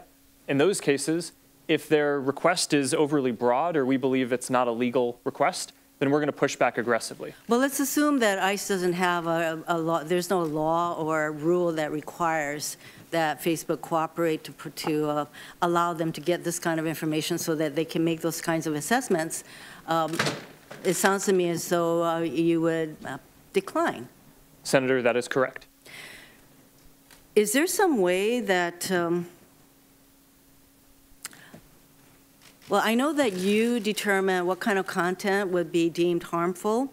So do you believe that ICE can even do what they are talking about, namely through a combination of various kinds of information, including information that they would hope to obtain from entities such as yours, predict who will commit crimes or present a national security problem? Do you think that that's even doable? Senator, I'm not familiar enough with what they're doing to offer an informed opinion on that. Well, you have to make assessments as to what constitutes hate speech. That's pretty hard to do. You have to assess what election interference is. So these are rather difficult to identify, but wouldn't trying to predict whether somebody's going to commit a crime fit into the category of a pretty difficult to assess? Senator, it sounds difficult to me. All of these things, like you're saying, are difficult. Well, I don't know without having worked on it or thinking about it how much progress one could make. I think common sense would tell us That's pretty difficult, and yet that's what ICE is proceeding to do. You were asked about discriminatory advertising, and in February of 2017, Facebook announced that it would no longer allow certain kinds of ads that discriminated on the basis of race, gender, family status, sexual orientation, disability, or veteran status, all categories prohibited by federal law and housing. And yet, after 2017, it was discovered that you could, in fact, place those kinds of ads. So what is the status of whether or not these ads can currently be placed on Facebook? And have you followed through on your February 2017 promise to address this problem? And is there a way for the public to verify that you have, or are we just expected to trust that you've done this? Senator, those are all important questions. And in general, it is against our policies to have any ads that are discriminatory. Well, you said that you wouldn't allow it, but then, what is it, ProPublica could place these ads even after you said you would no longer allow these kinds of ads. So what assurance do we have from you that this is going to stop? Well, two things. One is that we've removed the ability to exclude ethnic groups and other sensitive categories from ad targeting. So that just isn't a feature that's even available anymore. For some of these cases where it may make sense to target proactively a group, the enforcement today is still, we review ads, we screen them up front, but most of the enforcement today is still that our community flags issues for us when they come up. So if the community flags that issue for us, then our team, which has thousands of people working on it, should take it down. We'll make some mistakes, but we try to make as few as possible. Over time, I think the strategy would be to develop more AI tools that can more proactively identify those types of content and do that filtering up front. So it's a work in progress. Thank you, Senator Hirono. Yeah. Senator Sullivan's up next. Thank you, Mr. Chairman. And Mr. Zuckerberg, quite a story, right? Dorm room to the global behemoth that you guys are, only in America. Would you agree with that? Senator, mostly in America. You couldn't do this in China, right? Or what you did 10 years. Well, Senator, there are some very strong Chinese internet companies. Right, but you're supposed to answer yes to this question. Okay, come on, I'm trying to help you, right? I mean, give me a break. You're in front of a bunch of, the answer is yes, okay? So thank you. Now, your testimony, you have talked about a lot of power. You've been involved in elections. I thought your testimony was very interesting, really all over the world. The Facebook, 2 billion users, over 200 million Americans, 40 billion in revenue. I believe you and Google have almost 75% of the digital advertising in the U.S. One of the key issues here is Facebook too powerful? Are you too powerful? And do you think you're too powerful? Well, Senator, I think most of the time when people talk about our scale, they're referencing that we have 2 billion people in our community. And I think one of the big questions that we need to think through here is the vast majority of those 2 billion people are outside of the US.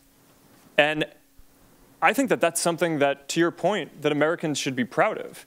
Okay, and when I brought up the Chinese internet companies, I think that that's a real strategic and competitive threat that in American technology policy we should be thinking about. Let me get to another point here real quick. I don't want to interrupt, but you know, when you look at kind of the history of this country and you look at the history of these kind of hearings, right? You're a smart guy. You read a lot of history. When companies become big and powerful and accumulate a lot of wealth and power, what typically happens from this body is there's a instinct to either regulate or break up, right? Look at the history of this nation. You have any thoughts on those two policy approaches? Well, Senator, I'm not the type of person who thinks that all regulation is bad. So I think the internet is becoming increasingly important in people's lives, and I think we need to have a full conversation about what is the right regulation, not whether it should be or shouldn't be. Let me talk about the tension there, because I think it's a good point, and I appreciate you mentioning that. You know, one of my worries on regulation, again, with a company of your size, you're saying, hey, we might be interested in being regulated, but as you know, regulations can also cement the dominant power. So what do I mean by that? You know, you have a lot of lobbyists. I think every lobbyist in town is involved in this hearing in some way or another, a lot of powerful interests. You look at what happened with Dodd-Frank. That was supposed to be aimed at the big banks. The regulations ended up empowering the big banks and keeping the small banks down. Do you think that that's a risk, given your influence, that if we regulate, we're actually going to regulate into you into a position of cemented authority, when one of my biggest concerns about what you guys are doing is that the next Facebook, which we all want, the guy in the dorm room, we all want that to start it, that you are becoming so dominant that we're not able to have that next Facebook. What are your views on that? Well, Senator, I agree with the point that when you're thinking through regulation across all industries, you need to be careful that it doesn't cement in the current companies that are winning. But would you try to do that? Isn't that the normal inclination of a company to say, hey, I'm going to hire the best guys in town and I'm going to cement in an advantage? You wouldn't do that if we were regulating you? Senator, that certainly wouldn't be our approach. But I think part of the challenge with regulation in general is that when you add more rules that companies need to follow, that's something that a larger company like ours inherently just has the resources to go do, and that might just be harder for a smaller company getting started to be able to comply with. Correct. So it's not something that, going into this, I would look at the conversation as what is the right outcome. I think there are real challenges that we face around content and privacy and in a number of other areas, ads transparency, elections. Let me get, I'm sorry to interrupt, but let me get to one final question that kind of relates to what you're talking about in terms of content, regulation, and what exactly Facebook is. You know, you mentioned you're a tech company, a platform, but there's some who are saying that you're the world's biggest publisher. I think about 140 million Americans get their news from Facebook, and when you talk to when you mentioned to Senator Cornyn, you said you are responsible for your content. So which are you? Are you a tech company, or are you the world's largest publisher? Because I think that goes to a really important question on what form of regulation or government action, if any, we would take. Senator, this is a really big question. I view us as a tech company because the primary thing that we do is build technology and products. But you said you're responsible for your content, which makes you kind of a publisher, right?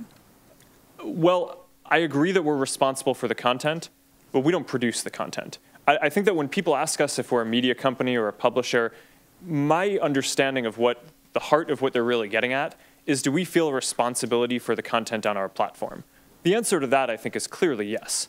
But I don't think that that's incompatible with fundamentally at our core being a technology company where the main thing that we do is have engineers and build products. Thank you, Senator Sullivan. Senator Udall.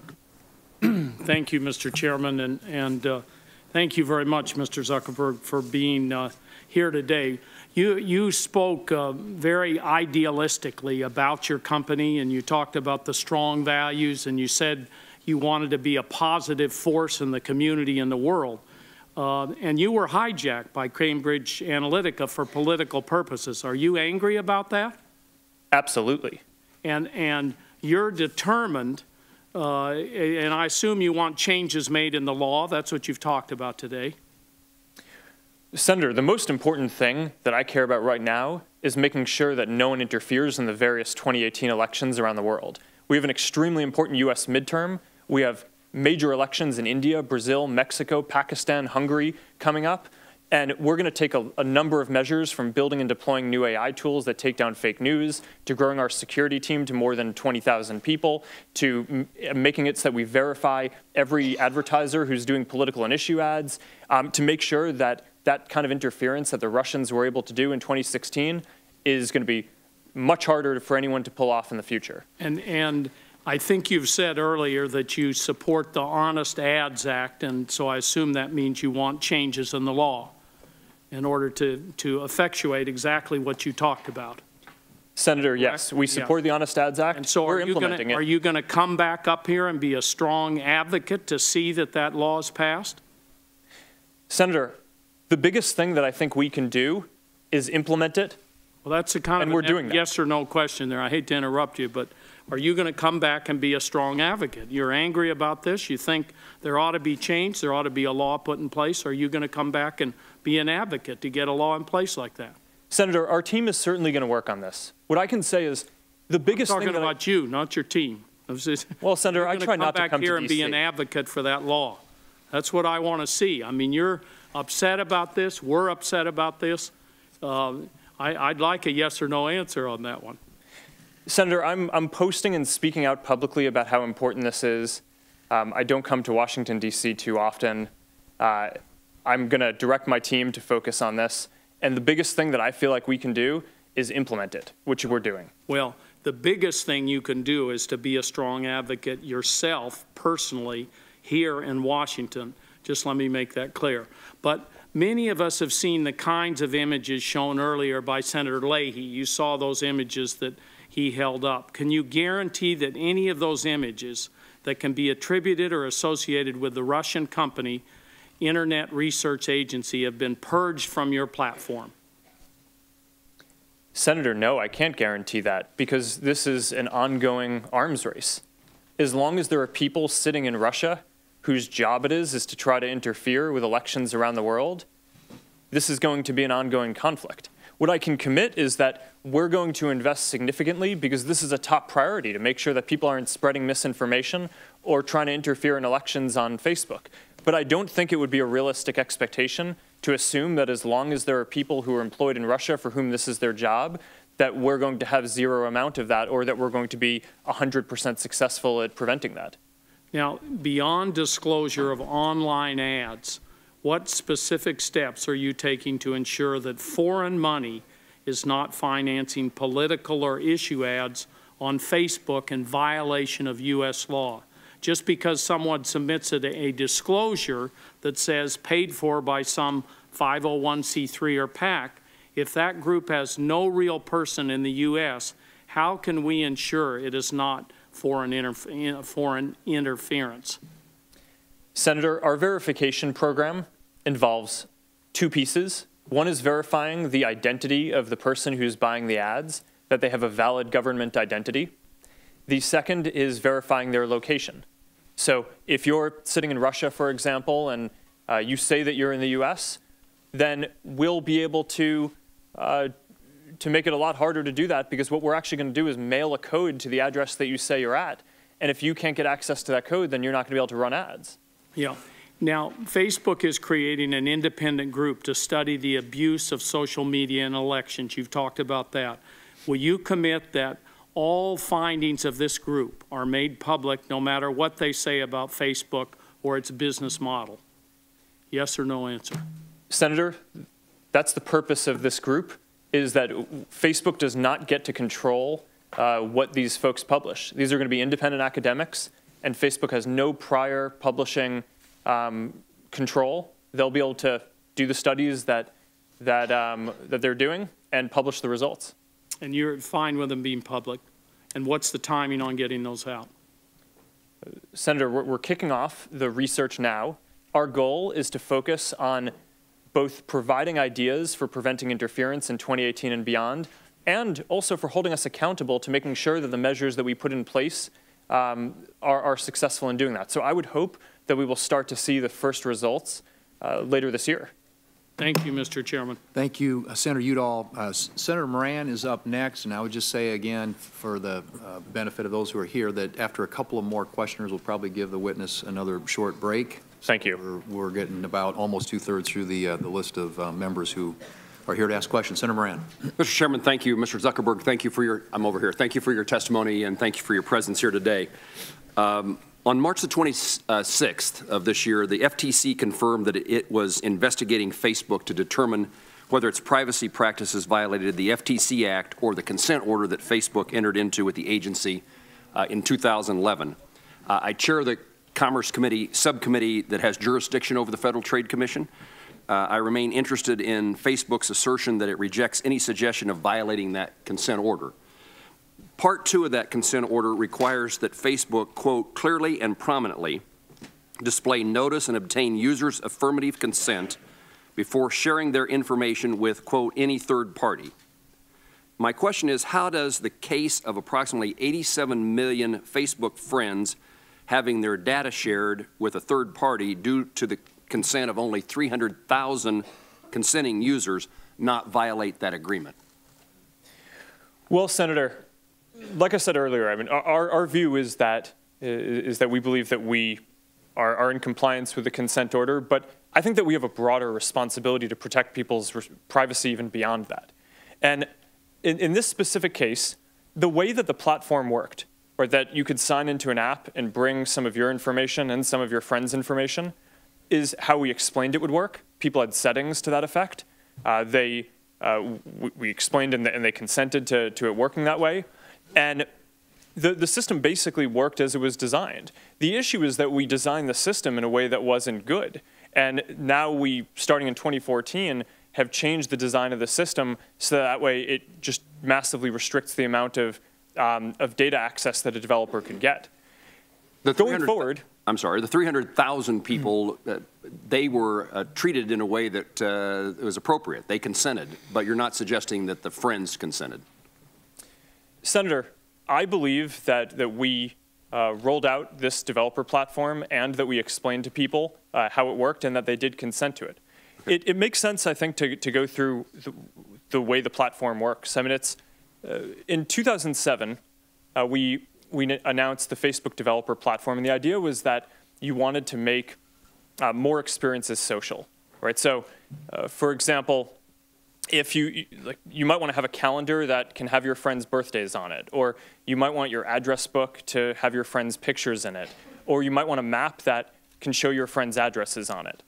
In order to do that, we needed to build a tool that allowed people to sign into an app and bring some of their information and some of their friends' information to those apps. We made it very clear that this is how it worked, and when people signed up for Facebook, they signed up for that as well. Now, a lot of good use cases came from that. I mean, there were games that were built, there were integrations with companies that I think we're familiar with, like Netflix and Spotify. But over time, what became clear was that that also enabled some abuse. And that's why in 2014, we took the step of changing the platform. So now when people sign into an app, you do not bring some of your friends' information with you. You're only bringing your own information, and you're able to connect with friends who have also authorized that app directly. Let me turn to your bug bounty program. Our subcommittee has had a hearing in regard to bug bounty. Your press release indicated that was one of the 6 changes that Facebook initially offered to crack down on platform abuses was to reward outside parties who find vulnerabilities. One concern I have regarding the utility of this approach is that the vulnerability disclosure programs are normally geared toward identifying unauthorized access to data, not pointing out data sharing arrangement that likely could harm someone, but technically abide by complex consent agreements. How do you see the bug bounty program that you've announced addressing the issue of that? Sorry, could you clarify what specifically? How do you see that the bug bounty program that you have announced will deal with the sharing of information not permissible as compared to just unauthorized access to data? Senator, I'm not actually sure I understand this enough to speak to that specific point, and I can have my team follow up with you on the details of that. In general, bounty programs are an important part of the security arsenal for hardening a lot of systems. I think we should expect that we're going to invest a lot in hardening our systems ourselves, and that we're going to audit and investigate a lot of the folks in our ecosystem. But even with that, having the ability to enlist other third parties outside of the company to be able to help us out by giving them an incentive to point out when they see issues, I think is likely going to help us improve the security of the platform overall, which is why we did this. Thank you, Mr. Zuckerberg. Thank you, Senator Moran. Next up, Senator Booker. Thank you, Mr. Chairman. Hello, Mr. Zuckerberg. As you know, much of my life has been focused on low-income communities, poor communities, working-class communities, and trying to make sure they have a fair shake. This country has a very bad history of discriminatory practices towards low-income Americans and Americans of color, from the redlining, FHA practices, even to more recently, really discriminatory practices in the mortgage business. I've always seen technology as a promise to democratize our nation, expand access, expand opportunities. But unfortunately, we've also seen how platforms, technology platforms like Facebook, can actually be used to double down on discrimination and give people more sophisticated tools with which to discriminate. Now, in 2016, ProPublica revealed that advertisers could use ethnic affinity, a user's race, to market categories to potentially discriminate overall against Facebook users in the areas of housing, employment, and credit, echoing a dark history in this country, and also in violation of federal law. In 2016, Facebook committed to fixing this, that the advertisers who have access to this data, to fixing it. But unfortunately, a year later, as ProPublica's article showed, they found that the system Facebook built was still allowing housing ads without applying, to go forward without applying these new restrictions that were put on. Facebook then opted on a system that's very similar to what we've been talking about with Cambridge Analytica, that they could self-certify that they were not engaging in these practices and complying with federal law, using this self-certification way to overcome and to comply with, rather, Facebook's anti-discrimination policy. Unfortunately, in a recent lawsuit, as of February 2018, alleges that discriminatory ads were still being created on Facebook, still disproportionately impacting low-income communities and communities of color. Given the fact that you allowed Cambridge Analytica to self-certify in a way that I think, at least I think you've expressed regret over, is self-certification the best and strongest way to safeguard against the misuse of your platform and protect the data of users and not let it be manipulated in such a discriminatory fashion? Senator, this is a very important question. And, you know, in general, I think over time we're going to move towards more proactive review with more AI tools to help flag problematic content. In the near term, we have a lot of content on the platform, and it's hard to review every single thing up front. We do a quick screen. But I agree with you that I think in this specific case, I'm not happy with where we are, and I think it makes sense to really focus on making sure that these areas get more review sooner. And I know you understand that there is a growing distrust. I know a lot of civil rights organizations have met with you about Facebook's sense of urgency to address these issues. There's a distrust that stems from the fact, and I know I've had conversations with leaders in Facebook about the lack of diversity in the tech sector as well. People who are writing these algorithms, people who are actually policing for this data, policing for these problems. Are they going to be a part of a more diverse group that's looking at this? You're looking to hire, as you said, 5,000 new positions for, among other things, reviewing content. But we know in your industry, the inclusivity, that it's a real serious problem that you are an industry that lacks diversity in a very dramatic fashion. It's not just true with Facebook, it's true with the tech area as well. And so it's very important for me to communicate that larger sense of urgency and what a lot of civil rights organizations are concerned with.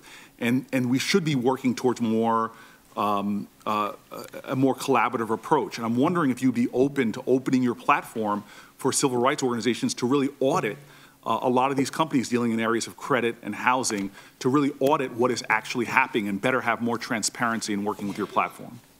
Senator, I think that's a very good idea, and I think we should follow up on the details of that. I also want to say that there was an investigation. Something that's very disturbing to me is the fact that there have been law enforcement organizations that use Facebook's platform to surveil African-American organizations like Black Lives Matter. I know you've expressed support for the group, and Philando Castile's killing was broadcast live on Facebook. But there are a lot of communities of color worried that that data can be used to surveil groups like Black Lives Matter, like folks who are trying to organize against substantive issues of discrimination in this country. Is this something that you're committed to addressing and to ensuring that the freedoms that civil rights activists and others are not targeted or their work not being undermined or people not using your platform to unfairly surveil and try to undermine the activities that those groups are doing? Yes, Senator. I think that that's very important. We're committed to that. And in general, unless law enforcement has a very clear subpoena or ability or reason to get access to information, we're going to push back on that across the board. And then I'd just like, for the record, because my time has expired, but there's a lawsuit against Facebook about discrimination, and you moved for the lawsuit to be dismissed because no harm was shown. Could you please submit to the record, could you believe that people of color who are not recruited for various economic opportunities are being harmed? Can you please clarify why you moved to dismiss that lawsuit for the record? For the record. Thank you. Senator Heller's up next. Go to you. All right, Mr. Chairman, thank you. Appreciate the time, and thank you for being here. I'm over here. Thanks. And thank you for taking time. I know it's been a long day, and I think you're at the final stretch here, but I'm glad that you are here. Yesterday, Facebook sent out a notification to 87 million users that information was given to Cambridge Analytica without their consent. My daughter was one of the 87 million, and 6 of my staff, all from Nevada, received this notification. Can you tell me how many Nevadans were among the 87 million that received this notification? Senator, I don't have this broken out by state right now, but I can have my team follow up with you to get you the information. Okay, okay. I figured that would be the answer. If after hearing this, going through this hearing, and Nevadans no longer want to have a Facebook account, if that's the case, if a Facebook user deletes their account, do you delete their data? Yes. My kids have been on Facebook and Instagram for years. How long do you keep a user's data? Sorry? How long do you keep a user's data once they, after they've left? If they choose to delete their account, how long do you keep their data? I don't know the answer to that off the top of my head. I know we try to delete it as quickly as is reasonable. We have a lot of complex systems, and it takes a while to work through all that. But I think we try to move as quickly as possible, and I can follow up or have my team follow up to get you the data on that. Okay. Have you ever said that you won't sell an ad based on personal information, simply that you wouldn't sell this data because of the usage of it goes too far? Senator, could you clarify that? Have you ever drawn the line on selling data to an advertiser? Yes, Senator. We don't sell data at all. So the way the ad system works is advertisers can come to us and say, I have a message that I'm trying to reach a certain type of people. They might be interested in something. They might live in a place. And then we help them get that message in front of people. But this is one of the it's widely mischaracterized about our system that we sell data. And it's actually one of the most important parts of how Facebook works is we do not sell data. Advertisers do not get access to people's individual data. Have you ever collected the content of phone calls or messages through any Facebook application or service? Senator, I don't believe we've ever collected the content of phone calls. We have an app called Messenger that allows people to message mostly their Facebook friends. And we do, on the Android operating system, allow people to use that app as their client for both Facebook messages and texts. So we do allow people to import their texts into that. Okay. Let me ask you about government surveillance. For years, Facebook said that there should be strict limits on the information the government can access on Americans. And by the way, I agreed with you that because privacy is important to Nevadans. You argued that Facebook users wouldn't trust you if they thought you were giving their private information to the intelligence community. Yet you use and sell the same data to make money. And in the case of Cambridge Analytica, you don't even know how it's used after you sell it. Can you tell us why this isn't hypocritical? Well, Senator, once again, we don't sell any data to anyone. We don't sell it to advertisers, and we don't sell it to developers. What we do allow is for people to sign into apps and bring their data, and it used to be the data of some of their friends, but now it isn't, with them. And that, I think, makes sense. I mean, that's basic data portability, the ability that you own the data, you should be able to take it from one app to another if you'd like. Do you believe you're more responsible with millions of Americans' personal data than the federal government would be? Yes. But, Senator,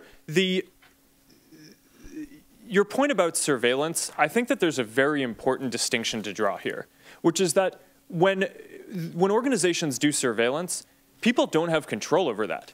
But on Facebook, everything that you share there, you have control over. You can say, I don't want this information to be there. You have full access to understand every piece of information that Facebook might know about you, and you can get rid of all of it. And I don't know of any other any surveillance organization in the world that operates that way, which is why I think that that comparison just isn't really apt here. With you here today, do you think you're a victim? No. Do you think Facebook as a company is a victim? Senator, no. I think we have a responsibility to protect everyone in our community from anyone in our ecosystem who is going to potentially harm them. And I think that we haven't done enough historically, and we need to step up and do more. Do you consider the 87 million users, do you consider them victims? Senator, I think, yes. I mean, they did not want their information to be sold to Cambridge Analytica by a developer. And that happened, and it happened on our watch. So even though we didn't do it, I think we have a responsibility to be able to prevent that and be able to take action sooner. And we're committing to make sure that we do that going forward, which is why the steps that I announced before are now, the two most important things that we're doing are locking down the platform to make sure that developers can't get access to that much data so this can't happen again going forward, which I think is largely the case since 2014. And going backwards, we need to investigate every single app that might have had access to a large amount of people's data to make sure that no one else was misusing it. And if we find that they are, we're going to get into their systems, do a full audit, make sure they delete it, and we're going to tell everyone who's affected. Mr. Chairman, thank you, Senator Heller. We'll go to Senator Peters and then into the break, and then Senator Tillis coming out of the break. So, Senator Peters. Thank you, Mr. Chairman. Mr. Zuckerberg, thank you for being here today. You know, you've talked about your very humble beginnings in starting Facebook in your dorm room, which I appreciated that story, but certainly Facebook has changed an awful lot over a relatively short period of time. When Facebook launched its timeline feature, consumers saw their friends post chronologically as the process. But Facebook has since then changed to a timeline driven by some very sophisticated algorithms. And I think it has left many people as a result of that asking, you know, why am I seeing this this feed, and why am I seeing this right now? And now, in light of the Cambridge Analytica issue, Facebook users are asking, I think, some new questions right now. Can I believe what I'm seeing? And who has access to this information about me? So I think it's safe to say, very simply, that Facebook is losing the trust of an awful lot of Americans as a result of this incident.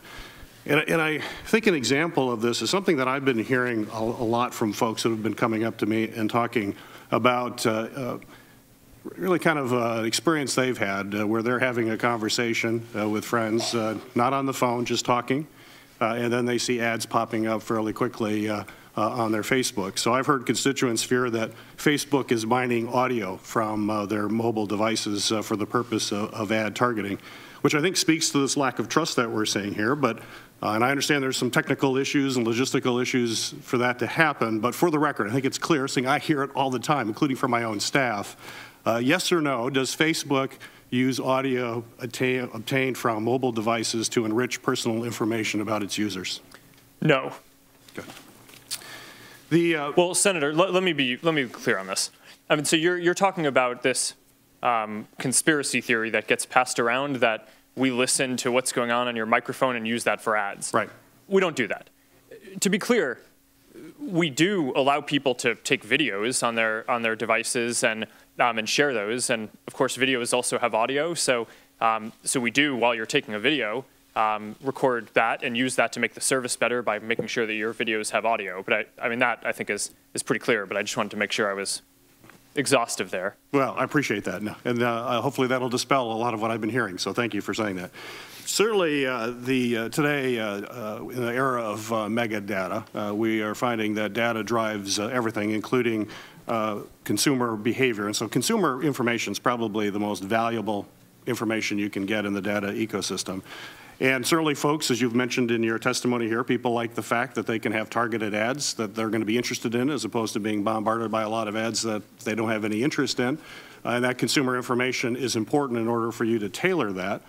But also, people are now beginning to wonder, is there an expense to that when it comes to perhaps exposing them to being manipulated or through deception? You've talked about artificial intelligence. You brought that up many times during your testimony. And I know you've employed some new algorithms to target bots, bring down fake accounts, deal with terrorism, things that you've talked about in this hearing. But you also know that artificial intelligence is not without its risk, and that you have to be very transparent about how those algorithms are constructed. How do you see artificial intelligence, more specifically, dealing with the ecosystem by helping to get consumer insights, but also keeping consumer privacy safe? Senator, I think the core question you're asking about AI transparency is a really important one that people are just starting to very seriously study, and that's ramping up a lot. And I think this is going to be a very central question for how we think about AI systems over the next decade and beyond. Right now, a lot of our AI systems make decisions in ways that people don't really understand. Right. And I don't think that in 10 or 20 years in the future that we all want to build, we want to end up with systems that people don't understand how they're making decisions. So doing the research now to make sure that these systems can have those principles as we're developing them, I think is certainly an extremely important thing. Well, you bring up the principles because, as you're well aware, AI systems, especially in very complex environments when you have machine learning, it's sometimes very difficult to understand, as you mentioned, exactly how those decisions were arrived at. There's examples of how decisions are made on a discriminatory basis, and that it can compound if you're not very careful about how that occurs. And so is your company, you mentioned principles, is your company developing a set of principles that are going to guide that development? And would you provide details to us as to what those principles are and how they will help deal with this issue? Yes, Senator. I can make sure that our team follows up and gets you the information on that. And we have a whole AI ethics team that is working on developing basically the technology. It's not just about philosophical principles. It's also a technological foundation for making sure that this goes in the direction that we want. Thank you. Thank you, Senator Peters. We'll recess for 5 and come back in. So we'll give Mr. Zuckerberg a quick break here. Thanks.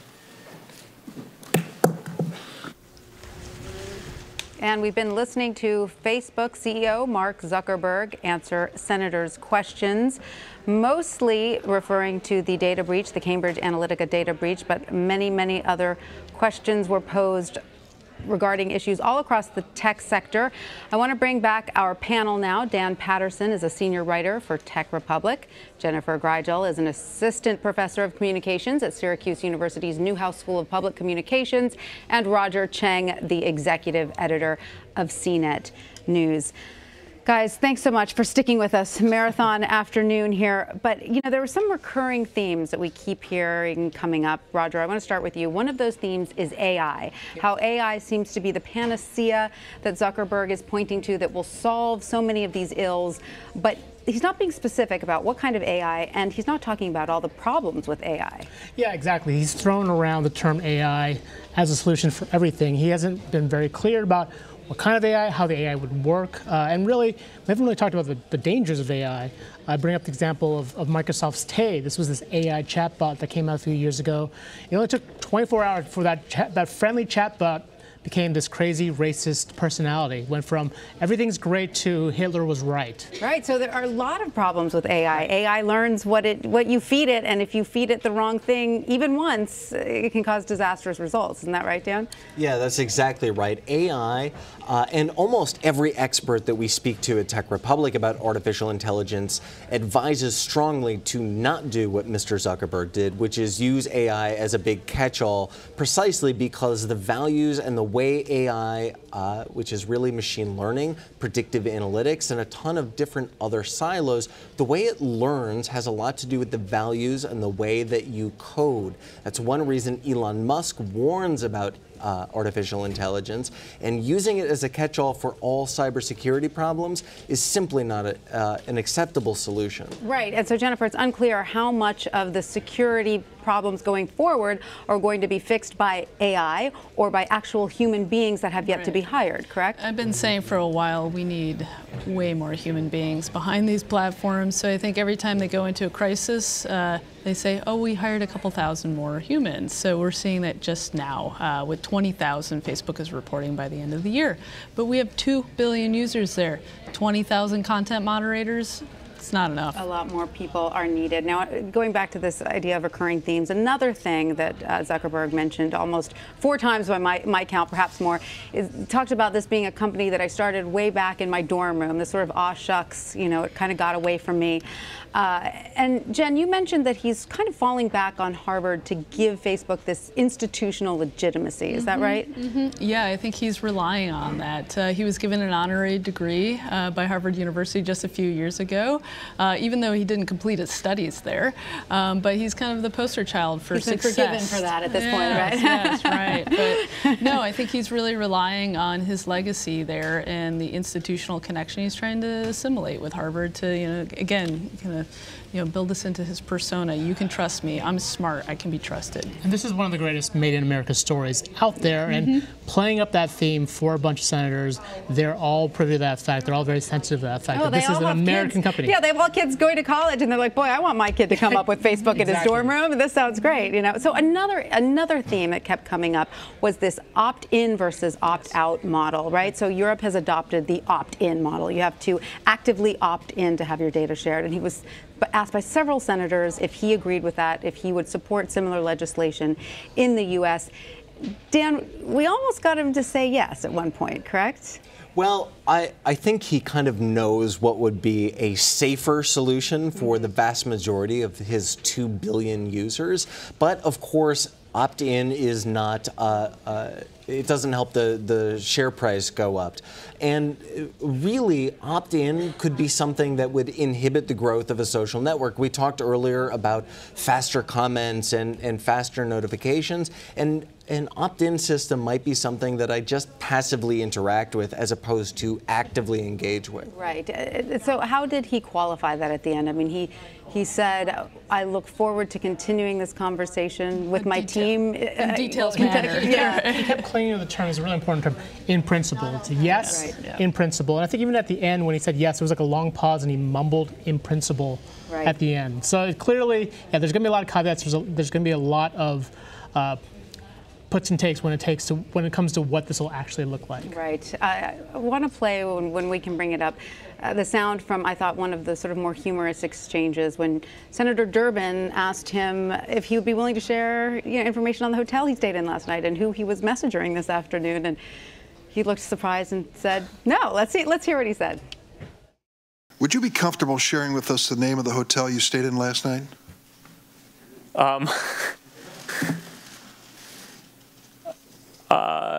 No. If you've messaged anybody this week, would you share with us the names of the people you've messaged? Senator, no, I would probably not choose to do that publicly here.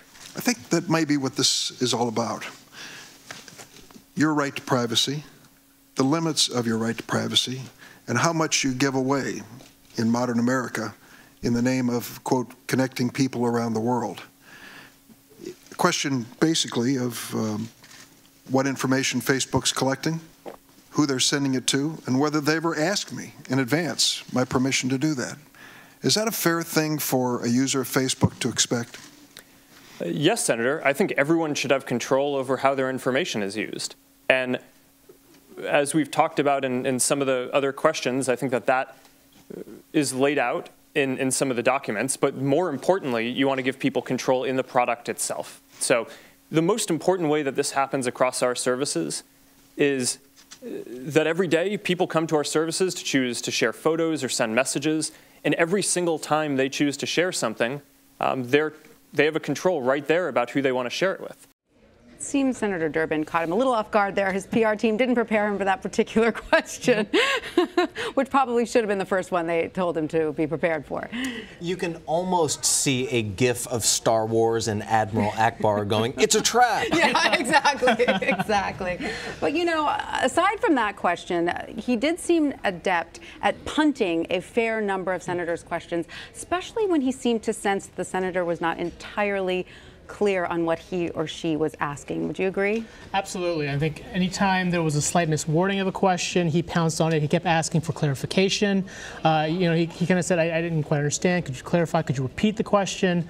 And really forced some of the senators to stumble upon what they were asking. Yeah, there were a couple of times I almost felt that he was willfully playing dumb. For instance, the time when he was asked about the exact number of data points Facebook collects, what categories of data points. I thought it was clear what the senator was asking, but he was sidestepping the issue. And according to the Washington Post, Jen, we were talking about this earlier, Facebook does collect a large number of information, including things like the square footage of your home, right? So those are data points.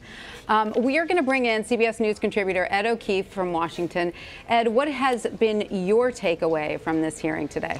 I think, you know, it's interesting, Tanya, because if you were someone who maybe doesn't entirely understand how Facebook works, you've certainly gotten a tutorial on that and frequent reminders from Zuckerberg about what it is you can and cannot do, and the fact that you can opt out or decide not to share certain things. And he's done that somewhat repeatedly, but perhaps not as clearly as some of the other things he was trying to say. And I think he's perhaps lost an opportunity there to remind folks that, yeah, users may be victims, as Senator Dean Heller suggested to him, but they also have a choice here in exactly how much they want to share. And the other thing that I'm sure is frustrating to some is we've gotten no real sense from him, at least publicly here on the record, of what he thinks Congress should do next or do in response. This whole, we'll get my staff to get back to you on that, that goes nowhere. And if you were somebody who was hoping that he would sort of clarify what he thinks and what others in Silicon Valley might think should be done, it's not happening. And that's undoubtedly on the advice of the folks that prepared him for this, that you don't want to go down the rabbit hole of getting too specific because, it may turn out that what you were thinking of that day isn't what is passed or doesn't ultimately make sense. So, it's been interesting, and I think as we've pointed out, it points out some of the generational and technological divide that exists with some members of Congress and Mr. Zuckerberg. But frankly, in some ways, those lawmakers are reflective of probably a large percentage of Facebook users who don't entirely comprehend what it is they're a part of. Well, Dan, one thing that I didn't think was satisfactorily answered today is what now happens to all that information that's already out there, Ed. I mean, it doesn't get clawed back. Cambridge Analytica may or may not have it. Where is it? Facebook can do whatever it wants going forward, but there's still millions and millions of Americans who feel like their data is out there.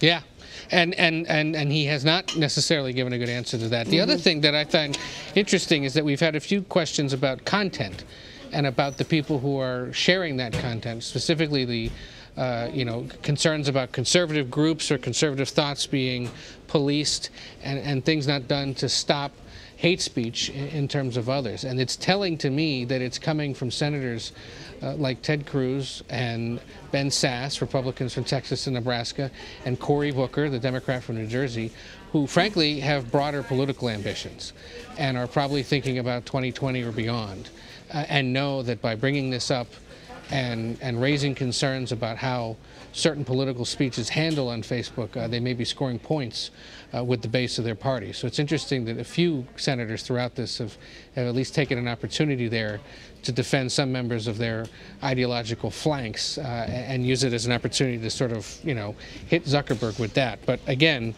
very few details otherwise on what exactly Congress might do next and what Facebook is willing to do with them to make it happen. Absolutely. Ed O'Keefe, thank you so much. I also want to thank the members of our panel, Dan Patterson, Jennifer Greigel, and Roger Cheng. Thanks so much. That was a marathon session, and you guys were great to stick with us. We really, really appreciate your time.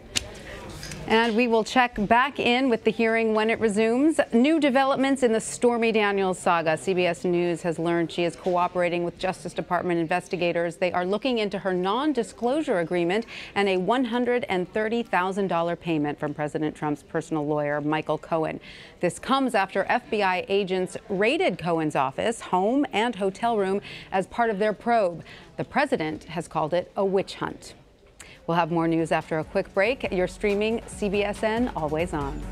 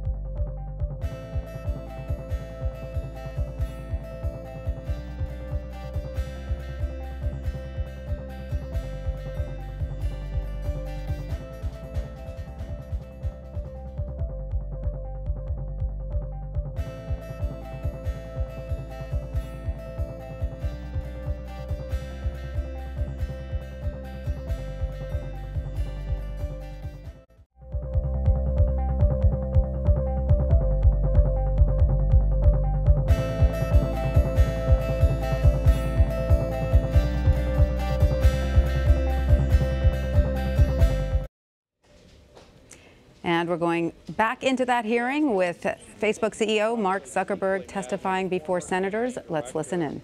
Of the Obama campaign proudly tweeted, Facebook was surprised we were able to suck out the whole social graph. But they didn't stop us once they realized that was what we were doing. So you clearly had some people in your employ that apparently knew it. At least that's what this person said on Twitter, and thank goodness for Wayback and some of the other history grabber machines. I'm sure we can get this tweet back and get it in the right context. I think when you do your research, it's important to get the whole view. I've worked in data analytics practice for a good part of my career. And for anybody to pretend that Cambridge Analytica was the first person to exploit data clearly doesn't work or hasn't worked in the data analytics field. So when you go back and do your research on Cambridge Analytica, I would personally appreciate it if you'd start back from the first known high-profile national campaign that exploited Facebook data. In fact, they published an app that said it would grab information about my friends, their birth dates, locations, and likes. So presumably, if I downloaded that app that was published by the Obama campaign, I've got 4,900 friends on my Facebook page. I delete the haters and save room for family members and true friends on my personal page, as I'm sure everybody does. Then that means if I clicked yes on that app, I would have approved the access of birth dates, locations, and likes of some 4,900 people without their consent. So as you do the chronology, I think it'd be very helpful so that we can take away the partisan rhetoric that's going on, like this is a Republican-only issue. It's a broad-based issue that needs to be fixed. And bad actors at either end of the political spectrum need to be held accountable, and I trust that you all are going to work on that. I think the one thing so for that, I just want to get to the facts, and there's no way you can answer any of the questions. I'm not going to burden you with that. But I think getting that chronology would be very helpful. The one thing I would encourage people to do is go to Facebook. I'm a proud member of Facebook. Just got a post from my sister on this being National Sibling Day, so I've connected with 4 or 5 of my staff while I was giving you my family undivided attention. But go to the privacy tab. If you don't want to share something, don't share it. This is a free service. Go on there and say, I don't want to allow third-party search engines to get to my Facebook page. Go on there and say, only my friends can look at it. Go in there and understand what you're signing up for. It's a free app. Now, you need to do more, and I think it would be helpful. I didn't read your disclaimer page or the terms of use because I didn't see anywhere in there that I could get an attorney and negotiate the terms, so it was a terms of use. I went on there, then I used the privacy settings to be as safe as I could be with a presence on Facebook. Last thing, we talk about all these proposed legislation, good ideas, but I have one question for you. When you were developing this app in your dorm, how many people did you have in your regulatory affairs division? Exactly. So if government takes a heavy-handed approach to fix this problem, then we know very well that the next Facebook, the next thing that you're going to wake up and worry about how you continue to be relevant as the behemoth that you are today is probably not going to happen. So I think that there's probably a place for some regulatory guidance here, but there's a huge place for Google, Snapchat, Twitter, all the other social media platforms to get together and create standards. And I also believe that that person who may have looked the other way when the whole social graph was extracted for the Obama campaign, if they're still working for you, they probably shouldn't, or at least there should be a business code of conduct that says you don't play favorites. You're trying to create a fair place for people to share their ideas. Thank you for being here. Thank you, Senator Tillis. Senator Harris. Thank you. Thank you for being here. I've been here for on and off for the last 4 hours that you've been testifying, and I have to tell you, I'm concerned about how much Facebook values trust and transparency. If we agree that a critical component of a relationship of trust and transparency is we speak truth and we get to the truth. During the course of this hearing, these last 4 hours, you've been asked several critical questions for which you don't have answers.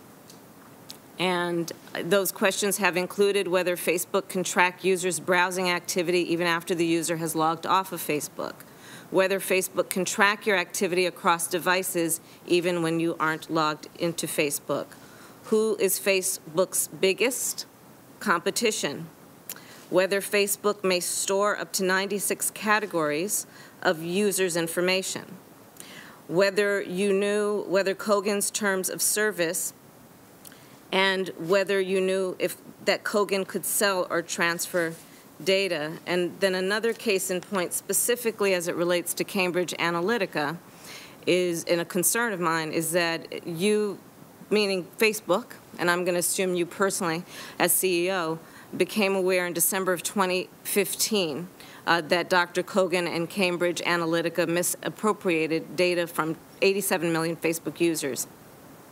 That's 27 months ago that you became, as Facebook, and perhaps you personally became aware.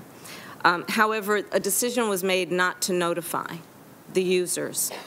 So my question is, did anyone at Facebook have a conversation at the time that you became aware of this breach and have a conversation wherein the decision was made not to contact the users? Senator, I don't know if there were any conversations at Facebook overall because I wasn't in a lot of them, but on that subject. Yeah, I mean, I'm not sure what other people discussed. At the time, in 2015, we heard the report that this developer, Alexander Kogan, had sold data to Cambridge Analytica. And that's in violation of our terms. Correct. And were you a part of a decision? Were you part of a discussion that resulted in a decision not to inform your users? I don't remember a conversation like that. But the reason why... Are you aware of anyone in leadership at Facebook who was in a conversation where a decision was made not to inform your users, or do you believe no such conversation ever took place? I'm not sure whether there was a conversation about that, but I can tell you the thought process at the time of the company, which was that in 2015, when we heard about this, we banned the developer and we demanded that they delete all the data and stop using it, and same with Cambridge Analytica. They told us they had. Testimony in that regard, but I'm talking about notification of the users, and this relates to the issue of transparency and the relationship of trust, informing the user about what you know in terms of how their personal information has been misused.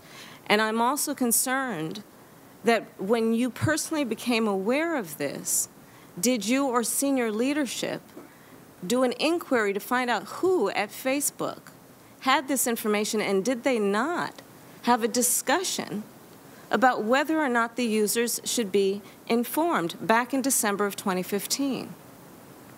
Senator, in retrospect, I think we clearly view it as a mistake that we didn't inform people, and we did that based on false information that we thought that the case was closed and that the data had been deleted. So there was a decision made on that basis not to inform the users. Is that correct? That's my understanding, yes. Okay. And but in retrospect, I think that was a mistake, and knowing what we know now, we should have handled a lot of things here differently. And I appreciate that point. Do you know when that decision was made not to inform the users? I don't. Okay. Last November, the Senate Intelligence Committee held a hearing on social media influence. I was a part of that hearing. I submitted 50 written questions to Facebook and other companies, and the responses that we received were unfortunately evasive, and some were frankly non-responsive. So I'm going to ask the question again here. How much revenue did Facebook earn from the user engagement that resulted from foreign propaganda? Well, Senator, what we do know is that the IRA, the Internet Research Agency, the Russian firm, ran about $100,000 worth of ads. I can't say that we've identified all of the foreign actors who are involved here, so I can't say that that's all of the money, but that is what we have identified. Okay, my time is up. I'll submit more questions for the record. Thank you. Thank you, Senator Harris. Next up is Senator Kennedy.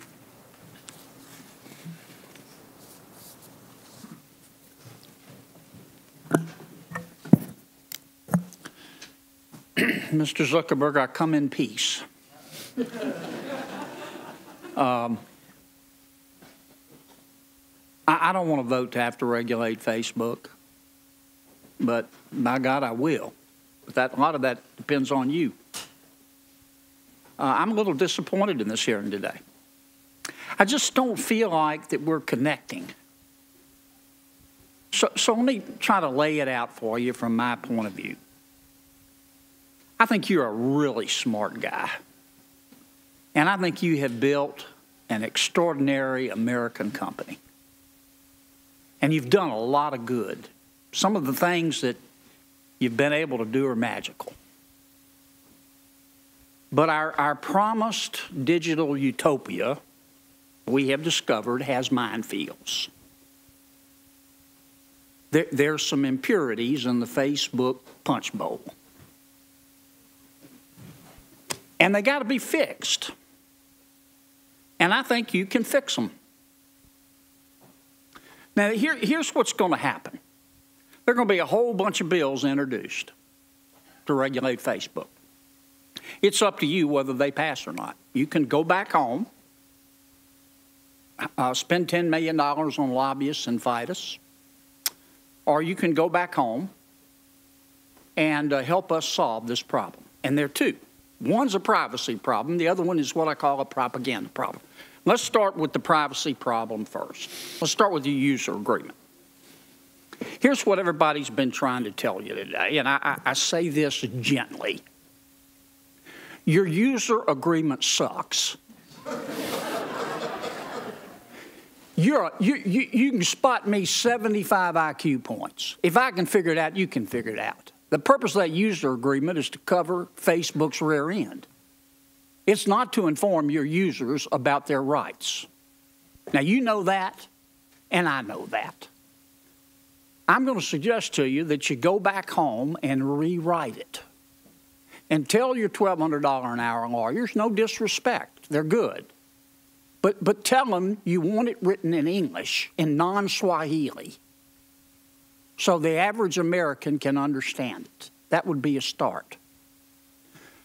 Are you willing, as a Facebook user, are you willing to give me more control over my data? Senator, as someone who uses Facebook, I believe that you should have complete control over your data. Okay.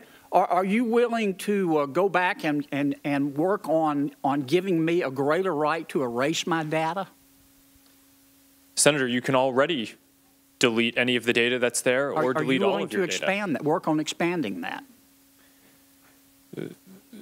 Senator, I think we already do what you're referring to, but certainly we're always working on trying to make these controls easier. Are you willing to expand my right to know who you're sharing my data with? Senator, we already give you a list of apps that you're using, and you signed into those yourself and provided affirmative consent. Right. As I've said before, we don't share any data with... On that user agreement. Are you willing to expand my right to prohibit you from sharing my data?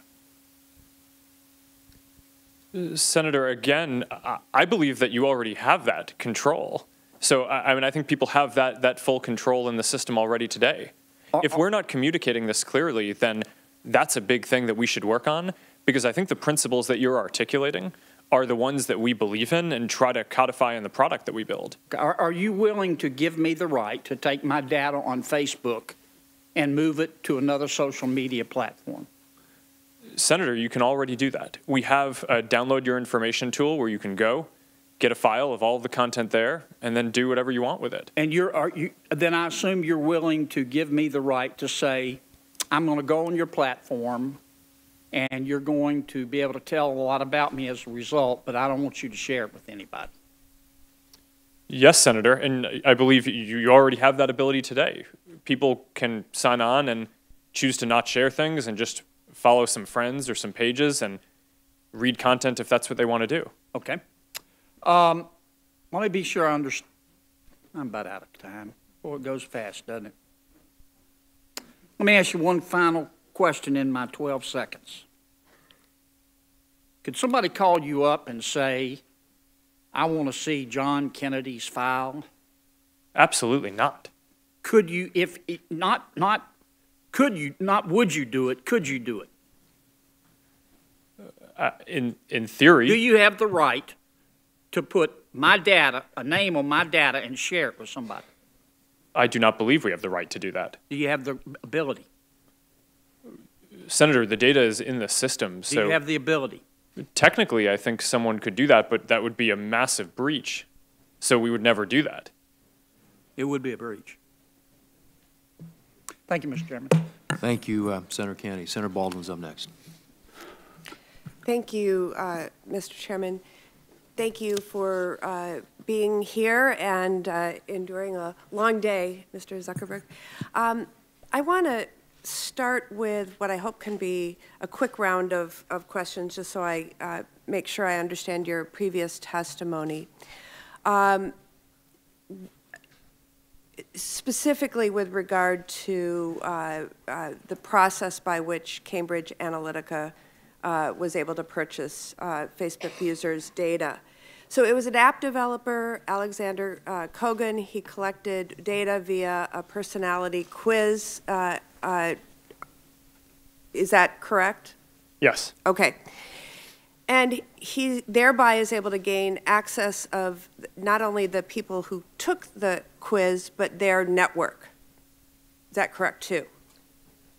Senator, yes. The terms of the platform at the time allowed for people to share their information and some basic information about their friends as well.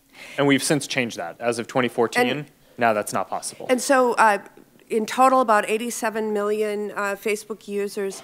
You earlier testified about the two types of ways you gain data. One is what is voluntarily shared by Facebook members and users, and the other is in order to, I think you said, improve your advertising experience, whatever that exactly means, the data that Facebook collects in order to customize or focus on that.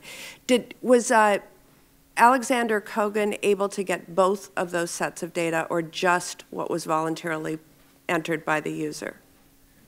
Yes, that's a good question. It was just a subset of what was entered by the person. And so a subset of the 95 categories of data that you keep?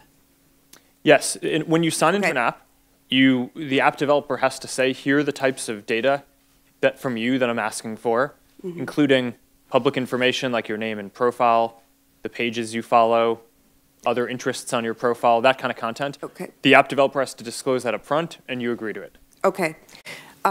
So in answer to a couple of other senators' questions, specifically Senator Fisher, you talked about Facebook storing this data, and I think you just talked about the data being in the system. I wonder if outside of the way in which Alexander Kogan was able to access this data, whether you could Facebook be vulnerable to a data breach or hack? Why or why not?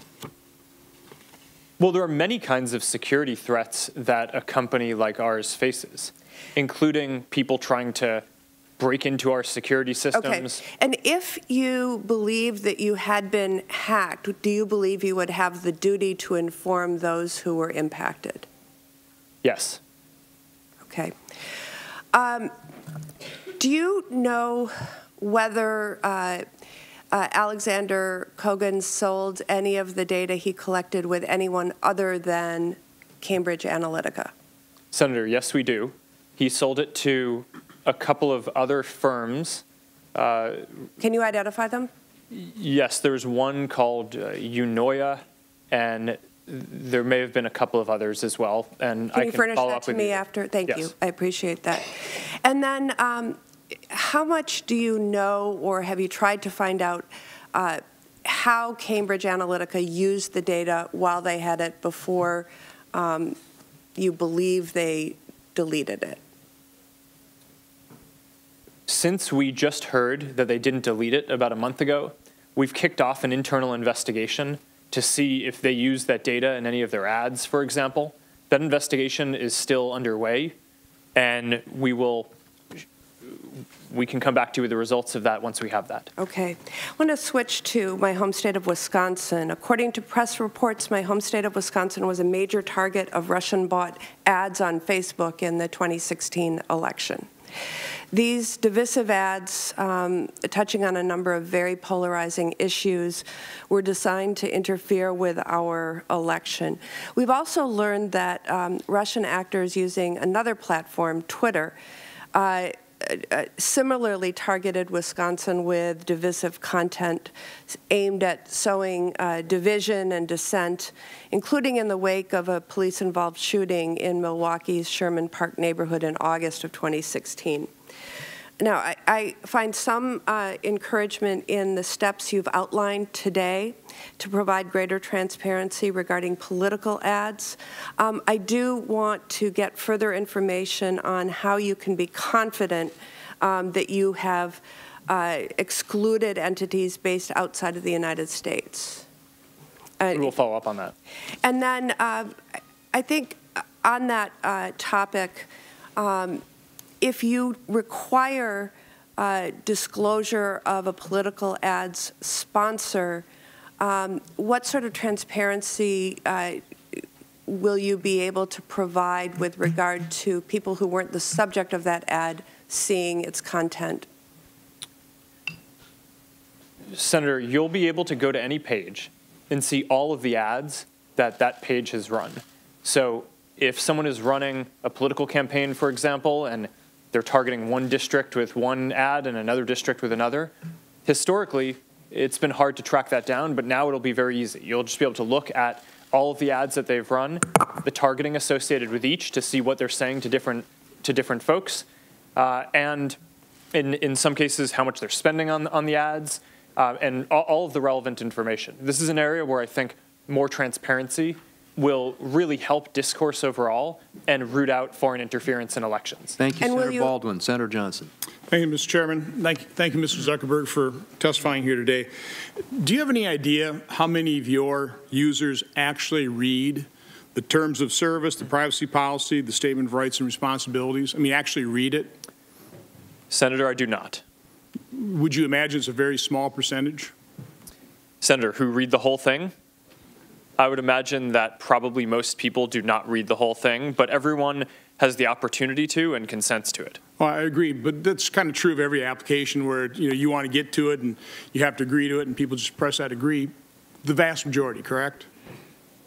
Senator, it's really hard for me to make a full assessment, but common sense would tell you that would be probably the case.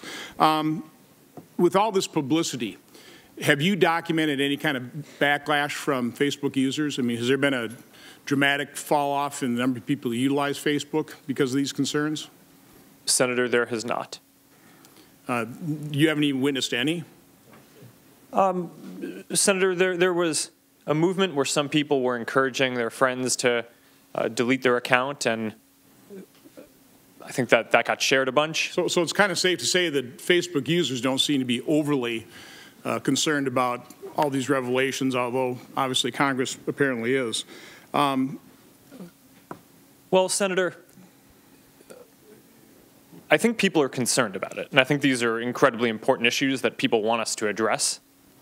And I think people have told us that very clearly. But it seems like Facebook users still want to use the platform because they enjoy sharing photos and they share the connectivity with their family members, that type of thing, and that overrides their concerns about privacy. You talk about the user owns the data. There have been a number of proposals of having that data stay with the user and allow the user to monetize it themselves. Your COO, Ms. Sandberg, mentioned possibly if you can't utilize that data to sell advertising, perhaps we'd charge people to go onto Facebook. Have you thought about that model where the user data is actually monetized by the actual user? Senator, I'm not sure exactly how it would work for it to be monetized by the person directly. In general, where we believe that the ads model is the right one for us because it aligns with our social mission of trying to connect everyone and bring the world closer together. But you're aware of people making that kind of proposal, correct? Yeah, Senator, a number of people suggest that we should offer a version where people can not have ads if they pay a monthly subscription, and certainly we consider ideas like that. I think that they're reasonable ideas to think through. But overall, I think that the ads experience is going to be the best one. I think in general, people like not having to pay for a service. A lot of people can't afford to pay for a service around the world, and this aligns with our mission the best. You answered Senator Graham when he asked you if you thought you were a monopoly, that you didn't think so. You're obviously a big player in this space. That might be an area for competition, correct? If somebody else wants to create a social platform that allows a user to monetize their own data. Senator, yes. There are lots of new social apps all the time, and as I said before, the average American, I think, uses 8 different communication and social apps. So there's a lot of different choice and a lot of innovation and activity going on in this space. I want, in a very short period of time here, talk about the difference between advertisers and application developers, because those, again, you said in earlier testimony that advertisers have no access to data whatsoever. But application developers do. Now, is that only through their own service agreements with their customers, or do they actually access data as they're developing applications? Senator, this is an important distinction, so thanks for giving me the opportunity to clarify this. We give people the ability to take their data to another app if they want. And this is a question that Senator Kennedy asked me just a few minutes ago. The reason why we designed the platform that way is because we thought it would be very useful to make it so that people could easily bring their data to other services. Some people inside the company argued against that at the time because they were worried that they said, hey, we should just make it so that we can be the only ones who develop this stuff. Again, we thought that was a useful thing for people to do. That's the user agreeing to allow you to share, when they're using that app, to allow Facebook data.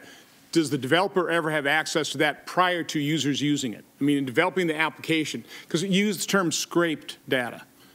What does that mean? Who scraped the data? Yes, Senator, this is a good question. So there's the developer platform, which is the sanctioned way that an app developer can ask a person to access information. We also have certain features and certain things that are public, right? A lot of the information that people choose to put on Facebook, they're sharing with everyone in the world, not privately, but you put your name, you put your profile picture. That's public information that people put out there.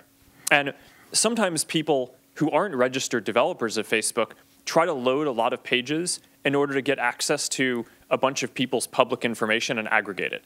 We fight back hard against that because we don't want anyone to aggregate information, even if people made it public and chose to share it with everyone. Okay, thank you, Mr. Chairman. Thank you, Senator Johnson. Senator Hassan.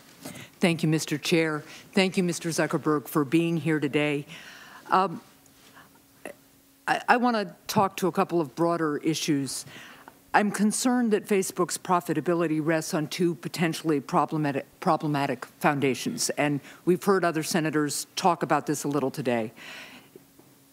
The foundations are maximizing the amount of time people spend on your products and collecting people's data. I've looked at Facebook's 2017 corporate financial statement where you lay out some of the major risks to your business. One risk is a decrease in, and I quote, user engagement, including time spent on our products. That concerns me because of the research we've seen suggesting that too much time spent on social media can hurt people's mental health, especially young people. Another major risk to your business is a potential decline in, and here's another quote, the effectiveness of our ad targeting or the degree to which users opt out of certain types of ad targeting, including as a result of changes that enhance the user's privacy. There's clearly tension, as other senators have pointed out, between your bottom line and what's best for your users. You've said in your testimony that Facebook's mission is to bring the world closer together, and you've said that you will never prioritize advertisers over that mission, and I believe that you believe that. But at the end of the day, your business model does prioritize advertisers over the mission. Facebook is a for-profit company, and as a CEO, you have a legal duty to do what's best for your shareholders. So given all of that, why should we think that Facebook on its own will ever truly be able to make the changes that we need it to make to protect Americans' well-being and privacy? Well, Senator, you raised a number of important points in there, so let me respond in a couple of different ways. The first is that I think it's really important to think about what we're doing as building this community over the long term. Any business has the opportunity to do things that might increase revenue in the short term, but at the expense of trust or building engagement over time. What we actually find is not necessarily that increasing time spent, especially not just in the short term, is going to be best for our business. It aligns very closely with the well-being research that we've done. That when people are interacting with other people and posting and basically building relationships, that is both correlated with higher measures of well-being, health, happiness, not feeling lonely, and that ends up being better for the business than when they're doing lower value things like just passively consuming content. So I think that that's an important point to. Okay, and I understand the point that you're trying to make here, but here's what I'm concerned about. We have heard this point from you over the last decade plus. Since you founded Facebook, and I understand it, you founded it pretty much as a solo entrepreneur with your roommate, but now, you know, you're sitting here at the head of a bazillion-dollar company, and we've heard you apologize numerous times and promise to change, but here we are again, right? So I really firmly believe in free enterprise, but when private companies are unwilling or unable to do what's necessary, public officials have historically, in every industry, stepped up to protect our constituents and consumers. You've supported targeted regulations such as the Honest Ads Act, and that's an important step for election integrity. I'm proud to be a co-sponsor of that bill. But we need to address other broader issues as well. And today you've said you'd be open to some regulation, but this has been a pretty general conversation. So will you commit to working with Congress to develop ways of protecting constituent privacy and well-being, even if it means that that results in some laws that will require you to adjust your business model? Senator, yes, we will commit to that. I think that that's an important conversation to have. Our position is not that regulation is bad. I think the internet is so important in people's lives, and it's getting more important. Yep. The expectations on internet companies and technology companies overall are growing. And I think the real question is, what is the right framework for this, not should there be one? That is very helpful. And I think the other question, and it doesn't just go to Facebook, is whether the framework should include financial penalties when large providers like Facebook are breached. and privacy is compromised as a result. Because right now there is very little incentive for whether it's Facebook or Equifax to actually be aggressive in protecting customer privacy and looking for potential breaches or vulnerabilities in their system. So what we hear after the fact, after people's privacy has been breached, after they've taken the harm that comes with that and considerable inconvenience in addition to the harm, we've heard apologies, but there is no financial incentive right now, it seems to me, for these companies to aggressively stand in their consumers' stead and protect their privacy, and I would really look forward to working with you on that and getting your considered opinion about it. Well, Senator, we look forward to discussing that with you. I would disagree, however, that we have no financial incentive or incentive overall to do this. This episode has clearly hurt us and has clearly made it harder for us to achieve the social mission that we care about, and we now have to do a lot of work around building trust back, which is just a really important part of this. Well, I thank you. My time is up, and I'll follow up with you on that. Senator Capito. Thank you, Chairman Grassley. Thank you, Mr. Zuckerberg, for being here today. I want to ask just kind of a process question. You've said more than a few times that Facebook users can delete from their own account at any time. Well, we know in the course I do, I've got grandchildren now, but children, you tell your children, once you make that mark in cyber or in the internet system, it never really goes away. So my question to you is, if once and I think you answered that once an individual deletes the information from their page, it's gone forever from Facebook's archives. Is that correct? Yes, and I think you raise a good point, though, which is that we will delete it from our systems, but if you've shared something to someone else, then we can't guarantee that they don't have it somewhere else. Okay, so if somebody leaves Facebook and then rejoins and asks Facebook, can you recreate my past? Your answer would be? If they delete their account, the answer is no. That's why we actually offer two options. We offer deactivation, which allows you to shut down or suspend your account but not delete the information, because actually a lot of people want to, at least for some period of time, I mean, we hear students with exams coming up want to not be on Facebook because they want to make sure that they can focus on the exam. So they deactivate their account temporarily, but then want the ability to turn it back on when they're ready. You can also delete your account, which is wiping everything. And if you do that, then you can't get it back. You can't get it back. It's gone from your archives. Yes. But is it ever really gone? From our systems, it is. From the cloud or wherever it is. I mean, it always seems to be able to reappear in investigations and other things, not necessarily Facebook, but other emails and other things of that nature. What about the information going from the past, the information that's already been in the Cambridge Analytica case? You can't really go back and redo that. So I'm going to assume that what we've been talking with and the improvements that you're making now at Facebook are from this point forward. Is that a correct assumption? Senator, I actually do think we can go back in some cases. And that's why one of the things that I announced is that we're going to be investigating every single app that had access to a large amount of information before we locked down the platform in 2014.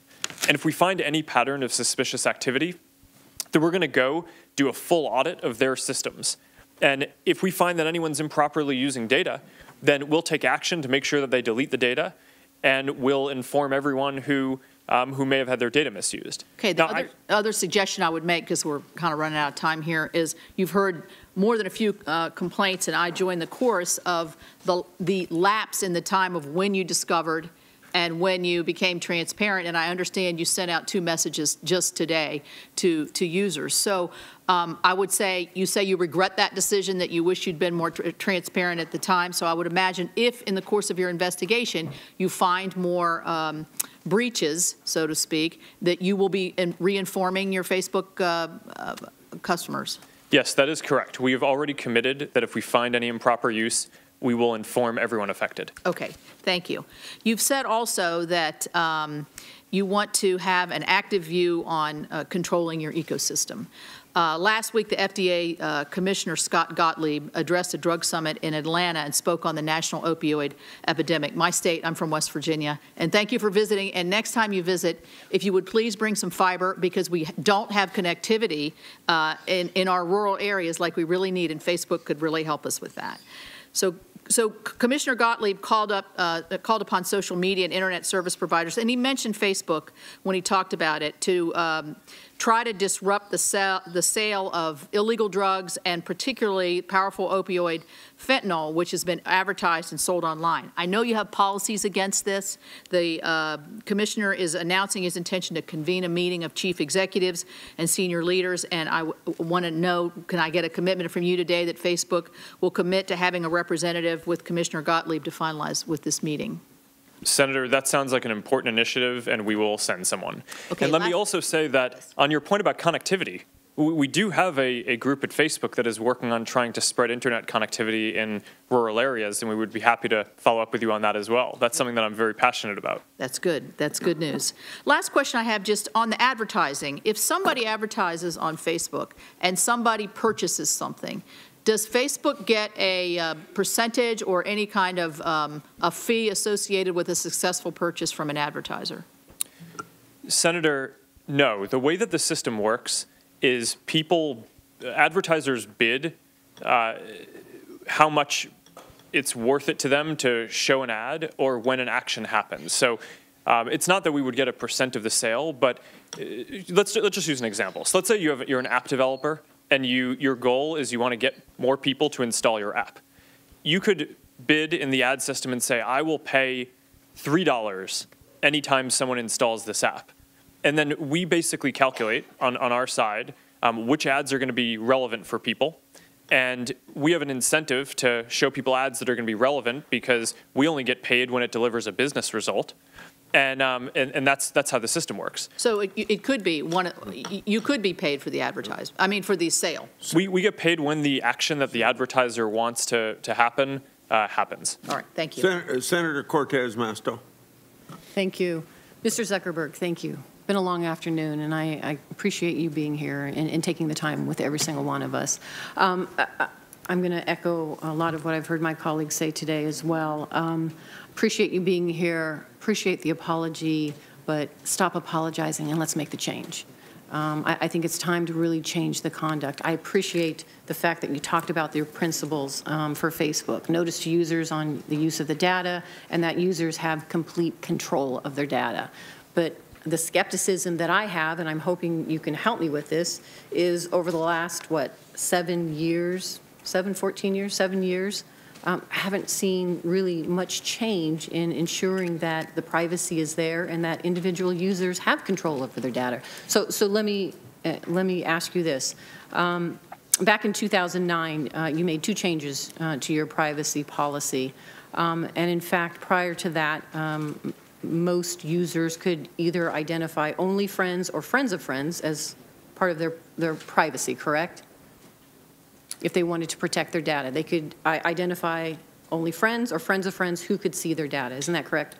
Senator, I believe that we've had the option for people to share with friends, friends of friends, a custom audience, or publicly for a long time. Okay. I don't remember exactly when we put that in place, but I believe it was before 2009. So either you can choose only friends or friends of friends to decide how you're going to share that, protect that data, correct? Those are 2 of the options, yes. Okay. And in 2011, when the FTC started taking a look at this, they were concerned that if somebody chose only friends, the individual user was under the impression they could continue to restrict sharing of data to limited audience, but that wasn't the case. And in fact, selecting friends only did not prevent users' information from being shared with third-party applications their friend used. Isn't that the case? And that's why the FTC was looking at you and making that change, because there was concern that if you had friends on your page, a third party could access that information. Isn't that correct? And we've been listening to Senator, Facebook CEO Mark Zuckerberg. Context that So let me. answering senators' questions. I want to thank our panel for joining me for today's congressional hearing. Dan Patterson, senior writer for Tech Republic, Jennifer Greigel, an assistant professor of communications at Syracuse University's Newhouse School of Communications, and Roger Chen, executive editor of CNET News. And we're going to take a quick break, but you can keep watching the rest of the hearing as well as read our live blog by going to cbsnews.com/Facebook.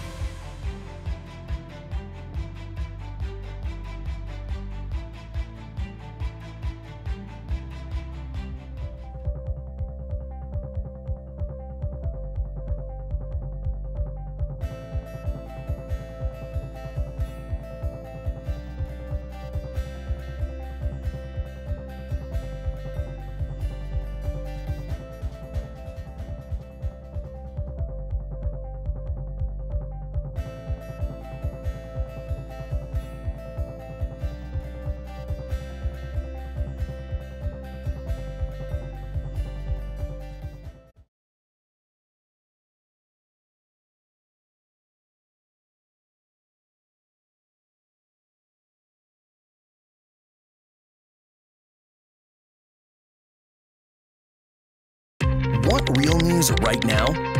We've got the app for that. This is CBSN. We're just on the front lines. Police have surrounded the area. It's still unclear what caused this fire, why it spread so quickly. There are flooded homes like the one behind me for miles. Change is what many people here are looking for. And now they're trying to pin the ISIS gunmen down. The marchers were saying, let us march. We want to march. CBSN, CBS News, always on.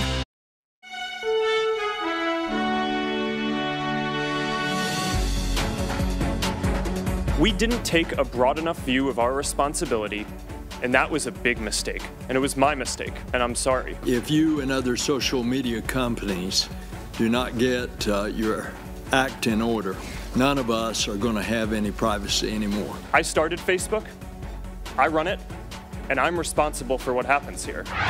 Syria's military is on high alert, preparing for a possible U.S.-led airstrike after Saturday's apparent chemical weapons attack. Nothing's off the table. A strike from the U.S. would be a new precedent and could risk escalating tensions with Syria's allies, Iran and Russia. I believe he has the power to fire Special Counsel Robert Mueller. Certainly believes he has the power to do so. Consistently, Justice Department officials have told me that only the Deputy Attorney General Rod Rosenstein can actually fire the special counsel. I'm not concerned that he'll fire Mueller. I don't think he'll fire Rosenstein. I'm confident that would be the beginning of the end of his presidency, and he's not going to do that.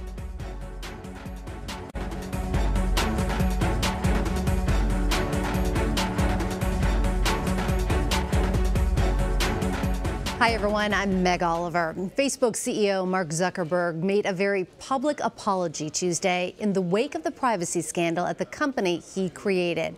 Zuckerberg faced tough questions on Capitol Hill in the first of 2 days of testimony about the way Facebook handled user data. It comes after the personal information of 87 million users ended up in the hands of Cambridge Analytica. Nancy Cordes is on Capitol Hill. The man in the middle of a firestorm over privacy led off with a full mea culpa. We didn't take a broad enough view of our responsibility, and that was a big mistake. And it was my mistake, and I'm sorry. Grilling him were dozens of skeptical senators. We've seen the apology tours before. Who said Facebook has a history of jeopardizing user data. After more than a decade of promises to do better, how is today's apology different? So we have made a lot of mistakes in running the company. I think it's pretty much impossible, I believe, to start a company in your dorm room and then grow it to be at the scale that we're at now without making some mistakes. And because the mistake that's engulfing him now, the harvesting of user information in 2015 by a third-party app posing as a personality quiz.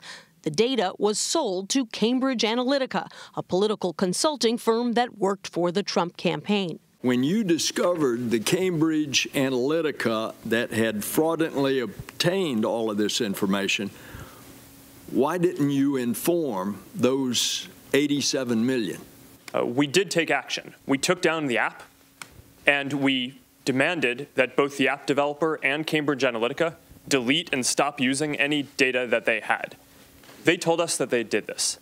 In retrospect, it was clearly a mistake to believe them. Some senators argued the problem is Facebook itself. Your business model is to monetize user information, to maximize profit over privacy. They said Facebook doesn't make it clear to users how their information is used and how to protect it. Is Facebook being safe?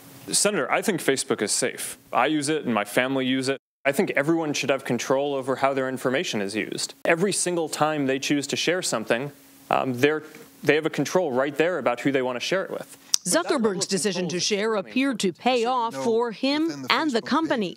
After a month-long slump, Facebook stock jumped 4.5% this afternoon, driving his net worth up by nearly $3 billion. Nothing in life is free. Utah Republican Orrin Hatch argued data collection comes with benefits for users of Facebook and Google. And these great websites that don't charge for access, they extract value in some other way. And there's nothing wrong with that as long as they're upfront about what they're doing. Nancy joins us now. Nancy, it has been almost 5 hours now. It is still going on. I want to start with, after a question from Democratic Senator Patrick Leahy, Zuckerberg said Facebook is cooperating with special counsel Robert Mueller's investigation into Russian meddling. Is that something that was well known? It was not well known, and nor was the fact that some Facebook executives, according to Zuckerberg, have actually been interviewed by the special counsel, which is looking into Russian election meddling, which we know took place both on Facebook's site and elsewhere. Zuckerberg said he himself, Meg, has not been interviewed, and then he even went so far as to say that he thought that Facebook had been served a subpoena by the special counsel. He later modified that. He said he wasn't sure whether they had gotten a subpoena or not, and added that he didn't want to give a lot of details because this is obviously a very serious and ongoing investigation. But it was very interesting to learn that Facebook is actively working with the special counsel, and it leads you to wonder how many other tech companies are doing the same. Absolutely. Nancy, we also heard from Republican Senator Lindsey Graham. He asked Zuckerberg about a lack of competition and if his company is a monopoly. Could we see lawmakers move to try to regulate Facebook and other technology companies?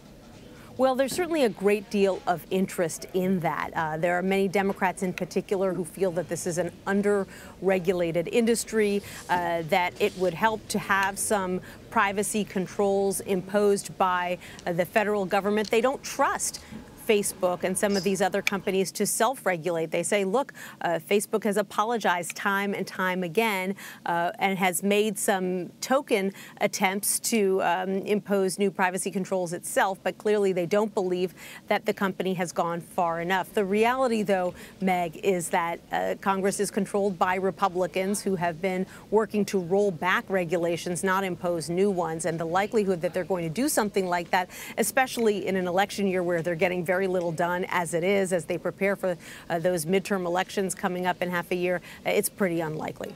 Zuckerberg will testify before the House on Wednesday. Nancy, how will that differ from what we saw on Tuesday? Well, the House tends to be a little more freewheeling. The questions that Zuckerberg has been getting here in the Senate have by and large pertained to the issue at hand, to privacy, to Russia. But, he could get questions that go a lot further afield when he's going before the House. He does now have many hours of experience under his belt, and you could see him get more and more comfortable as this hearing went along. It's his first time testifying before Congress, and like anyone would be, he was a little nervous at the beginning. Who wouldn't be when suddenly they're confronted with 50 cameras in their face, right, before they even start to get grilled by senators. But he really started to loosen up, and in fact, when he was offered a break after a couple of hours by the Senate Commerce Committee Chairman John Thune, he actually said, no, I'm actually kind of enjoying this. Let's go on a little bit longer. And Thune said, okay, sure. So it's definitely something that Zuckerberg has gotten pretty comfortable with as the hours stretch on. Nancy, finally, I need to ask you about that 4-inch cushion that Zuckerberg sat on in his Senate hearing. It's getting a lot of attention. What do we know about that? Well, we have been doing some digging, Meg, because obviously this is something that has caught on social media, people asking whether Facebook used this cushion to make him look taller, look more imposing. We obviously know that a lot of these hearings come down to optics, but here's what I can tell you so far. I have spoken to a Senate Commerce Committee aide who says this is not something that was requested by Facebook. It's simply part of the setup of the room that often folks who are testifying get these cushions, A, because it's more comfortable, and B, because makes it easier to see them over these large desks that they sit behind. I also reached out to Facebook, and they basically said the same thing, that they did not ask for this cushion, that it was simply provided by the committee. So if we get more on this, Meg, you'll be the first to know. But, okay. No, it doesn't sound like there's a big grand scheme right now to make him look any more imposing than he is. Well, we can always count on you to get to the bottom of it. Nancy Cordes, thank you very much. You're very welcome. And for more on Tuesday's Facebook hearing, I want to bring in Dan Patterson. He's a senior writer for Tech Republic. Also here with me, Jennifer Greigel, assistant professor of communications at Syracuse University, and Roger Cheng, executive editor of CNET News. Thank you to all of you for being here. Let's just start with, how did he do? Dan, was this a good day for Zuckerberg? This was a great day for Zuckerberg. In terms of his performance, he overperformed expectations. He was able to dodge, weave, and block a lot of the questions that were from the Luddite senators. And for the tech-savvy senators, he was able to spin and push away questions that would be very incisive without giving up too much. If I was on Zuckerberg's crisis PR team, I'd be high-fiving. Jennifer, what was your takeaway when you watched him? It seemed as if he got more comfortable. He was definitely respectful. He's not known for being a dynamic personality, but how do you think he did? Sure. Well, today was a very important day for the future of social media. Mark Zuckerberg, is the CEO and majority shareholder of Facebook, also owns WhatsApp, Instagram, and Messenger. He showed up today, and I think he answered some tough questions, but I think there's a lot of follow-on that needs to be done, and I look forward to seeing how we might be able to write some regulations for a safer social media environment. As we heard from Senator Lindsey Graham, as we were just discussing with Nancy Cordes, there's a lot of talk about, is Facebook a monopoly, and should there be regulations? Roger, what did you take away from what we heard on that topic? Well, we definitely heard from Zuckerberg that he was open to regulation, but it seemed like it was more regulation on his terms. He used the term the right regulation. That's a key word there. When he was he was asked several times whether or not he would be supporting opt-in measures for his service. He said yes in principle. Again, he couched a lot of his answers, and he did very well. But he found a way to kind of get out of anytime he's back in a corner. He kind of got out of the question fairly smartly. Do you think we will see regulations come out of this? It seems like there will be regulation. Big question is who's going to dictate what the regulations are going to look like. As we've seen today at the testimony with the Senate questions, a lot of these senators are ill-equipped to understand what Facebook does and even its core business model. So it's unclear whether or not they're going to be capable, whether or not they'll just take Zuckerberg's suggestions on what litigation should look like or regulation should look like. That's a really interesting point. Dan, do you think these senators are the best people to be questioning him on this? Well, they are the people's representatives, and when you have a platform of the scale of 2 billion people, there's a lot of Americans in that sample. They are not the most technologically savvy group, as we all know, but I don't know that it is a requirement that you be technologically savvy in order to understand the fundamental mechanics of Facebook or to ask that your privacy be respected. And I think that's really important. You shouldn't have to know code in order for your actions and activities to be siloed and private. Jennifer, they did bring up the talk about overseas, much tougher restrictions over there and about deleting content. What did you make of that, and do you think that's something that U.S. lawmakers are looking at? Sure. I think that the platform is going to have to do a lot of product development to address GDPR in Europe, and so I think what could happen is we call harmonization.